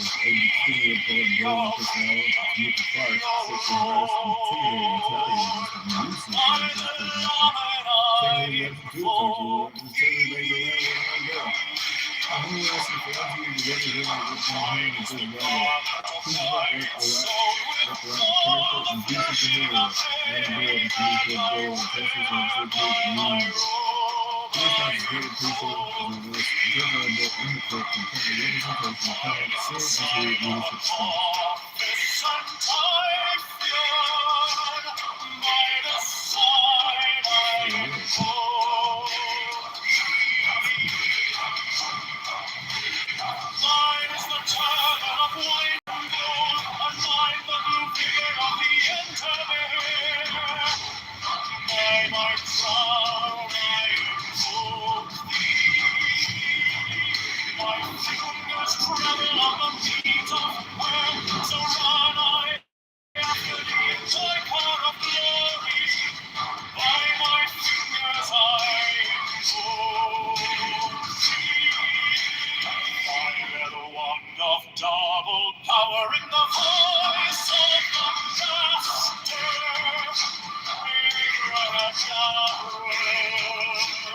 By the word I invoke thee. I know the dark blue waves of music and the song that I sing all to implore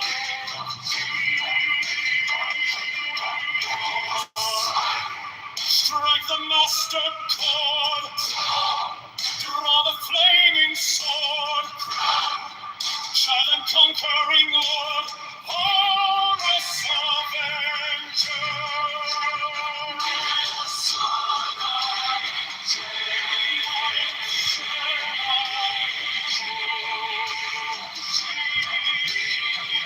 In my hand is thy sword of revenge, and strike with thy teeth. By the sword I invoke thee. Voice of the five, the voice of the six, 11 are the voices. Abrahadabra.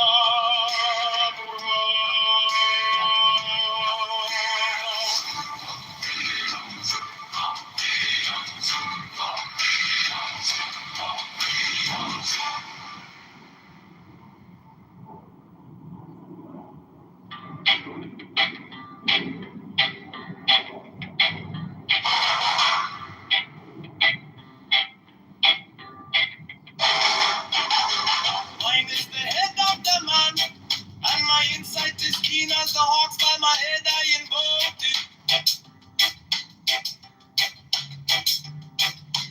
I am the only begotten child of my father and mother. My father is dead, my mother bore me with labor and pain and fear. By my body I invoked it.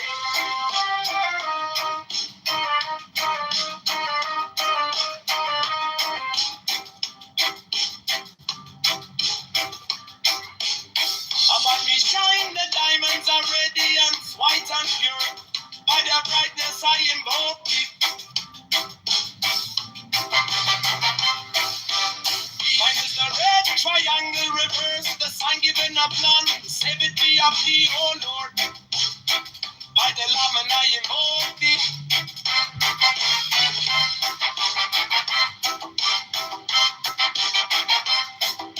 Free mine is the garment of white, sewn with gold. The flashing of eye that I wear. By my robe I invoke thee.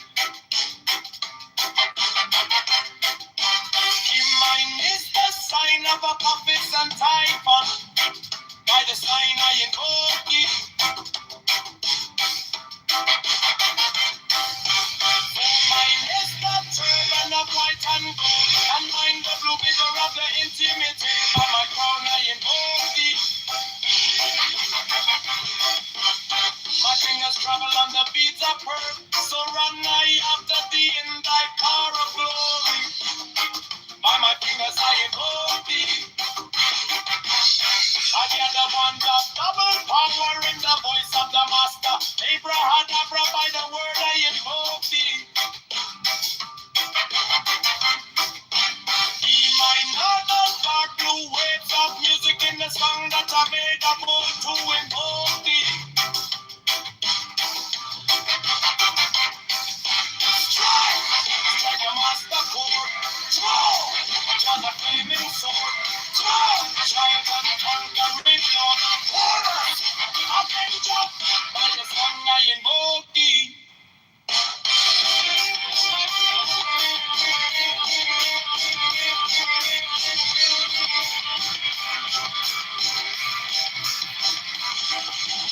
In my hand is my sword of revenge. Let it strike at thy vision. By the song I invoke thee. The voice of the fight, the voice of the sex, 11 other voices. Abraham.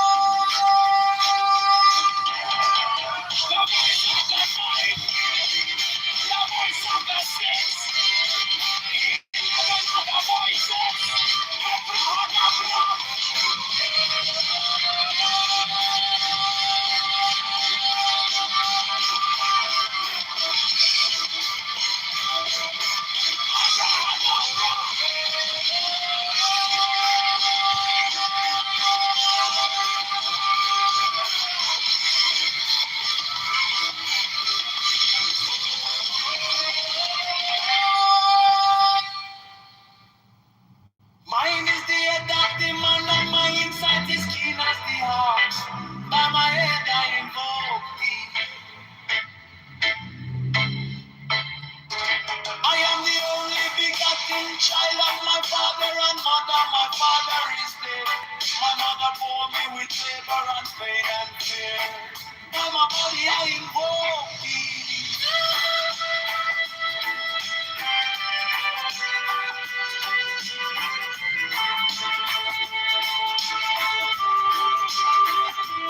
Upon me shine the diamonds of radiance, white and pure. By the brightness I invoke thee. Mine is the red triangle reverse, the sign given of none. Save it be, O.P.P., O Lord. By the Lamb and I invoke thee.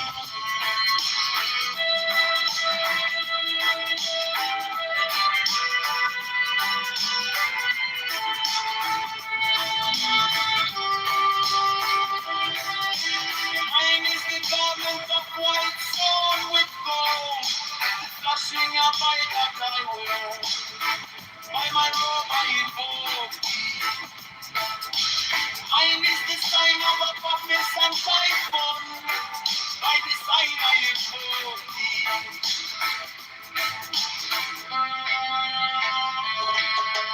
Mine is the turban of white and gold, and mine the blue vigor at the intimate air. By my crown I invoke thee. My fingers travel on the beads of pearl, so run I after thee in thy car of glory. By my fingers I invoke thee. For thou the one that doesn't cower in the voice of the master. Abraham. By the word I invoke thee. Mine are the dark blue waves of music.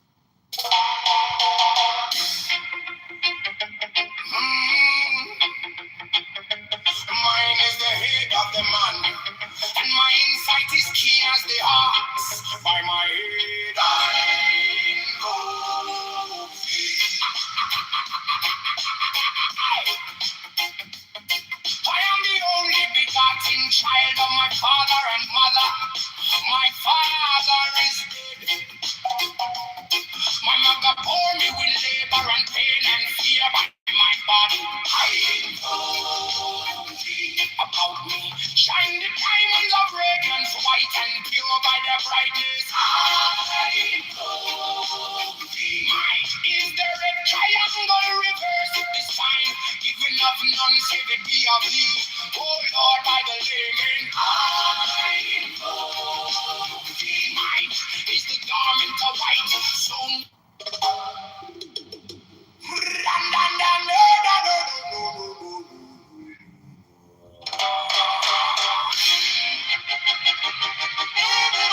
mine is the head of the man, and my insight is keen as the ox. By my head, I invoke thee.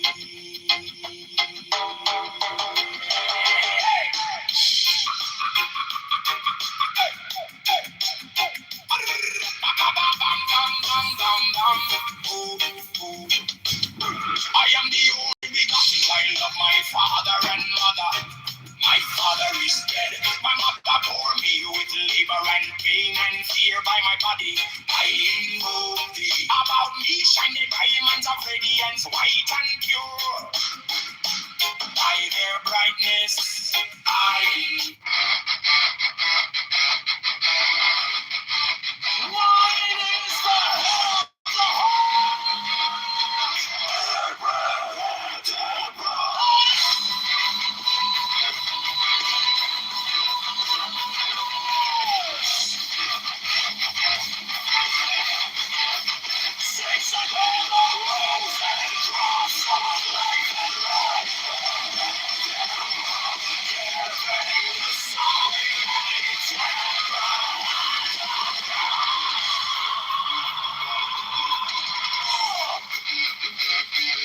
remaining in the sign, the invocation concludes. Therefore I say unto thee, come thou forth and dwell in me, so that every spirit, whether of the firmament, or of the ether, or of the earth, or under the earth, or dry land, or under the ether, or flowing air, or of rushing fire.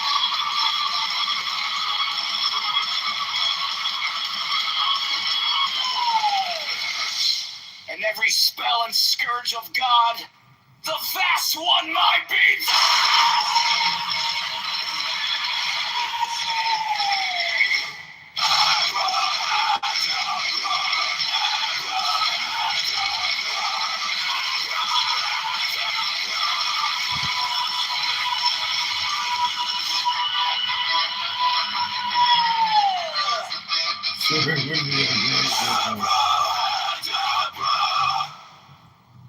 Mine is the head of the hawk, Abraham!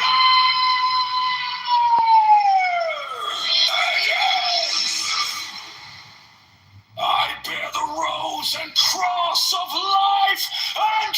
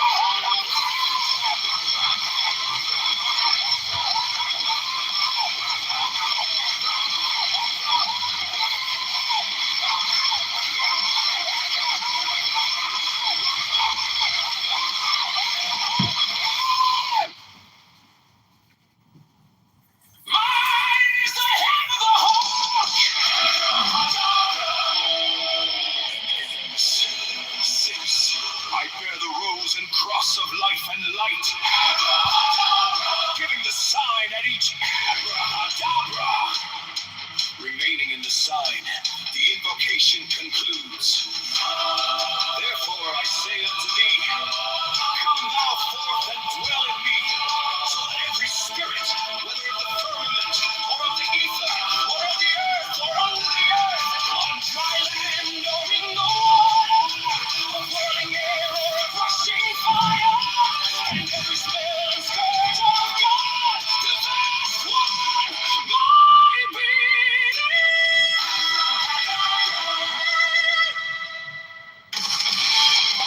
Mine is the head of the hawk, Abracadabra, and ends. 6. I bear the rose and cross of life and light, Abracadabra, giving the sign, teaching Abracadabra, remaining in the sign, the invocation concludes. Therefore I say unto thee, come thou forth and dwell in me, so that every spirit, whether of the firmament, or of the ether, or of the earth, or under the earth, on dry land, or in the water, of whirling air, or of rushing fire, and every spell and scourge of God, the vast one, my being.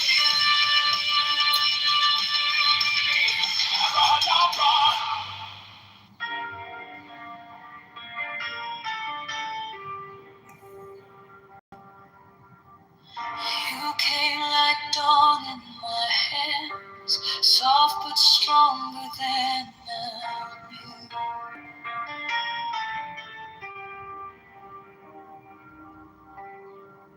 My fear turned gold in your eyes, and my whole night broke in two.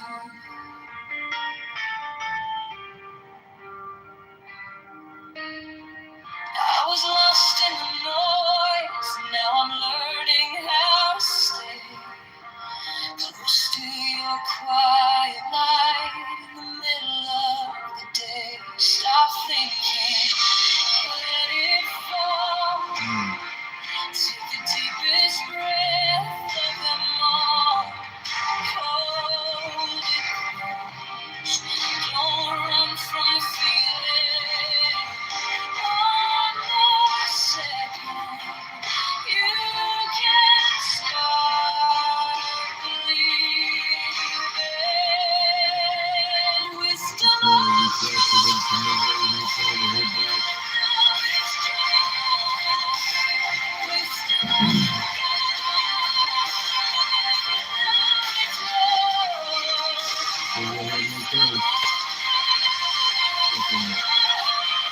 If I can only get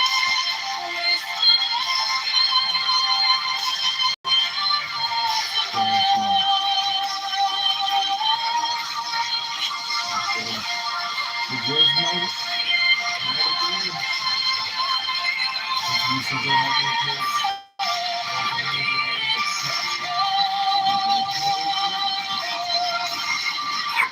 Touch is a steady rain on the dust of who I am.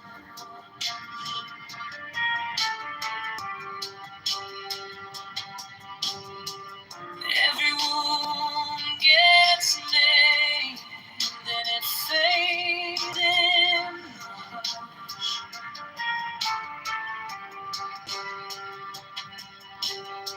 I don't need 1,000 signs when your name is in my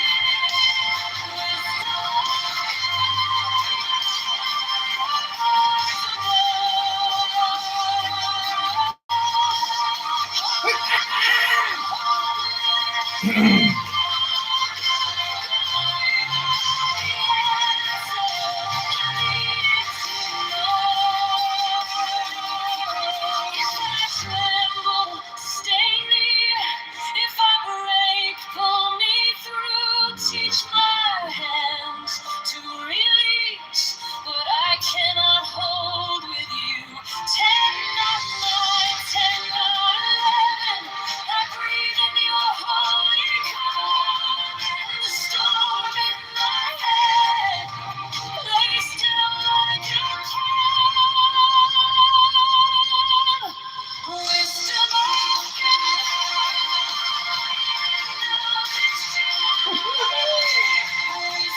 I'm going to screw something when I say if I want the money, I can see them and shouldn't pay.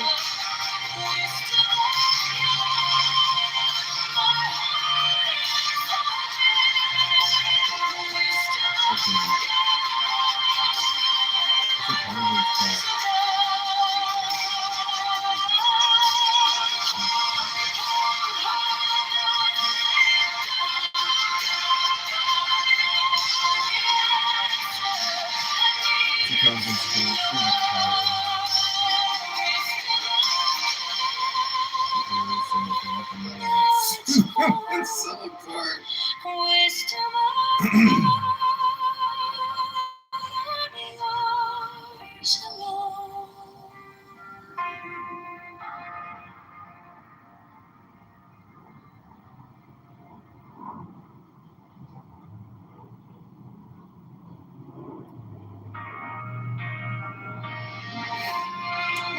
Two years of filing unemployment every 2 weeks and 3 appeals and trials. You keep like dawn in my hands, soft but stronger than I knew. The fear turned gold in your eyes, and my old night broken too. I was lost in the noise, now I'm learning how to stay close to your quiet light in the middle of the day. Stop thinking, let it fall. Take the deepest breath. Hold them all. Hold it close, don't run from the feeling. One more second, you can start believing. Wisdom of God, now it's joy. Wisdom of God, now it's love. Wisdom of God, my heart is open. Wisdom of God, I rise above. Hold, hold, hold, let it go, go, go. You are the answer I needed to know. Your touch is a steady rain on the dust of who I was. Every wound gets named, then it fades in the hush. I don't need 1,000 signs when your name is in my chest. One deep breath, one brave step, and the rest can be blessed. Stop thinking. I was waiting on them. My mistake. My mistake. Fucking joke. It was really gonna be my mistake.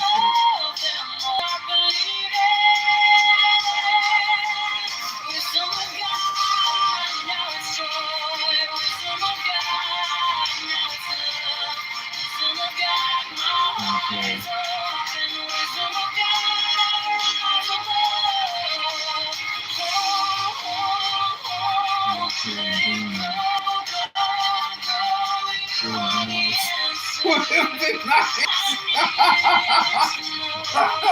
600 a week.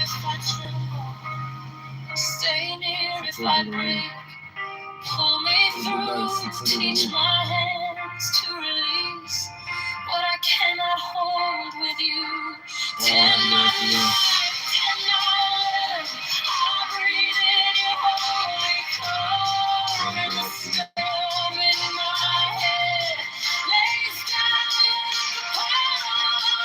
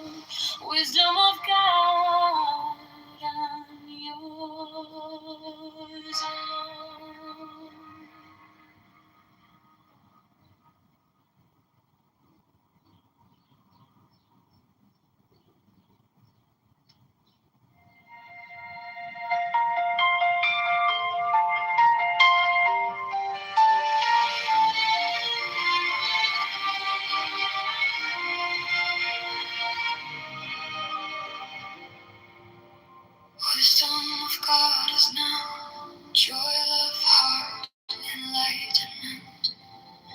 You found me in the quiet, with my hands still shaking. I was carrying the hurt, like a name I couldn't drop. Then you touched my trouble, and the whole room stopped. Stop thinking and your problems.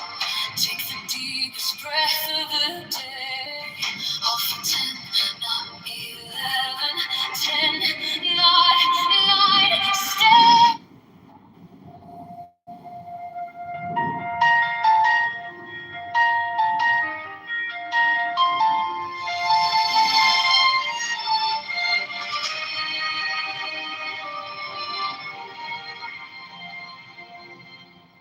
Wisdom of God is now joy, love, heart, enlightenment. You found me in the quiet, with my hands still shaking. I was carrying the hurt, like a name I couldn't drop. Then you touched my trouble, and the whole room stopped. Stop thinking and your problems. Take the deepest breath of the day. Hold for 10, not 11. 10, not 9. Stay.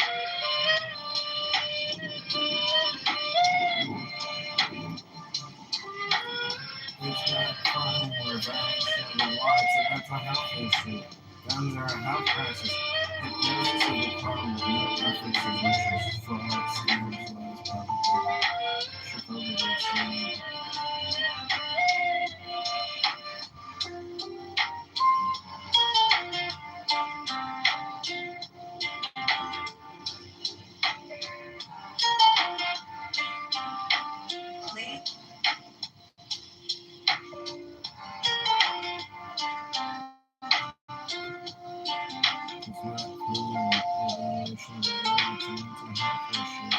Things are health conscious. But that's just as a problem with ethics or virtues.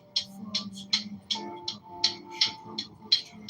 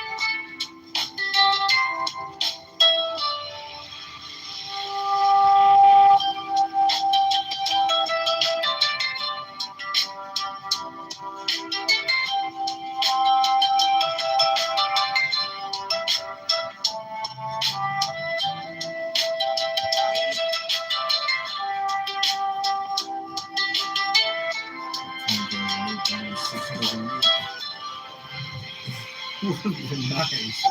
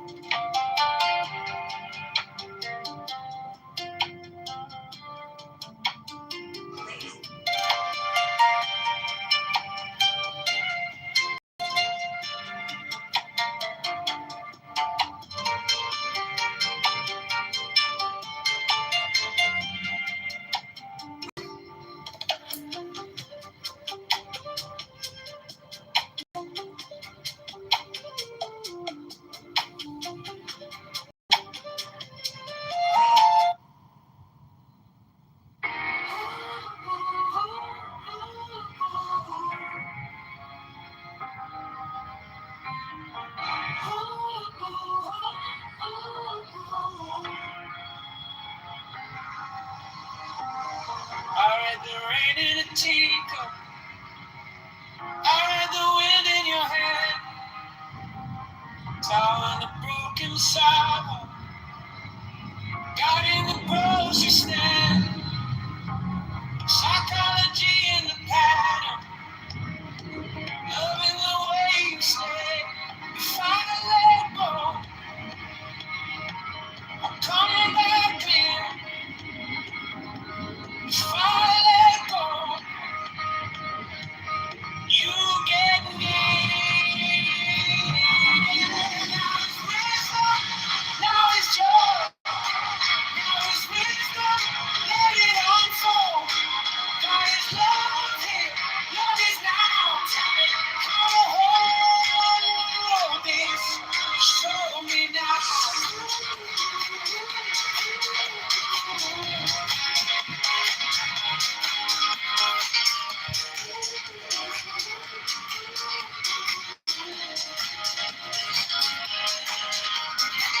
My house a room with boxes,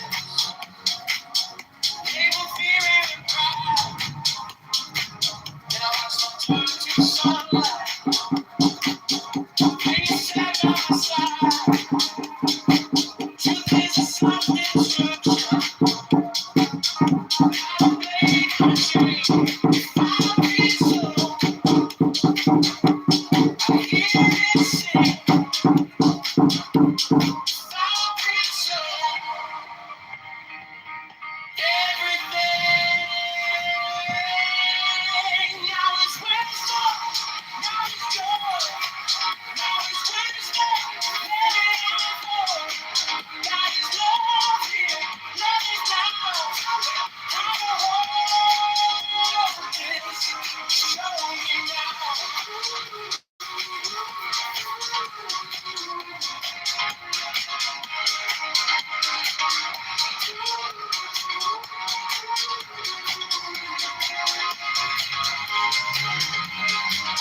I stop asking for forever.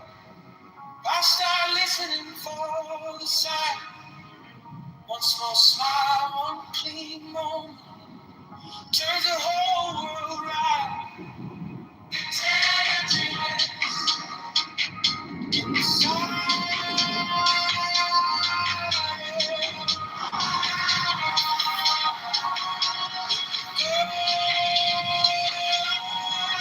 Now it's wisdom, now it's joy, now it's wisdom, let it unfold. God is love here, love is now, right here, right now. Show me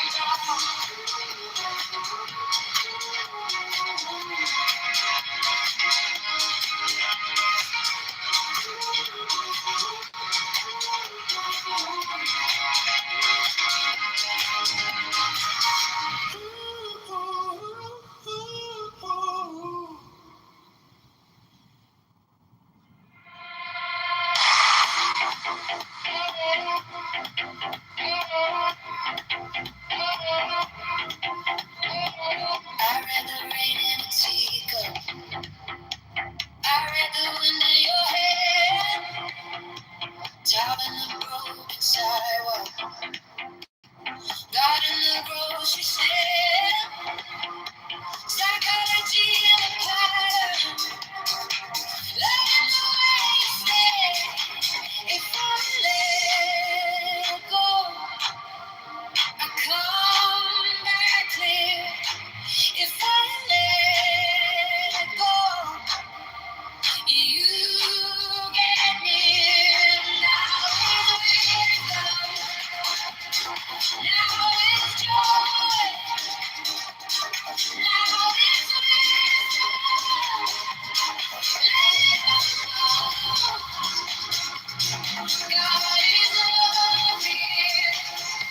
Love is now. How to hold it. Show me now.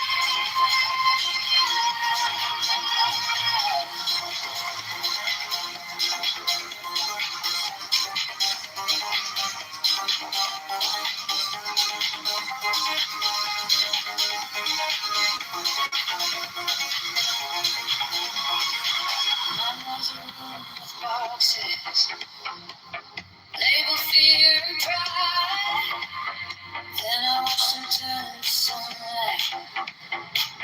When you step by my side, truth is a false construction.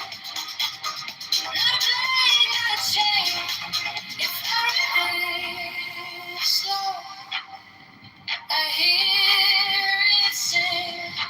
If I breathe slow, everything now is wisdom. Now is joy. Now is wisdom. Let it flow. God is love here. Love is not talking.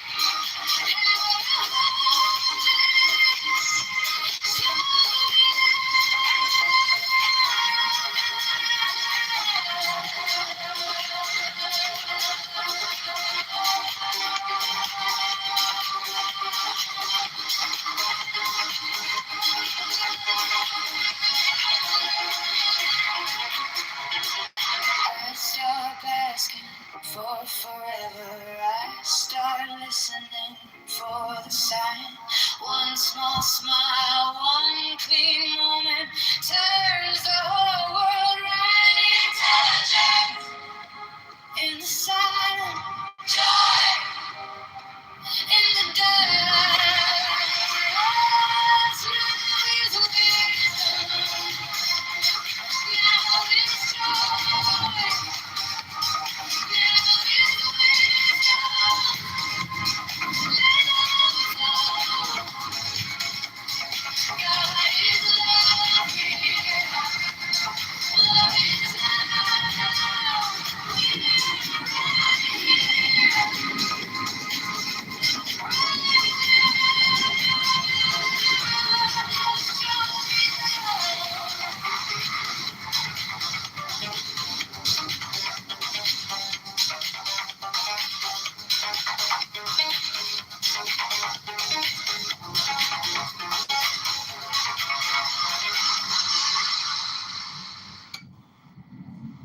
Mine is the head of the man, and my insight is keen as the hawk's.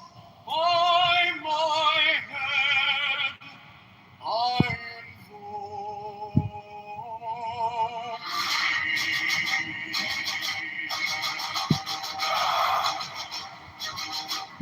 I am the only begotten child of my father and mother. My father is dead. My mother bore me with labor and pain and fear. By my body I invoke thee. About me shine the diamonds of radiance white and pure. By their brightness I invoke thee. Mine is the red triangle, reverse the sign, given on unsaved thee of thee, O Lord. By the Lamb and I invoke thee. Mine is the garment of light, sewn with gold, the flashing of my light I wear. By my robe I invoke thee. Mine is the sign of the prophets and time. By the sign I invoke thee.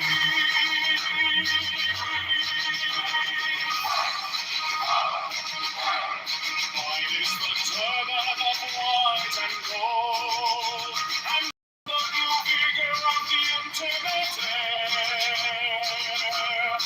By my crown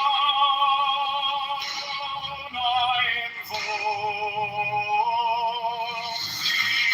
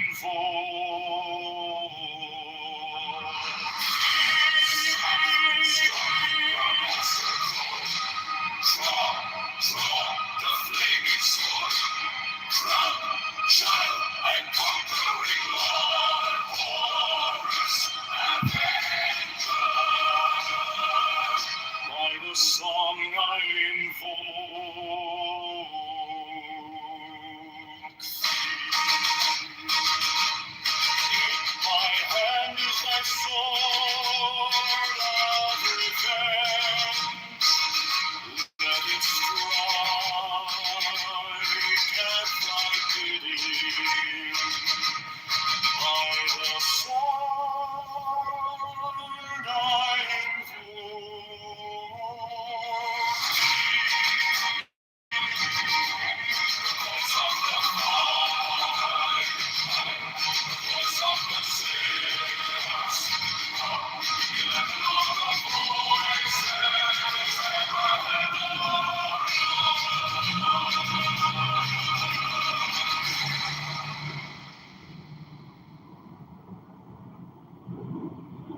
Mine is the head of the man, and my inside is keen as the hawks. By my bed I invoke thee. I am the only begotten child of my father and mother. My father is dead. My mother bore me with labor and pain and fear. By my body I invoke thee.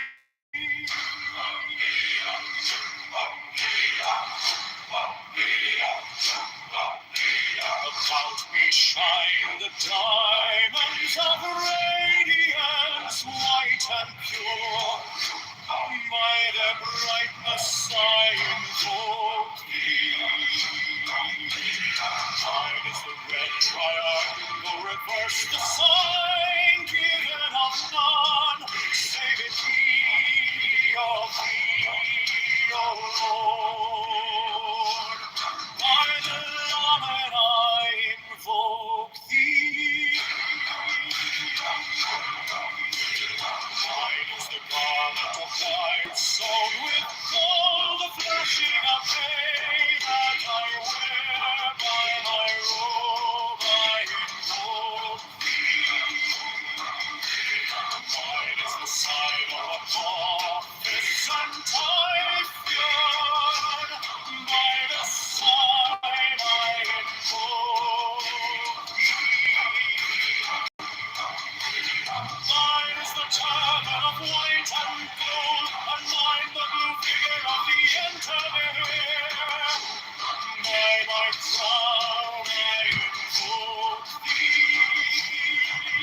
My fingers tremble on the beat of her, so run I after thee in thy car of glory.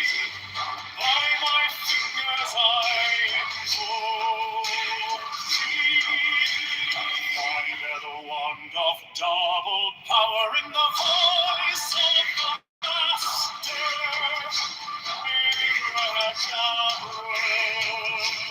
By the word I invoke thee.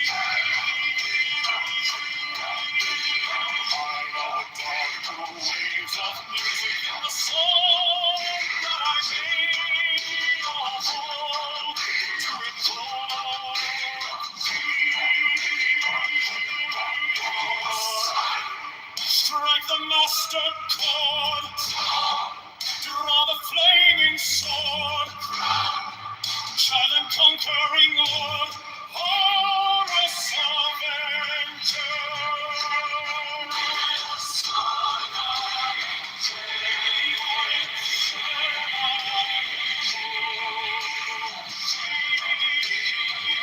In my hand is thy sword of revenge, let it strike without tears.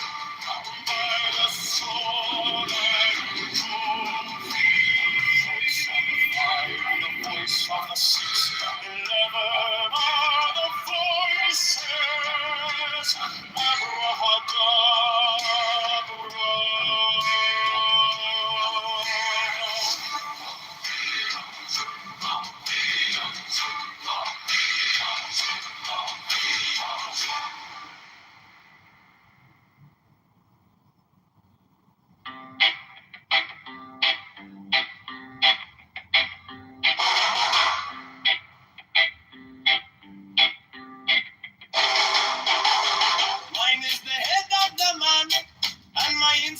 keen as the hawks by my head I invoked it.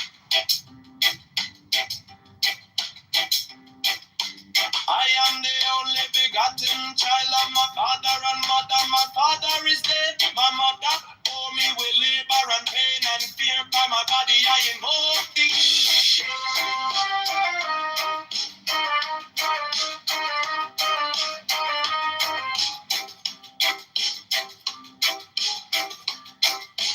About me shine the diamonds are radiance, white and pure. By their brightness I invoke thee. Mine is the red triangle reverse, the sign given of none. Save it be of thee, O Lord. By the Lamb and I invoke thee.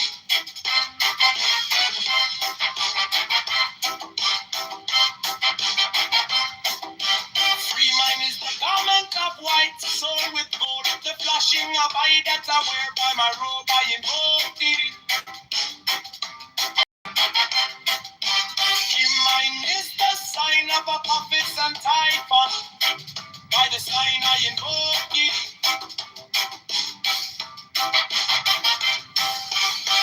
Mine is the turban of white and gold, and mine the blue vigor of the intimate.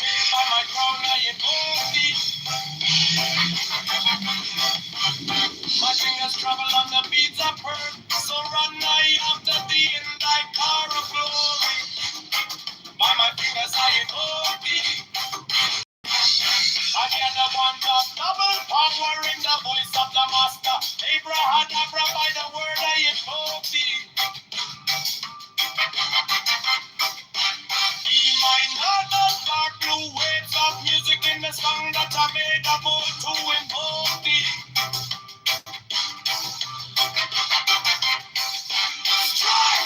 Strike a master chord.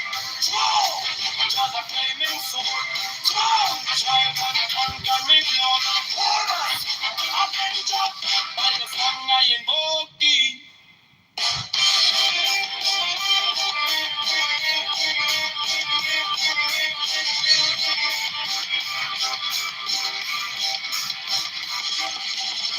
In my hand is my sword of revenge. Let it strike at my vision. By the sword I invoke thee. The voice of the fight, the voice of the 611 of the voices. Abraham.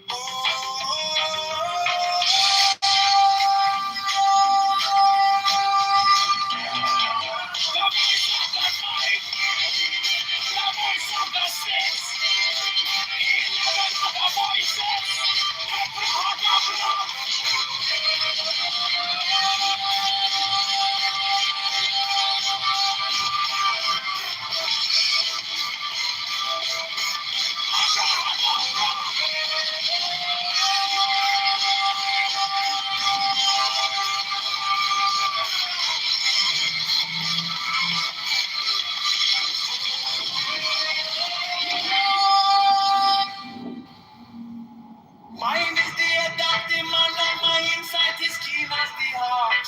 By my head I invoke thee. I am the only begotten child of my father and mother. My father is dead. My mother bore me with labor and pain and fear. By my body I invoke thee.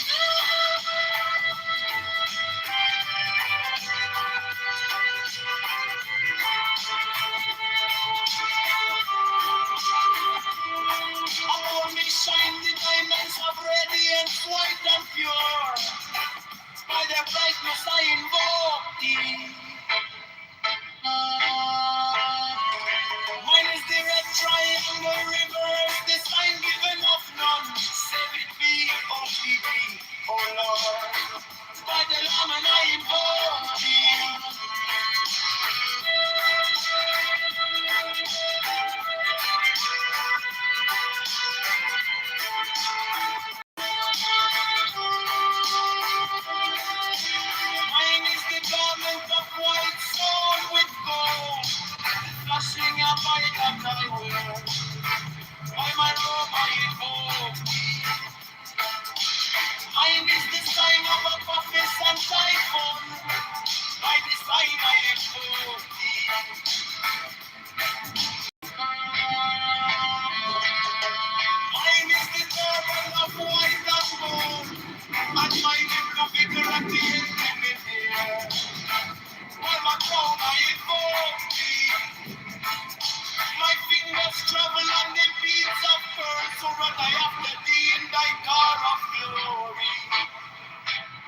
my fingers I invoke thee. Forget the one that doesn't power in the voice of the master. By the word I invoke thee. Hey, mine are the dark blue waves of music in the song that I made up on to invoke thee. Strike the monster chord, strike the flaming sword. Giant and conquering Lord, all up, against God, by the sword I invoke thee. In my hand is that sword of revenge, let it strike, and not be deep, by the sword I invoke thee. The voice of the fight, the voice of the 6, 11 are the voices.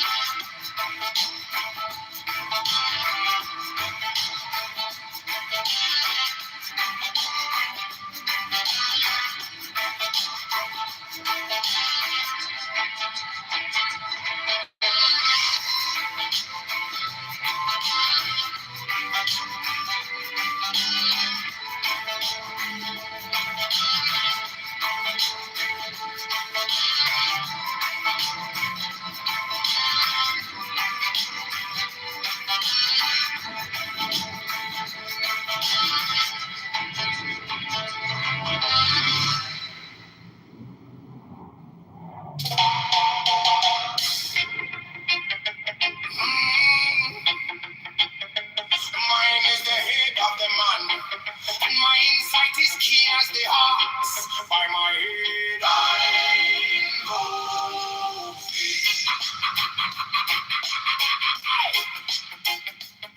I am the only begotten child of my father and mother. My father is dead.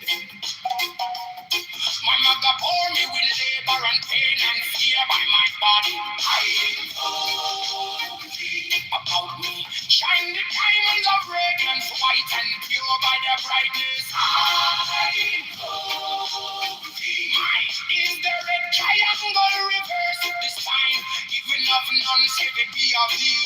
Oh Lord, by the layman, I invoke thee. Mine is the garment of white, so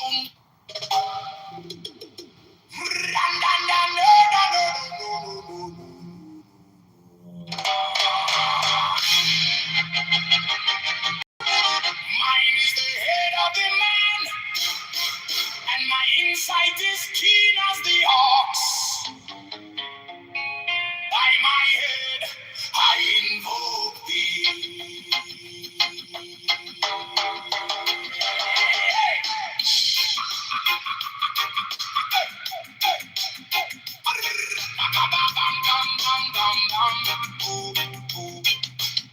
I am the only begotten child of my father and mother.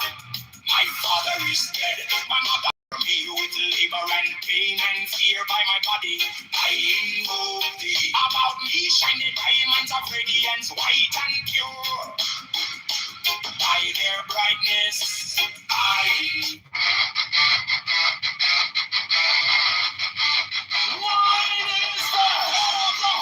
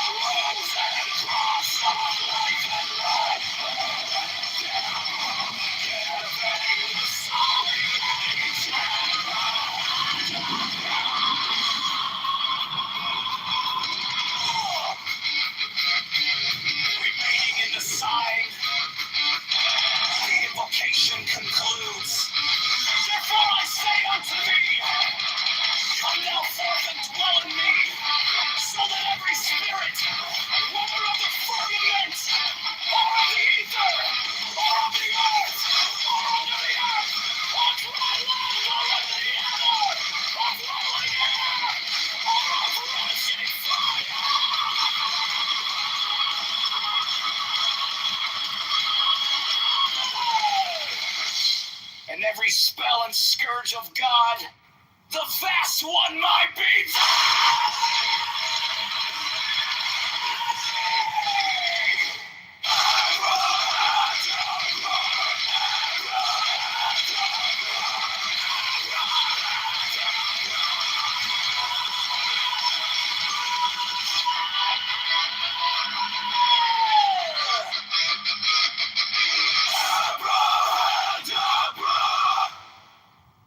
Mine is the head of the hawk, Abraham! Yes! I bear the rose and cross of life and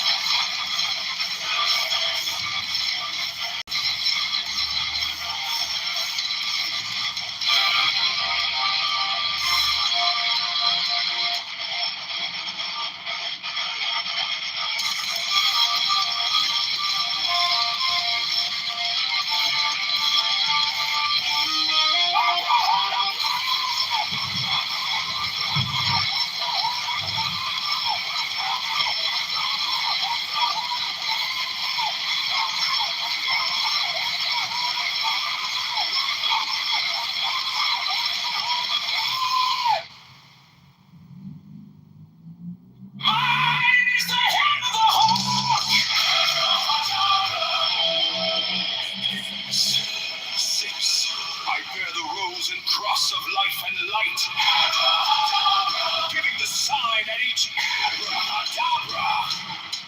Remaining in the sign, the invocation concludes. Therefore I say unto thee, come thou forth and dwell in me, so that every spirit, whether of the firmament, or of the ether, or of the earth, or under the earth, on dry land, or in the water, of whirling air, or of rushing fire, and every spell and scourge of God, the vast one might be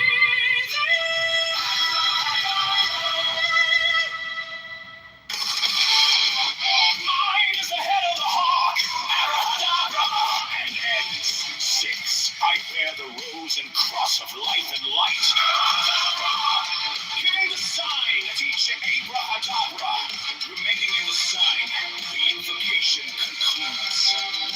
Therefore I say unto thee, come thou forth and dwell in me, so that every spirit, whether of the firmament, or of the ether, or of the earth, or under the earth, on dry land, or in the water, of whirling air, or of rushing fire, and every spell and scourge of God, the vast one, might be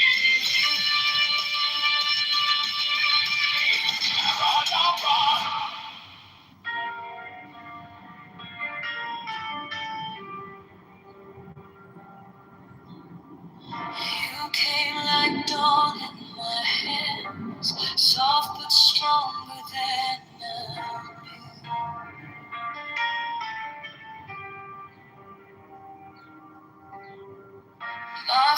turned gold in your eyes, and my whole night broke in two.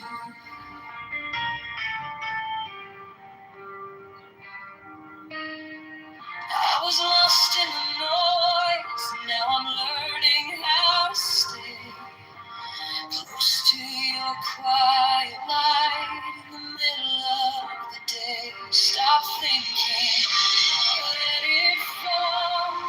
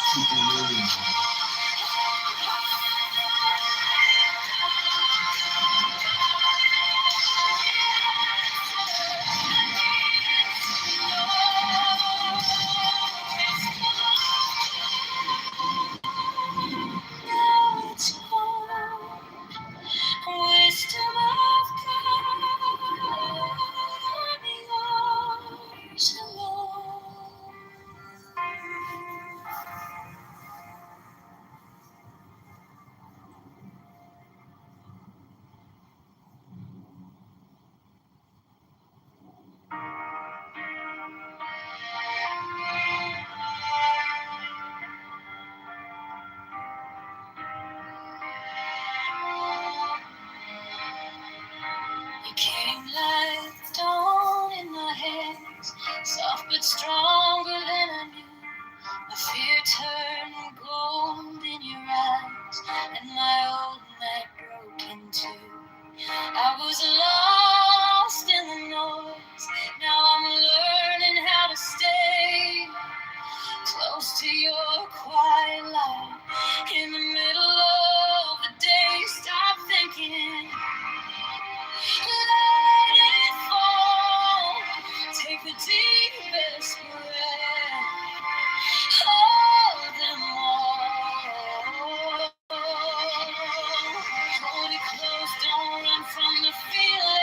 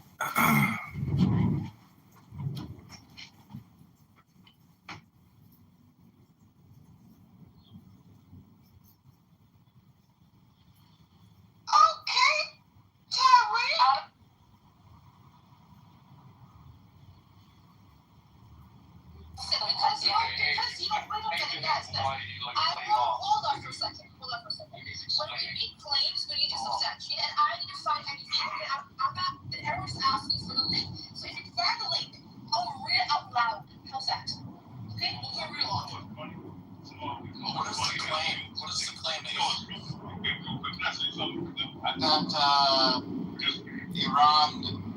when Iran denied firing the missiles or the drones at the UAE, then they didn't know anything about it. Then they came out 5 hours later. They confirmed that they did it. I guess. And they did it because the UAE withdrew from OPEC. No, I don't know. What happened his thing was not an No, wait a minute for a second. You said the state media on television said that. Yeah, that's not official. I plus legit come to become the same culture I decided to run for mayor. We're on the top of the coolest shops in America, and today we went to work. Chicago. This is what I refer to as our ceremonial office. And I'm picturing your brand office, the commission, the photos that we use. We got some instruments here. These 2 guitars, Lollapalooza, Billie Eilish, she's on that one, T-Pain, he's on this one. We go from the drums in Israel. We have to be consistent. We have to be steady. I know you have a lot of speaking engagements. How do you never have That goes to read. So, this is, I went and looked it up. What did they say? So, who cares who's linking it? So, this is from the Middle East Eye article, Times of Israel. Which one would you guys like? Al Jazeera. Well, Amir prefers Times of Israel. Go back. I'm kidding. I don't care. I'm just giving you this. Yeah, just whatever was the but it's the same, like everybody's reporting the same thing of what they said. So what they said was Iran denies plan to target UAE, blames US for adventurism. So do you see that big difference? Do you see that big difference? What from Melissa? From we were not intending to, planning to, however, really comprehensive. Exactly. I mean, brilliant genius. Thank you very much. So, do you guys remember yesterday when Iran warned the United Arab Emirates? Hold on. This is the denial.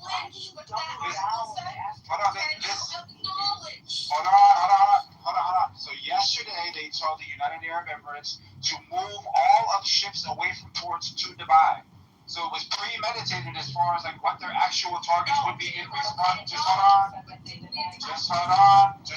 We know what they just said. That's an acknowledgement. I said at the beginning, they denied it.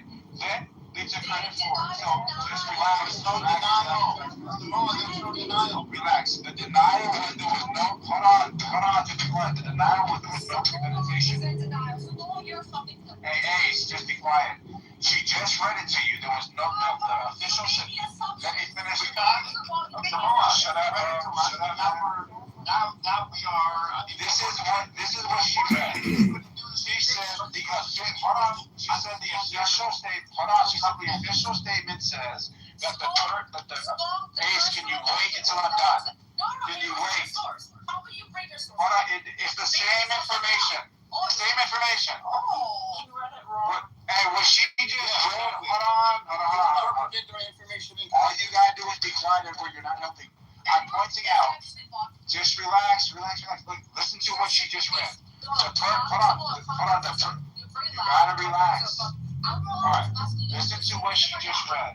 The person's claim is this was our attack, but it wasn't premeditated. That means they didn't plan. Just hold on, lady.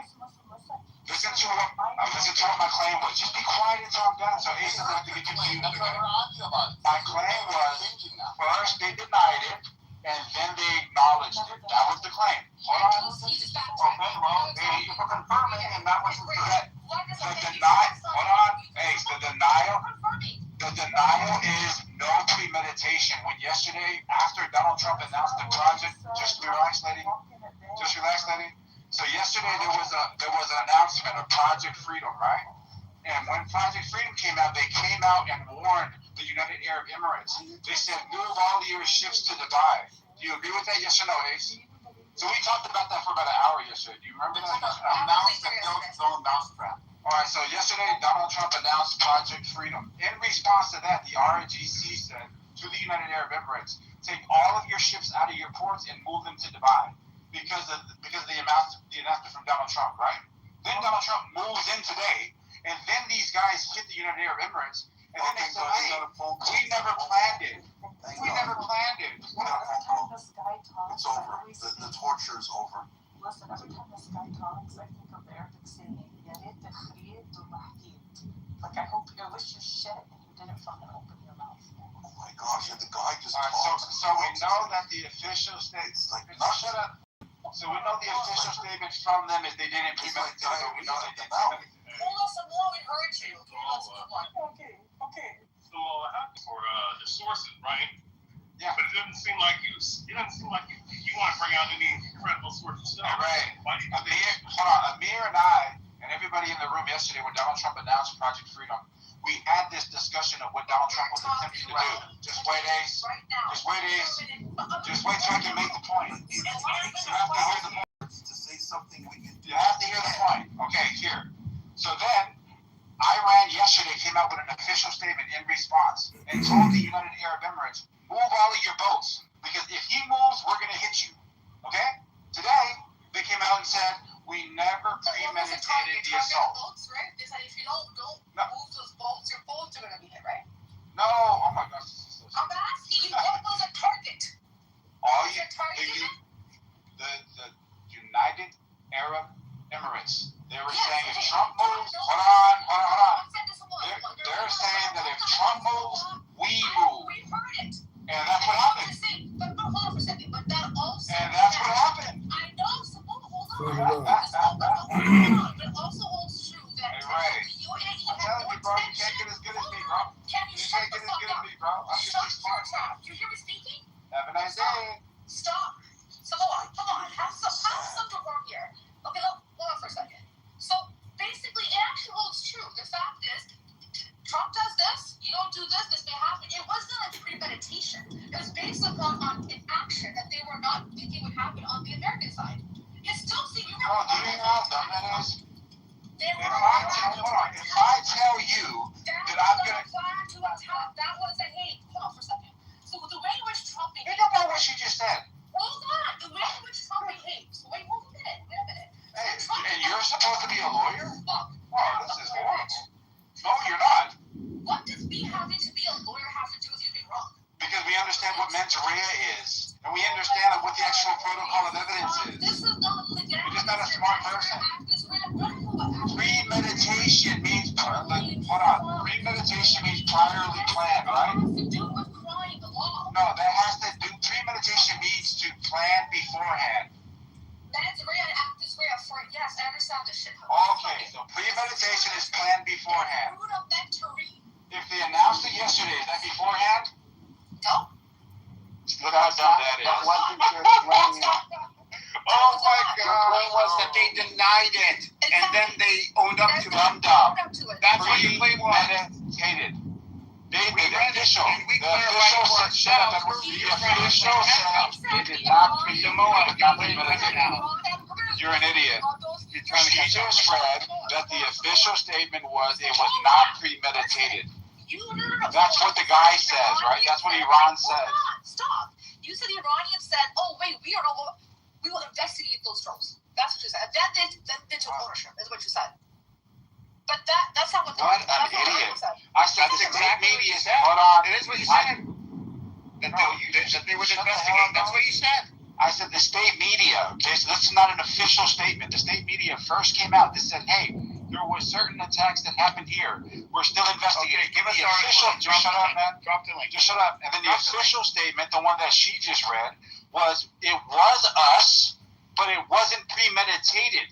That's the IRGC official statement. We heard it. We heard it. So we understood it. We understood it. Never lie about being as smart. You read it the first time. We understood it. Now drop your link where you said state media. Okay, guys, let's move on. Next topic. She just read that they denied that it was premeditated. Let's give him a sticker, a gold sticker, so he feels good about himself. She just said that it was denied that it was premeditated. Thank you for effort from this guy. I don't understand. Are you too dumb to know you're dumb? Edward, that's a bird. It's basic reading comprehension. Which you don't have, obviously.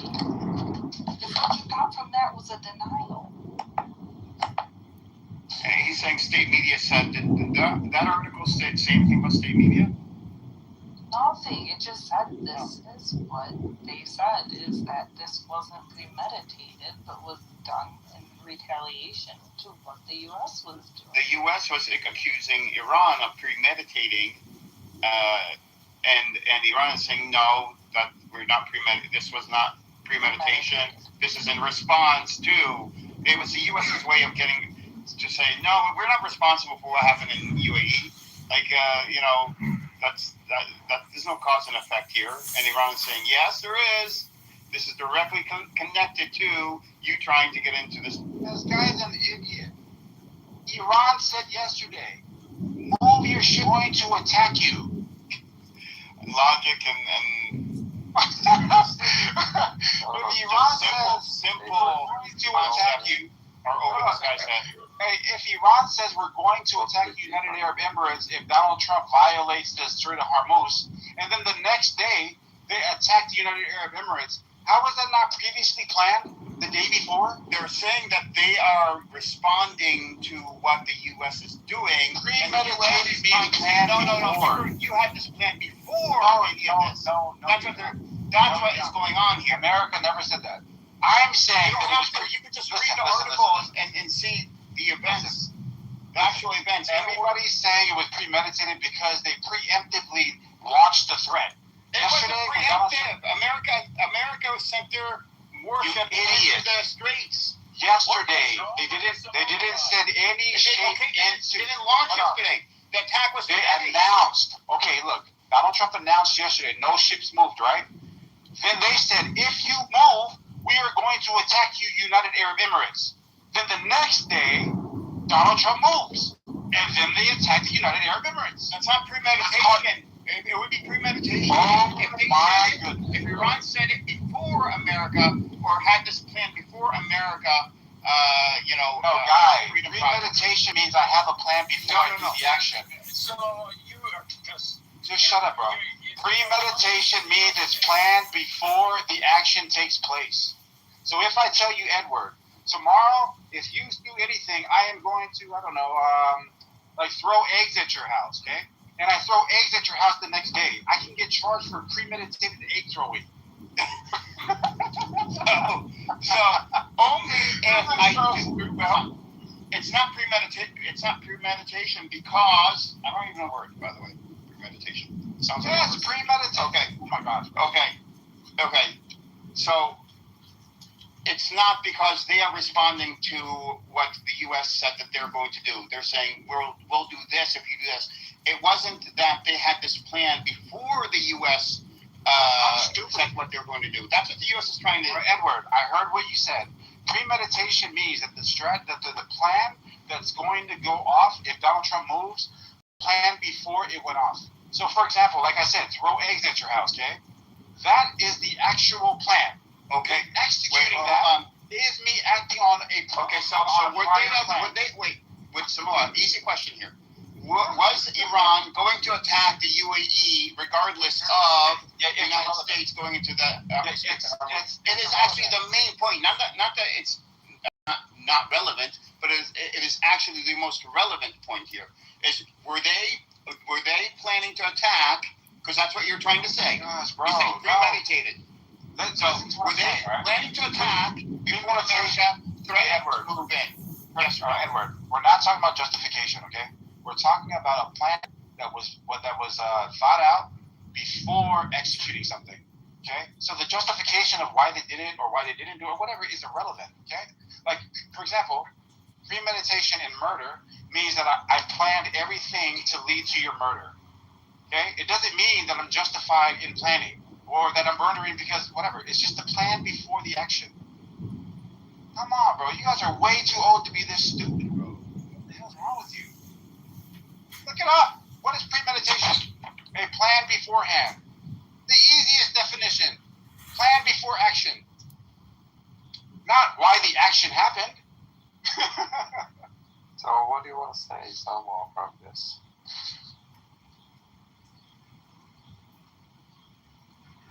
Where do you want to take us with this?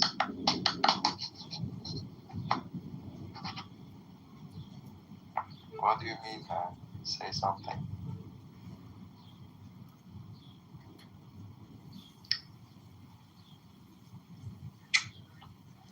Maybe he's finally adjusting his phone. What happened? Yeah. Was there a question? So what do you mean by all of this? What do you want to take? No, I was pointing out that it on X and on Threads saying that the United Arab Emirates and the GCC countries might on an offensive strike, and America and Israel takes a supportive role, and that's his off ramp. While Iran is supposedly weak, the GCC countries come in and decapitate the rest of them. Okay. As you say, let's see what's happening. Well, okay, I just checked. GPT agrees with me because there is a triggering event here, so it's not premeditated. The triggering event was the U.S. announcing that they are going to go into the Straits of Hormuz. That was a triggering event, and Iran said, if you do this, then we will do this. So it was a retaliatory strike, not a premeditated strike. So logically... Yeah, premeditated means I planned it before. No. So GPT says, and I explained the whole thing. GPT says that no, it's not premeditated because there is a triggering event that was announced. So because they said because there's a triggering event, it's not premeditated. Listen, Edward, the target list was pre-planned. Oh, okay. Show us. You have an article saying this? The threat yesterday was, they do this, we're going to bomb this. No, you went back to that. I said, so this is what GPT says, and I didn't even prime it. I'll wait until here's what GPT said to me. GPT said that it would be premeditated, just like I told you, it would be premeditated if they had plans to do this beforehand. Edward, there is some truth to the Iranians threatening to hit the GCC countries. No, that's not what we're talking about. He's a dishonest person. We're talking about this particular situation hitting the UAE, the Fajita ports. We're not talking about a justification. We're talking about a plan to execute. Hold on. They said if America goes through with trying to get into the Straits, we will attack the UAE. There you go. That is not premeditated. Premeditated are the targets that they pick. No, that's not. It would be premeditated if they said beforehand. Or they had plans beforehand. So much when they know so little. Oh, listen. Even this brother trying to help you, that's a kettle calling. Even this brother trying to help you. Listen. So if Iran was going to attack the UAE, regardless of what the U.S. did or didn't do, then you would have an argument for. That has nothing to do with premeditation. That has to do with there was no plan. The plan came about because the U.S. said, we are going to do this. We're going to do X, and then Iran said, if you do X, we'll do Y. Does anybody believe? Does anybody believe that when Iran said we will respond, that their generals haven't listed the targets that they're going to respond to? Oh my God, bro. Yeah, go ahead, bro. Wasn't it war? Yes. What Trump did. It's nothing. Yes. Trump knew what was going to happen, and he did it. Yeah, and Iran said this is what's going to happen, but Trump is trying to make it seem like no, this was premeditated. This was already in the works beforehand. Like this was not because of the U.S. going into the States. That's why the U.S. is positioning it this way. Yeah, which Iran denies, by the way. Iran completely denies. They said it was not premeditated and it was a direct response. Yeah, well, smart people can realize that. Like, the stupid magnet can't. All right, moving on to another conversation for you guys end up beating the damn dead horse. What else can we talk about? Well, we had Matluba, we had Machoteva, talked about Spice a little bit. Did we figure out, like, if Trump's with his freedom plan, was there a premium to it? Was there a cost to this freedom plan? Were we talking about that yesterday? That's a good question. For this? That's what I'm thinking. There was some kind of premium on this escorting. The big question is, if he charged him now, is he giving the money back since the plan failed? It's no returns, no refunds, no changes. Kind of like Trump no University. Checks. No checks. It was a really dumb idea. What else are you expecting to happen? Your ships were fired on, and the UAE was hit. So have they stopped doing it, Edward? Like, they've completely stopped this operation? I don't know. Anything about this? Because I heard that one or two ships have been escorted out through the Strait of Hormuz. I guess it was only those one or two, or they're still doing it. I heard Korea, Iran hit a Korean ship trying to get through. Yeah. But I didn't hear anything else. That doesn't mean what you're saying is not true. I'm just saying I didn't hear. I think that was successful. If you guys heard about this new virus, it's just been found. It's killed What virus? What's going on here? Yeah, it was on this cruise ship. It comes from rodents. Oh, how does it spread? Really, there isn't a risk to the general public. Why? Is what the world. That's what they said about coronavirus. What did you say about pregnancy?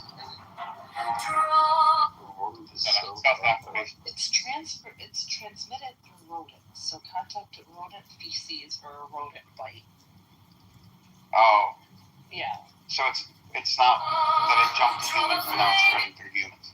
Who knows? I don't know.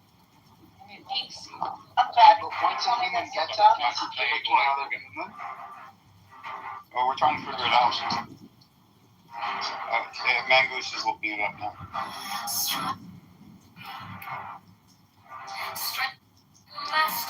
If there's another pandemic,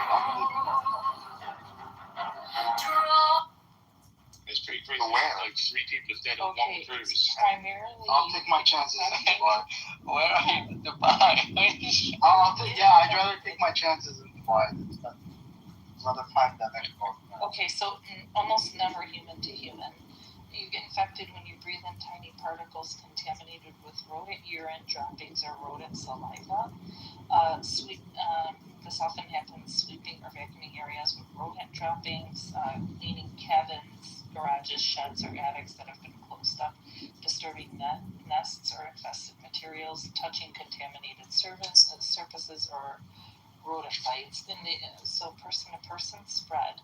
In the U.S., almost never. Very rare cases have occurred in parts of South Africa with specific strains, but this is not typical. So it's not airborne. It's nice. Yeah. Thank God. And this is from a cruise ship? Yeah. That's the crazy thing. That's the crazy thing. What are they doing? Like, how the fuck are they up there? Well, maybe are they cruisers or were they? Yeah. They were coming workers? from Argentina. No, it was a cruise coming from Argentina. Dude, this sounds like the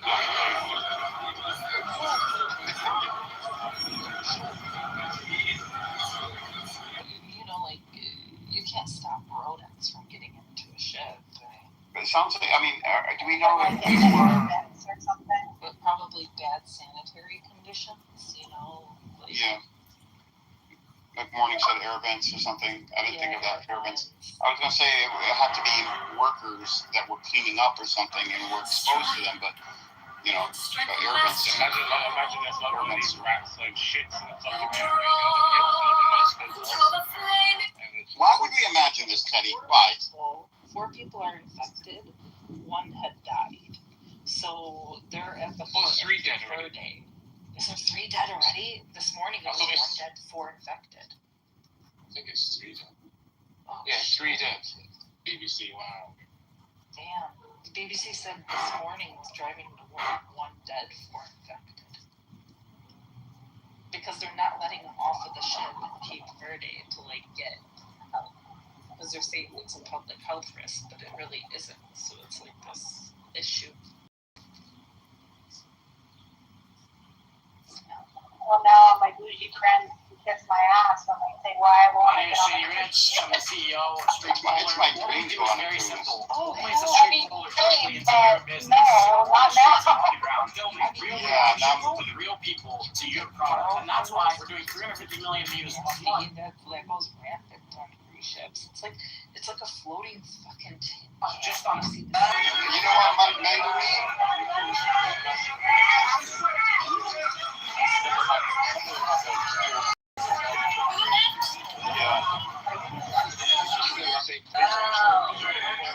That's what I want, is Royal Caribbean.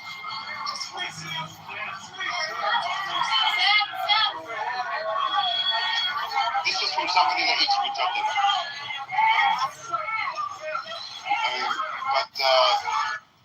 Yeah, I don't know. I mean, that's one of my dreams is to go on a cruise in February here from Connecticut, and then do somewhere to watch. You don't have to worry about the small eggs. We gotta fly to go to the port. Yeah. Well, there was one in New Jersey, so driving distance.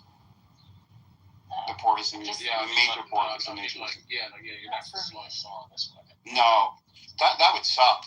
If I had to, not before the cruise, but after the cruise, if you have to then fly home, you're worn out and tired and everything, and that would suck. Did you have fun with Samoa? Huh? Did you have fun with Samoa? Samoa? I mean, that's a. I think you're gonna end up with a mutiny from people. Well, Edward, from now on, we know who he is. When you argue with him, I'm gonna be pissed at you. Me? Yeah, I'm just gonna be pissed at you for arguing. Well, you should be pissed at Taco. He crashed out on him earlier. I'm just gonna be mad at you when you argue with him because it's like when you argue with idiots, what's that make you? Well, I believed him at first. I'm like, okay, let's see the link. And then he goes on and on. I'm like, well, let's see the link. Well, the first step is to explain it, then give the link. And now I've explained it. I said, okay, give the link. Well, I'm still going to explain it further. You know, it's like. I'm so dumb. He's so dumb. He thinks he's entitled. You're so dumb. Stop. That's terrible. He's so weird. What is this? He still never answered Ray's question. That's the irritating point. But when you debate him, please ask him to remove the mic from his mouth. So, numerous times during facility walkthroughs how much he hates the union, the stupid union members. It's just a barrage. NT leadership as well. Stop, man. Stop. This is terrible. This is so terrible. What's wrong with you people? It's like you're gaslighting. We're all here. You heard it. Please don't warp our reality. Is transferring back to Atlanta away from Edinburgh. It's the same thing. You're so weird. Please don't look like a character. You're so weird. You people are so weird. I don't get this. I don't get this. Oh, this is terrible, man. This is terrible. Then why do you come in here? It's an IQ issue. It's horrible. It's horrible. Not terrible. It's horrible. This is terrible. I thought he said terrible.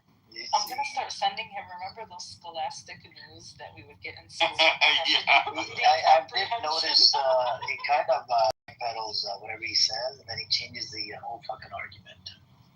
That's exactly what he did. We're just in a whole nother argument. It's like, who the hell was talking about that? Stick to the same fucking point. Stick to the same point. Rewind. Yeah, rewind and then replay. Now here, we need John Kitover actually in here. John Kitover would have a. He would be content. Oh my god. More would be content for John. He is entertaining, the John Kitover. He starts crashing out, you know. Has he been posting anything interesting on YouTube? He used to check his YouTube page. I think he still does, but I don't know if he. Look, we have Anonymous at the bottom. He's live streaming the room right now. He found this new technique, put anonymous mode so nobody can kick him.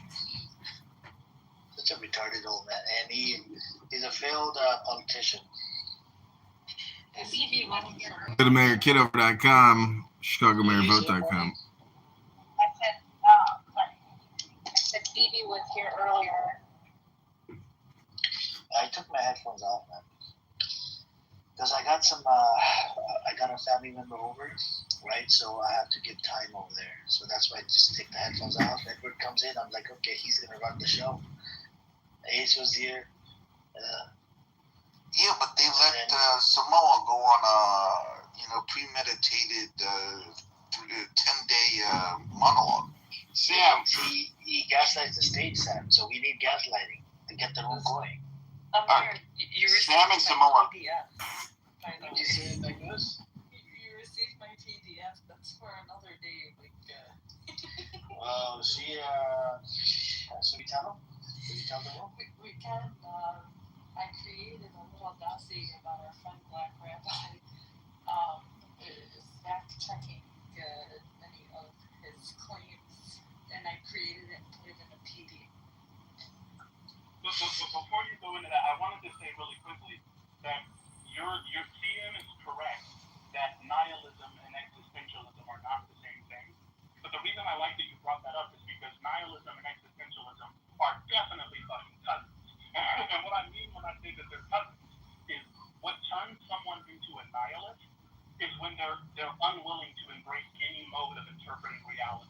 So let's say I have a mode of interpreting reality. Let's say I believe that I'm doing really, really good at work. I believe that I'm a top employee and everyone loves me there. Then I go to work and my boss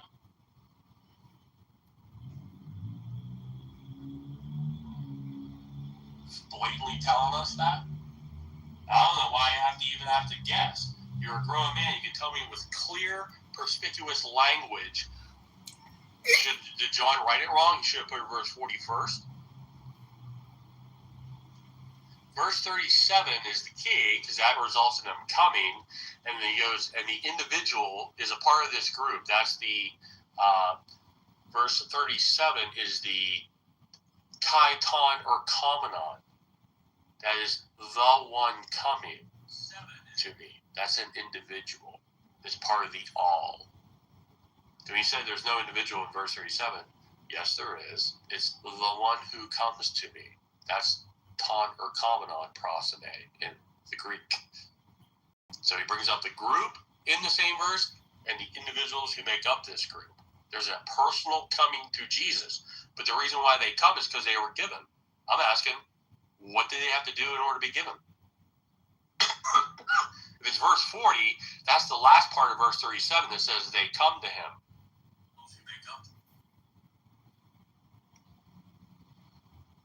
That's the result of what the Father and Son just accomplished, not the beginning.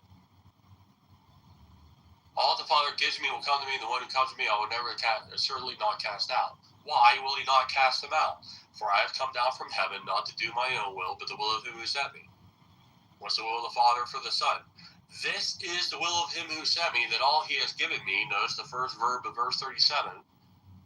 This is the perfect tense here. They've been given. Jesus can't lose any.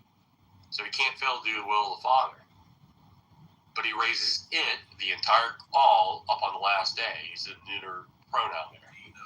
On the last day. That's the entire group. Verse 40 is how these people act. Based upon what the Father and Son just accomplished. He said, here's the will of the Father for me. I can't fail. I'm going to do the will infallibly, perfectly. Here's what the result of these people are going to be doing. For this is will of my Father, that these are present active participles. Pas ha theron, kai pastuon. These are the same language used in John 3:16. Every believing one. Everyone who beholds the Son and believes in him will have eternal life, and I myself will raise him, singular, up on the last day. The same him, or the one coming to him in verse 37. But that's a result of it being given. To go to verse 40, you're just jumping ahead. You can't read them in order. There's a flow to Jesus' own words here. And John didn't write them in a reverse order. Jesus wrote them in a particular order to teach us. You don't get to just go, I want this verse to go before this one, and I get to do jigsaw puzzle with John 6. I want to read one verse right after the other, following the group and then the individuals of this group, because he keeps switching between them. He's going to do it all the way up through verse 45. So I asked you, is there something he tells us, if you do this, then the Father will give you? Or do you simply say, the Father gives the people to the Son, as a result they come to the Son? That's why I asked the question. Where did you say, first you do this, then the Father will do this? So the man becomes first and the Father becomes second. Why isn't the Father first and man second? As Jesus lays it out right there. Father first, then as a result, man does this.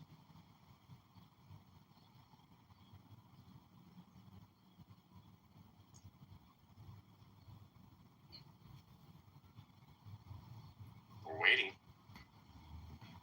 And why can't you read the verses in order?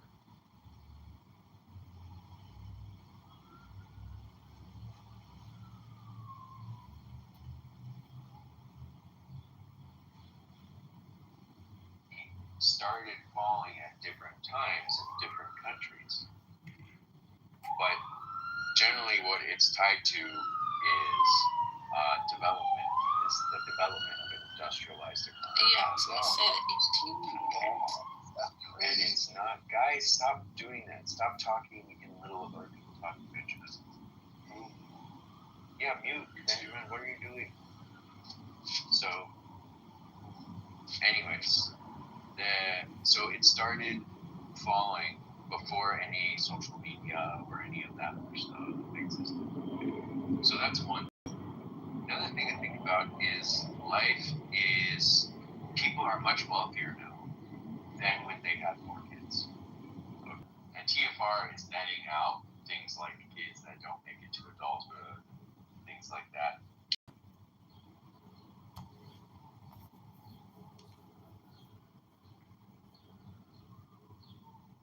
Dr. Mountain, did you ever read a book?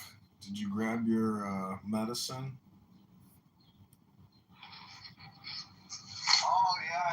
I had to go to my cousin's party, so I didn't get to. I got the medicine, but I had to go. Oh, how was the party? It was good, man. It was good. Cool. I didn't drink any booze. I'm taking a little booze break for a while, so haven't drank for like 3 months. But I'm not like I'm not an alcoholic or anything. Like I don't drink all the time anyway. But I usually take a break every year. You know, like a 3 or 5 month break. You know, but I don't skip on the weed. You know what I'm saying? Have you ever read The Oracles of Zoroaster? Never heard about it. Oh, you should read that next time you get your medicine. What's it about? I think that kind of stuff pairs well with tetrahydrocannabinoid delta 9. You know, it's like there's an experience. Because, like, basically, I think the Egyptians incorporated, cannabis into their religious and spiritual practices. So it's really just like trying to get you to have a new experience with your medicine. I call it the book club. Yeah, cool. I'll check it out. Yeah. Check it out. I'm driving across the city, and if they catch me on my cell phone, I get in trouble, so I better get off of this fucking thing. Well, why don't you just put your phone down on your in your console? I guess I could do that. Got my ACL. What did you? I was thinking about the advice I gave you about engaging with Viking, because what did you think about my statement that you have to come into compliance? You can't, continue with not falling for the vicious circle of communicating with him. I don't, if I can help it. The other day, there was that Lisa 420 room, and it was him and mega room, you know. So I'm sitting there laying down some facts, and Brad Viking he hates me so much. He's supposedly on our side, yet he goes against me, and so he tried saying, because I was saying that North Korea could hit Japan with, nuclear weapons, ballistic missiles and shit. And he's like, no, they can't. Like, dude, dude, yeah, they can shoot over Japan. They've done it before, like, with different shit. Like, man, but he wants me to be so wrong. It's lame, bro. Like, I don't understand it. Like, he can get off of me to where, like, if I'm in the room, he has to attack me. It's just weird. Yeah. I was shocked when he attacked me so hard when I was running for Congress. I was like, damn, I had no idea this guy, like, hated me. He hates anybody that, I think he wants to be a Democrat myself, dude. Well, I think he's just kind of lonely, dude. I mean, because yeah. That's what I really do, because the guys who simp especially hard for, like, women or like the black race, like he simps so hard for the black race. Like, he was saying the other day, like, this is the guy you guys gotta watch. I was in chillism. So this is the guy you guys need to watch. Like, he is definitely part of KKK. Like, he is the one who wants to put you guys in chains. I'm like, what the fuck are you even talking about, dude? Like, I've never heard a guy who wants to be liked so hard. It's weird. It is very weird. I agree. You know what I'm saying? Like, and, the other day, the reason why he was bitching, fuck are you even? I was responding to Patty. He said, Patty's a beautiful woman, and I'm not going to let you, talk to her that. I wasn't even talking to her bad, otherwise I would have got removed. He's just a simp, bro. It's weird. I just said, I said, bro, tell us you don't, or tell us you want to be liked so bad without telling us, man. Like, holy fuck, bro. I don't give a fuck about being liked that bad. I don't, because,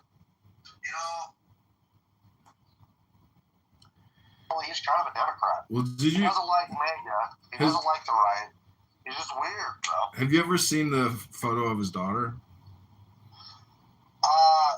Yes. That's why he's mad at me, because I didn't know if it was her exactly, but... Yeah, who knows, right? Who knows if that's his daughter? Yeah, I don't really know if it is. But the reason why I think it is because she's got that big fucking nose like Brad. Well, there's a lot of people on this app that use their daughter in their conversation here all the time, and he at least does not do that. So, I guess that's better than some other people on this app who are scumbags and sit there and talk about their daughter's dating habits. Yeah, I'm not going to talk about, my family at all in here if I can help it. That's not what I like to do. I try to keep, myself as not a human on here. I'll act like a human, but I don't need to have my real name. I don't need to have my picture. Like, we can have conversation. I don't need to bring my family into this shit. It's, there's a lot of degeneracy on this app anyway. And I've learned that if you be too transparent about your life, then they will use it against you. Well, see, I have the opposite belief, where because I'm 100% transparent and live streaming my experience for the world to see, it's kind of like, come at me, because anything you sling at me is just like defamation of yourself, So that's cool. I have privacy. I like to keep my life private and stuff, because I do it to protect my family. Well, do you have personal? Do you have any personal? Are you deformed? Do you have a cleft palate? No, have you never seen my picture? No. I'm not gonna show people to see my picture. No, I don't know. I thought you had Down syndrome or something. Shut up, man. Nah, dude, I don't know. Hold on here. I gotta call you back. I'll be right back. All right.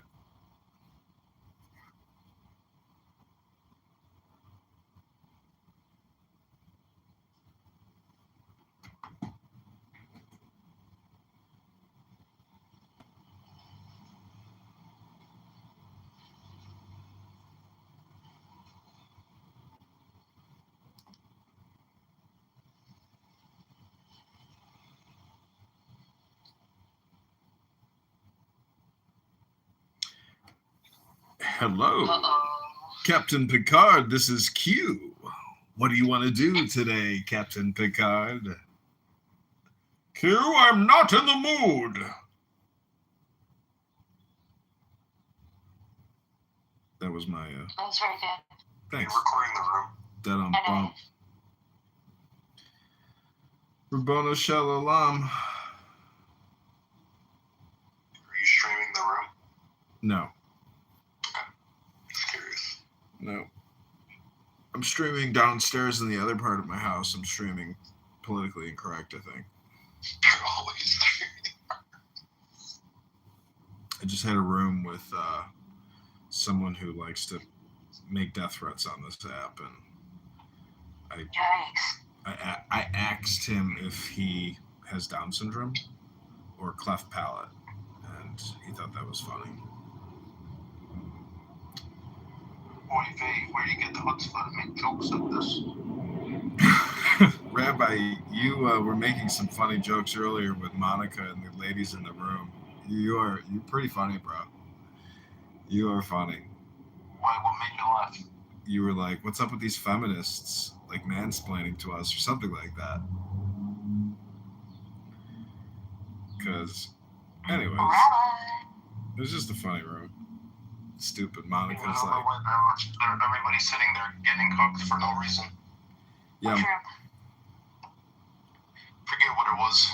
It was on earlier.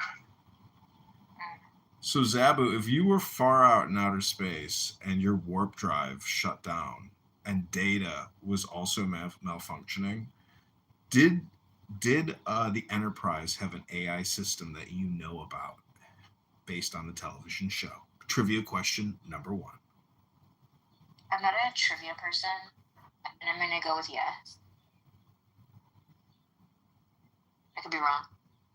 No, I think when they would say, when the Scottish guy would say, "Computer, beam up Captain Picard from the surface of the planet." "No, computer!"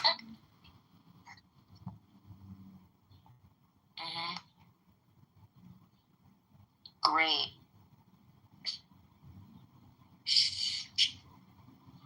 So they say that online Star Trek conventions are actually just like organizations for sexual activities.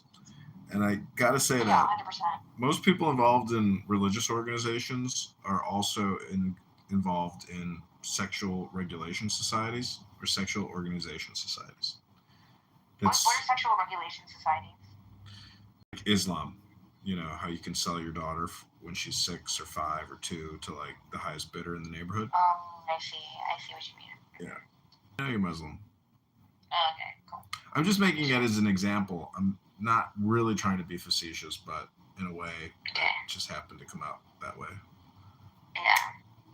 Now, what if some people portray themselves as worshiping one religion, and then on the other hand, they're sacrificing their children to Moloch? Paradoxes. The human condition. Imagine being a Catholic abortionist doctor working at an OBGYN, and you've performed 55,000 abortions. Love it. And you're going to the social gospel was like that. What's the social gospel?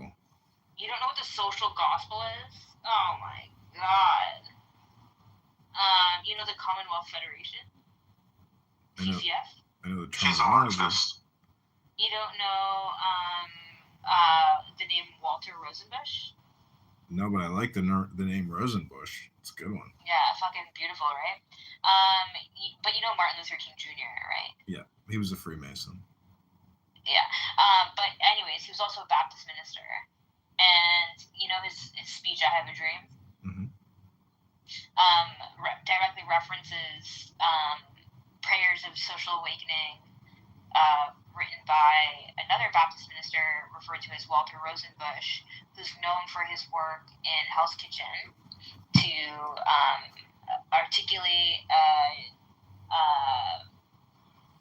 kingdom of heaven on earth mission by addressing child labor, immigration, women's rights, things like that in like the early 1900s, I guess. Are all those topics interconnected? Because when I hear child labor, I'm like, okay, we could stop right there. We don't need to get to immigration or women's rights. We could just totally go with child labor and say, okay, this is crazy. You can't have, you know, a cobalt mine with 30,000 young African Americans digging out cobalt. And that goes on in Brazil too. Have you seen the mass pits that people still live in? Yeah. I mean, that to me is like, you know, remarkable because. And we're doing it 1,000 times faster. Yeah, industrial. We're doing it. Yeah, we're doing industrial strip mining of the planet. Yeah, it's insane.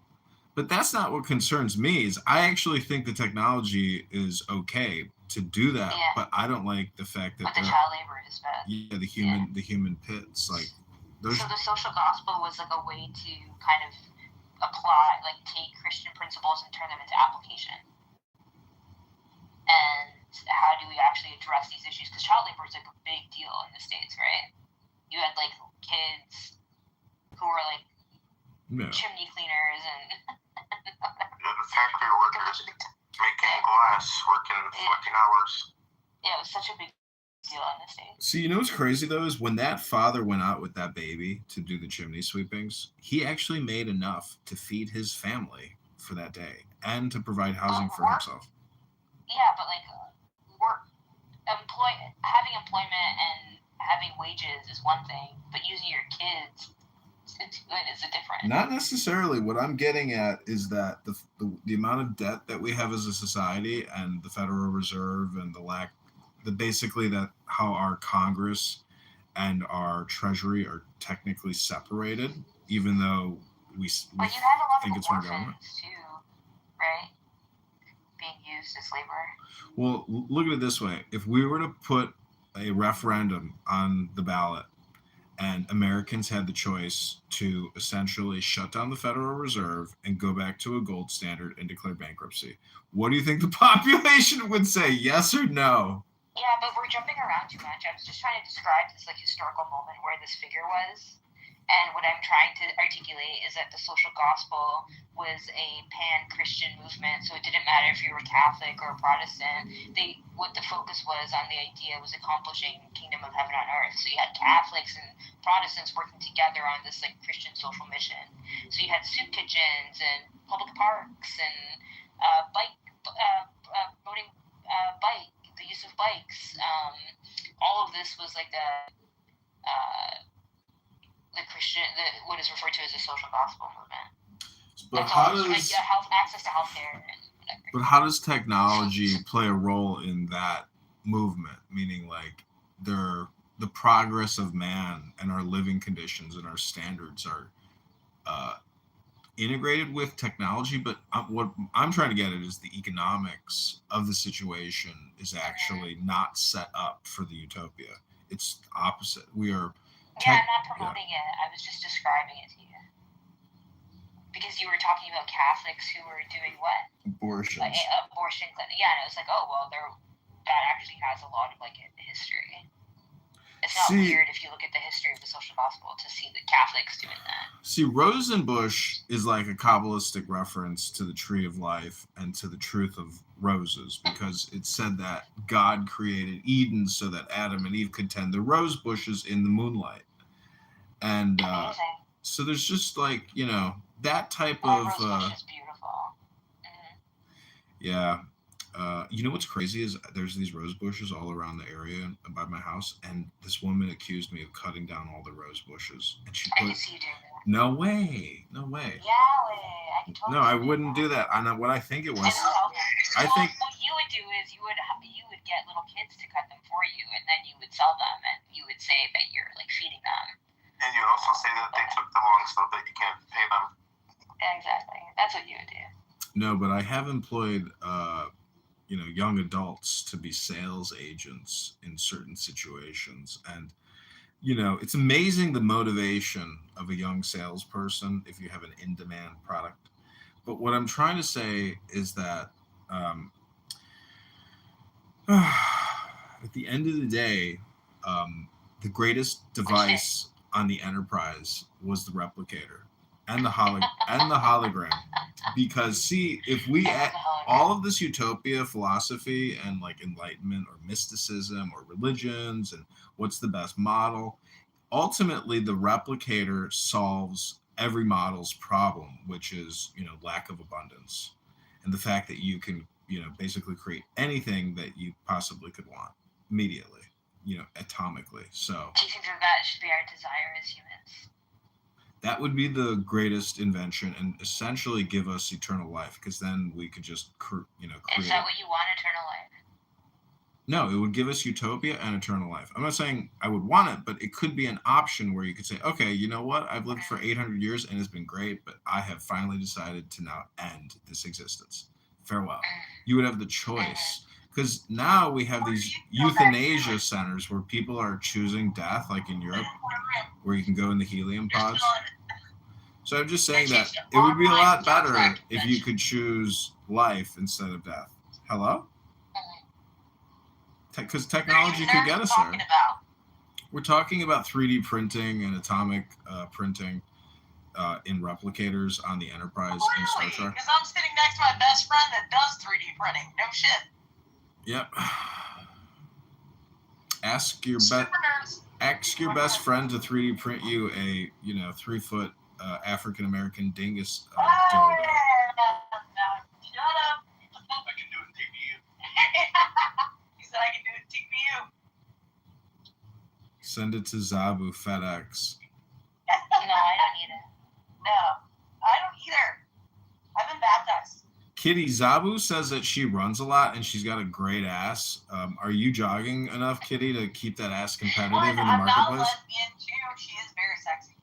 I'm not jogging, but I can start working out. That ass. Yeah, I think jogging is important for a great tuchus, but squats. If you go to the gym, you see all these girls doing squats all the time, leg If press, you're a leg runner press. and you don't squat, you're fucked. Oh no, I squatted out, lady. I've been doing some squats. I learned that squats are important if you're running. Alright, what's your max squat? Your mom. To you, Rabbi. Well, listen, I want to know why Universe here just decides to randomly use Yiddish. Hello? Because he has the chutzpah to do it. Chutzpah. And then he said, "Tuchus, tuchus." Well, my dad used Yiddish my entire childhood. Hello? Hi, I'm talking to you now on a phone that I bought that is a USB red phone. If you've never used one of these phones, it's pretty cool. I'm wondering how the audio is right now. Hello?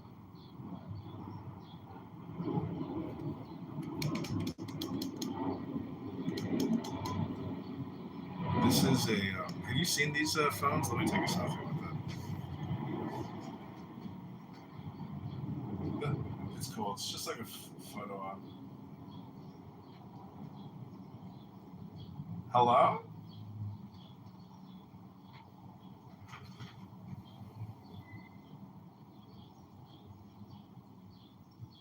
Ooh, Sigourney Weaver?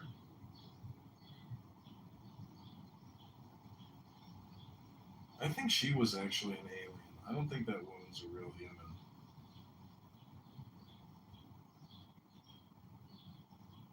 Her teeth go forward like a beaver.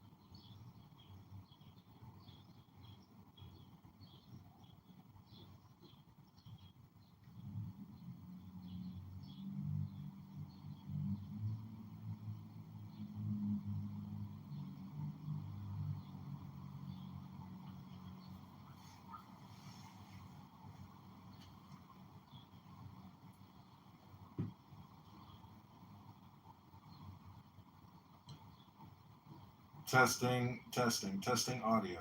Testing audio. How do I send? Can you hear me? But what about the PTR? What do you think about the prop? Because it's a USB phone. Look at this. It's a USB phone.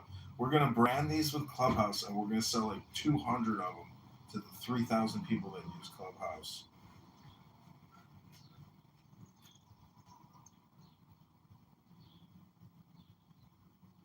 Why is my skin so nice? Yeah, I go to Sephora like every week, and I spend a lot of money on makeup. I go to the Sephora attached to Kohl's. I put concealer on. Before I come on Clubhouse, I always put concealer and eyeliner on.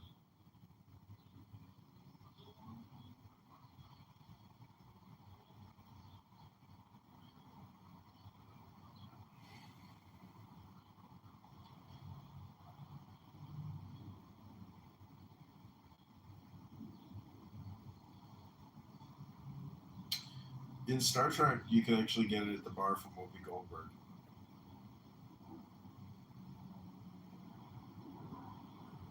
Hello?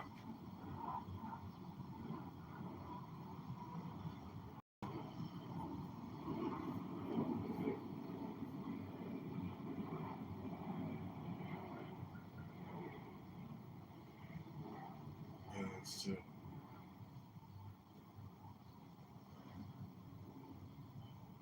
Okay, let's go to the MAGA Monday room in the President Trump house.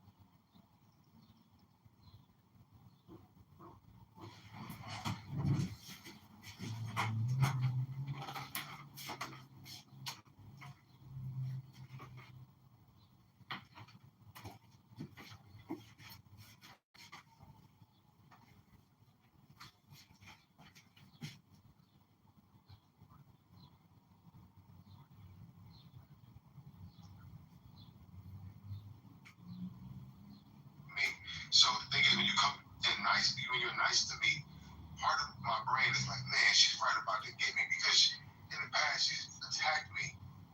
But I just want to make sure moving forward we're on a good footing, and I'm not going to keep. Okay, we do not care. You're talking too much anyway. So, are you black? So, can you give me a reason why you like Donald Trump? Give me a good reason. Give me a good reason. I want to answer this woman's question because she's asking me a sister honest question. I voted for Donald Trump for basically 3 reasons. 1, I wanted the border to be under control. Okay, 1. 2, I wanted the economy to improve, which is right now, I understand it's to be determined. And 3, I appreciated his unorthodox approach. I thought the fact that he was going to run this country like a business and not like a politician so much, I thought that would accrue to the country's benefit. So I didn't vote for him based on my race. I voted for him based on what I think he could do well for the country. So is that what's happening currently? I think right now we're at a point where you can't really make a determination because it's in progress. So let me ask you a question. When you are making progress in your life, sometimes you got to take 10 steps back to take 15 steps forward. So at this point, it's incomplete. The grade I would give him is an incomplete. I think you can give him his first real grade at the midterms. And we haven't gotten there yet. November is a few months away. I think at this point, you just got to stick with wait and see. I don't know. There are a lot of things up in the air. And let me tell you why I voted for this nigga, man. Because I actually went out there and voted for the first time for this nigga. 1, because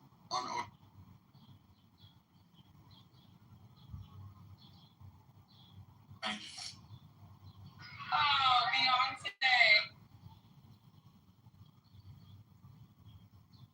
somebody that's standing up to the people that have been a problem and been hiding. Donald Trump knows who they are, and he's standing up for us. But, you know, people with crystallized intelligence can't see shit because they're lost sheep. But, you know, people with fluid intelligence... And you truly believe that? So, I'm noticing what it is, right? People on this clubhouse, their favorite thing to say is, you're not educated. Well, and I used to say, no, I have common sense. No, I have uncommon sense. Because we have fluid intelligence, right? You can't learn fluid intelligence. You do it because you're born with a special brain that can see special things, right? People that are educated, somebody told you that this is how you pronounce the word, you remembered it, good job. You guys have crystallized intelligence. You guys can't see beyond what is on a piece of paper. You guys can't see beyond shit. You guys can't solve puzzles. You guys can't think abstract. You guys can read, but you guys can't think. That's your problem. Now I notice what the difference is between people like me that actually see what's going on in this Trump shit because I have fluid intelligence. So when I see certain things, I can notice it for what they are and I can connect dots.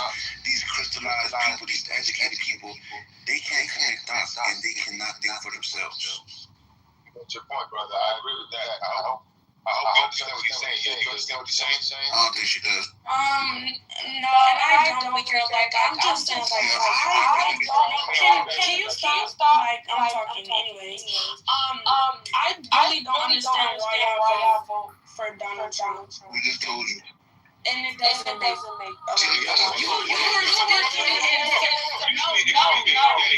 speaking in circles. I'm not. Let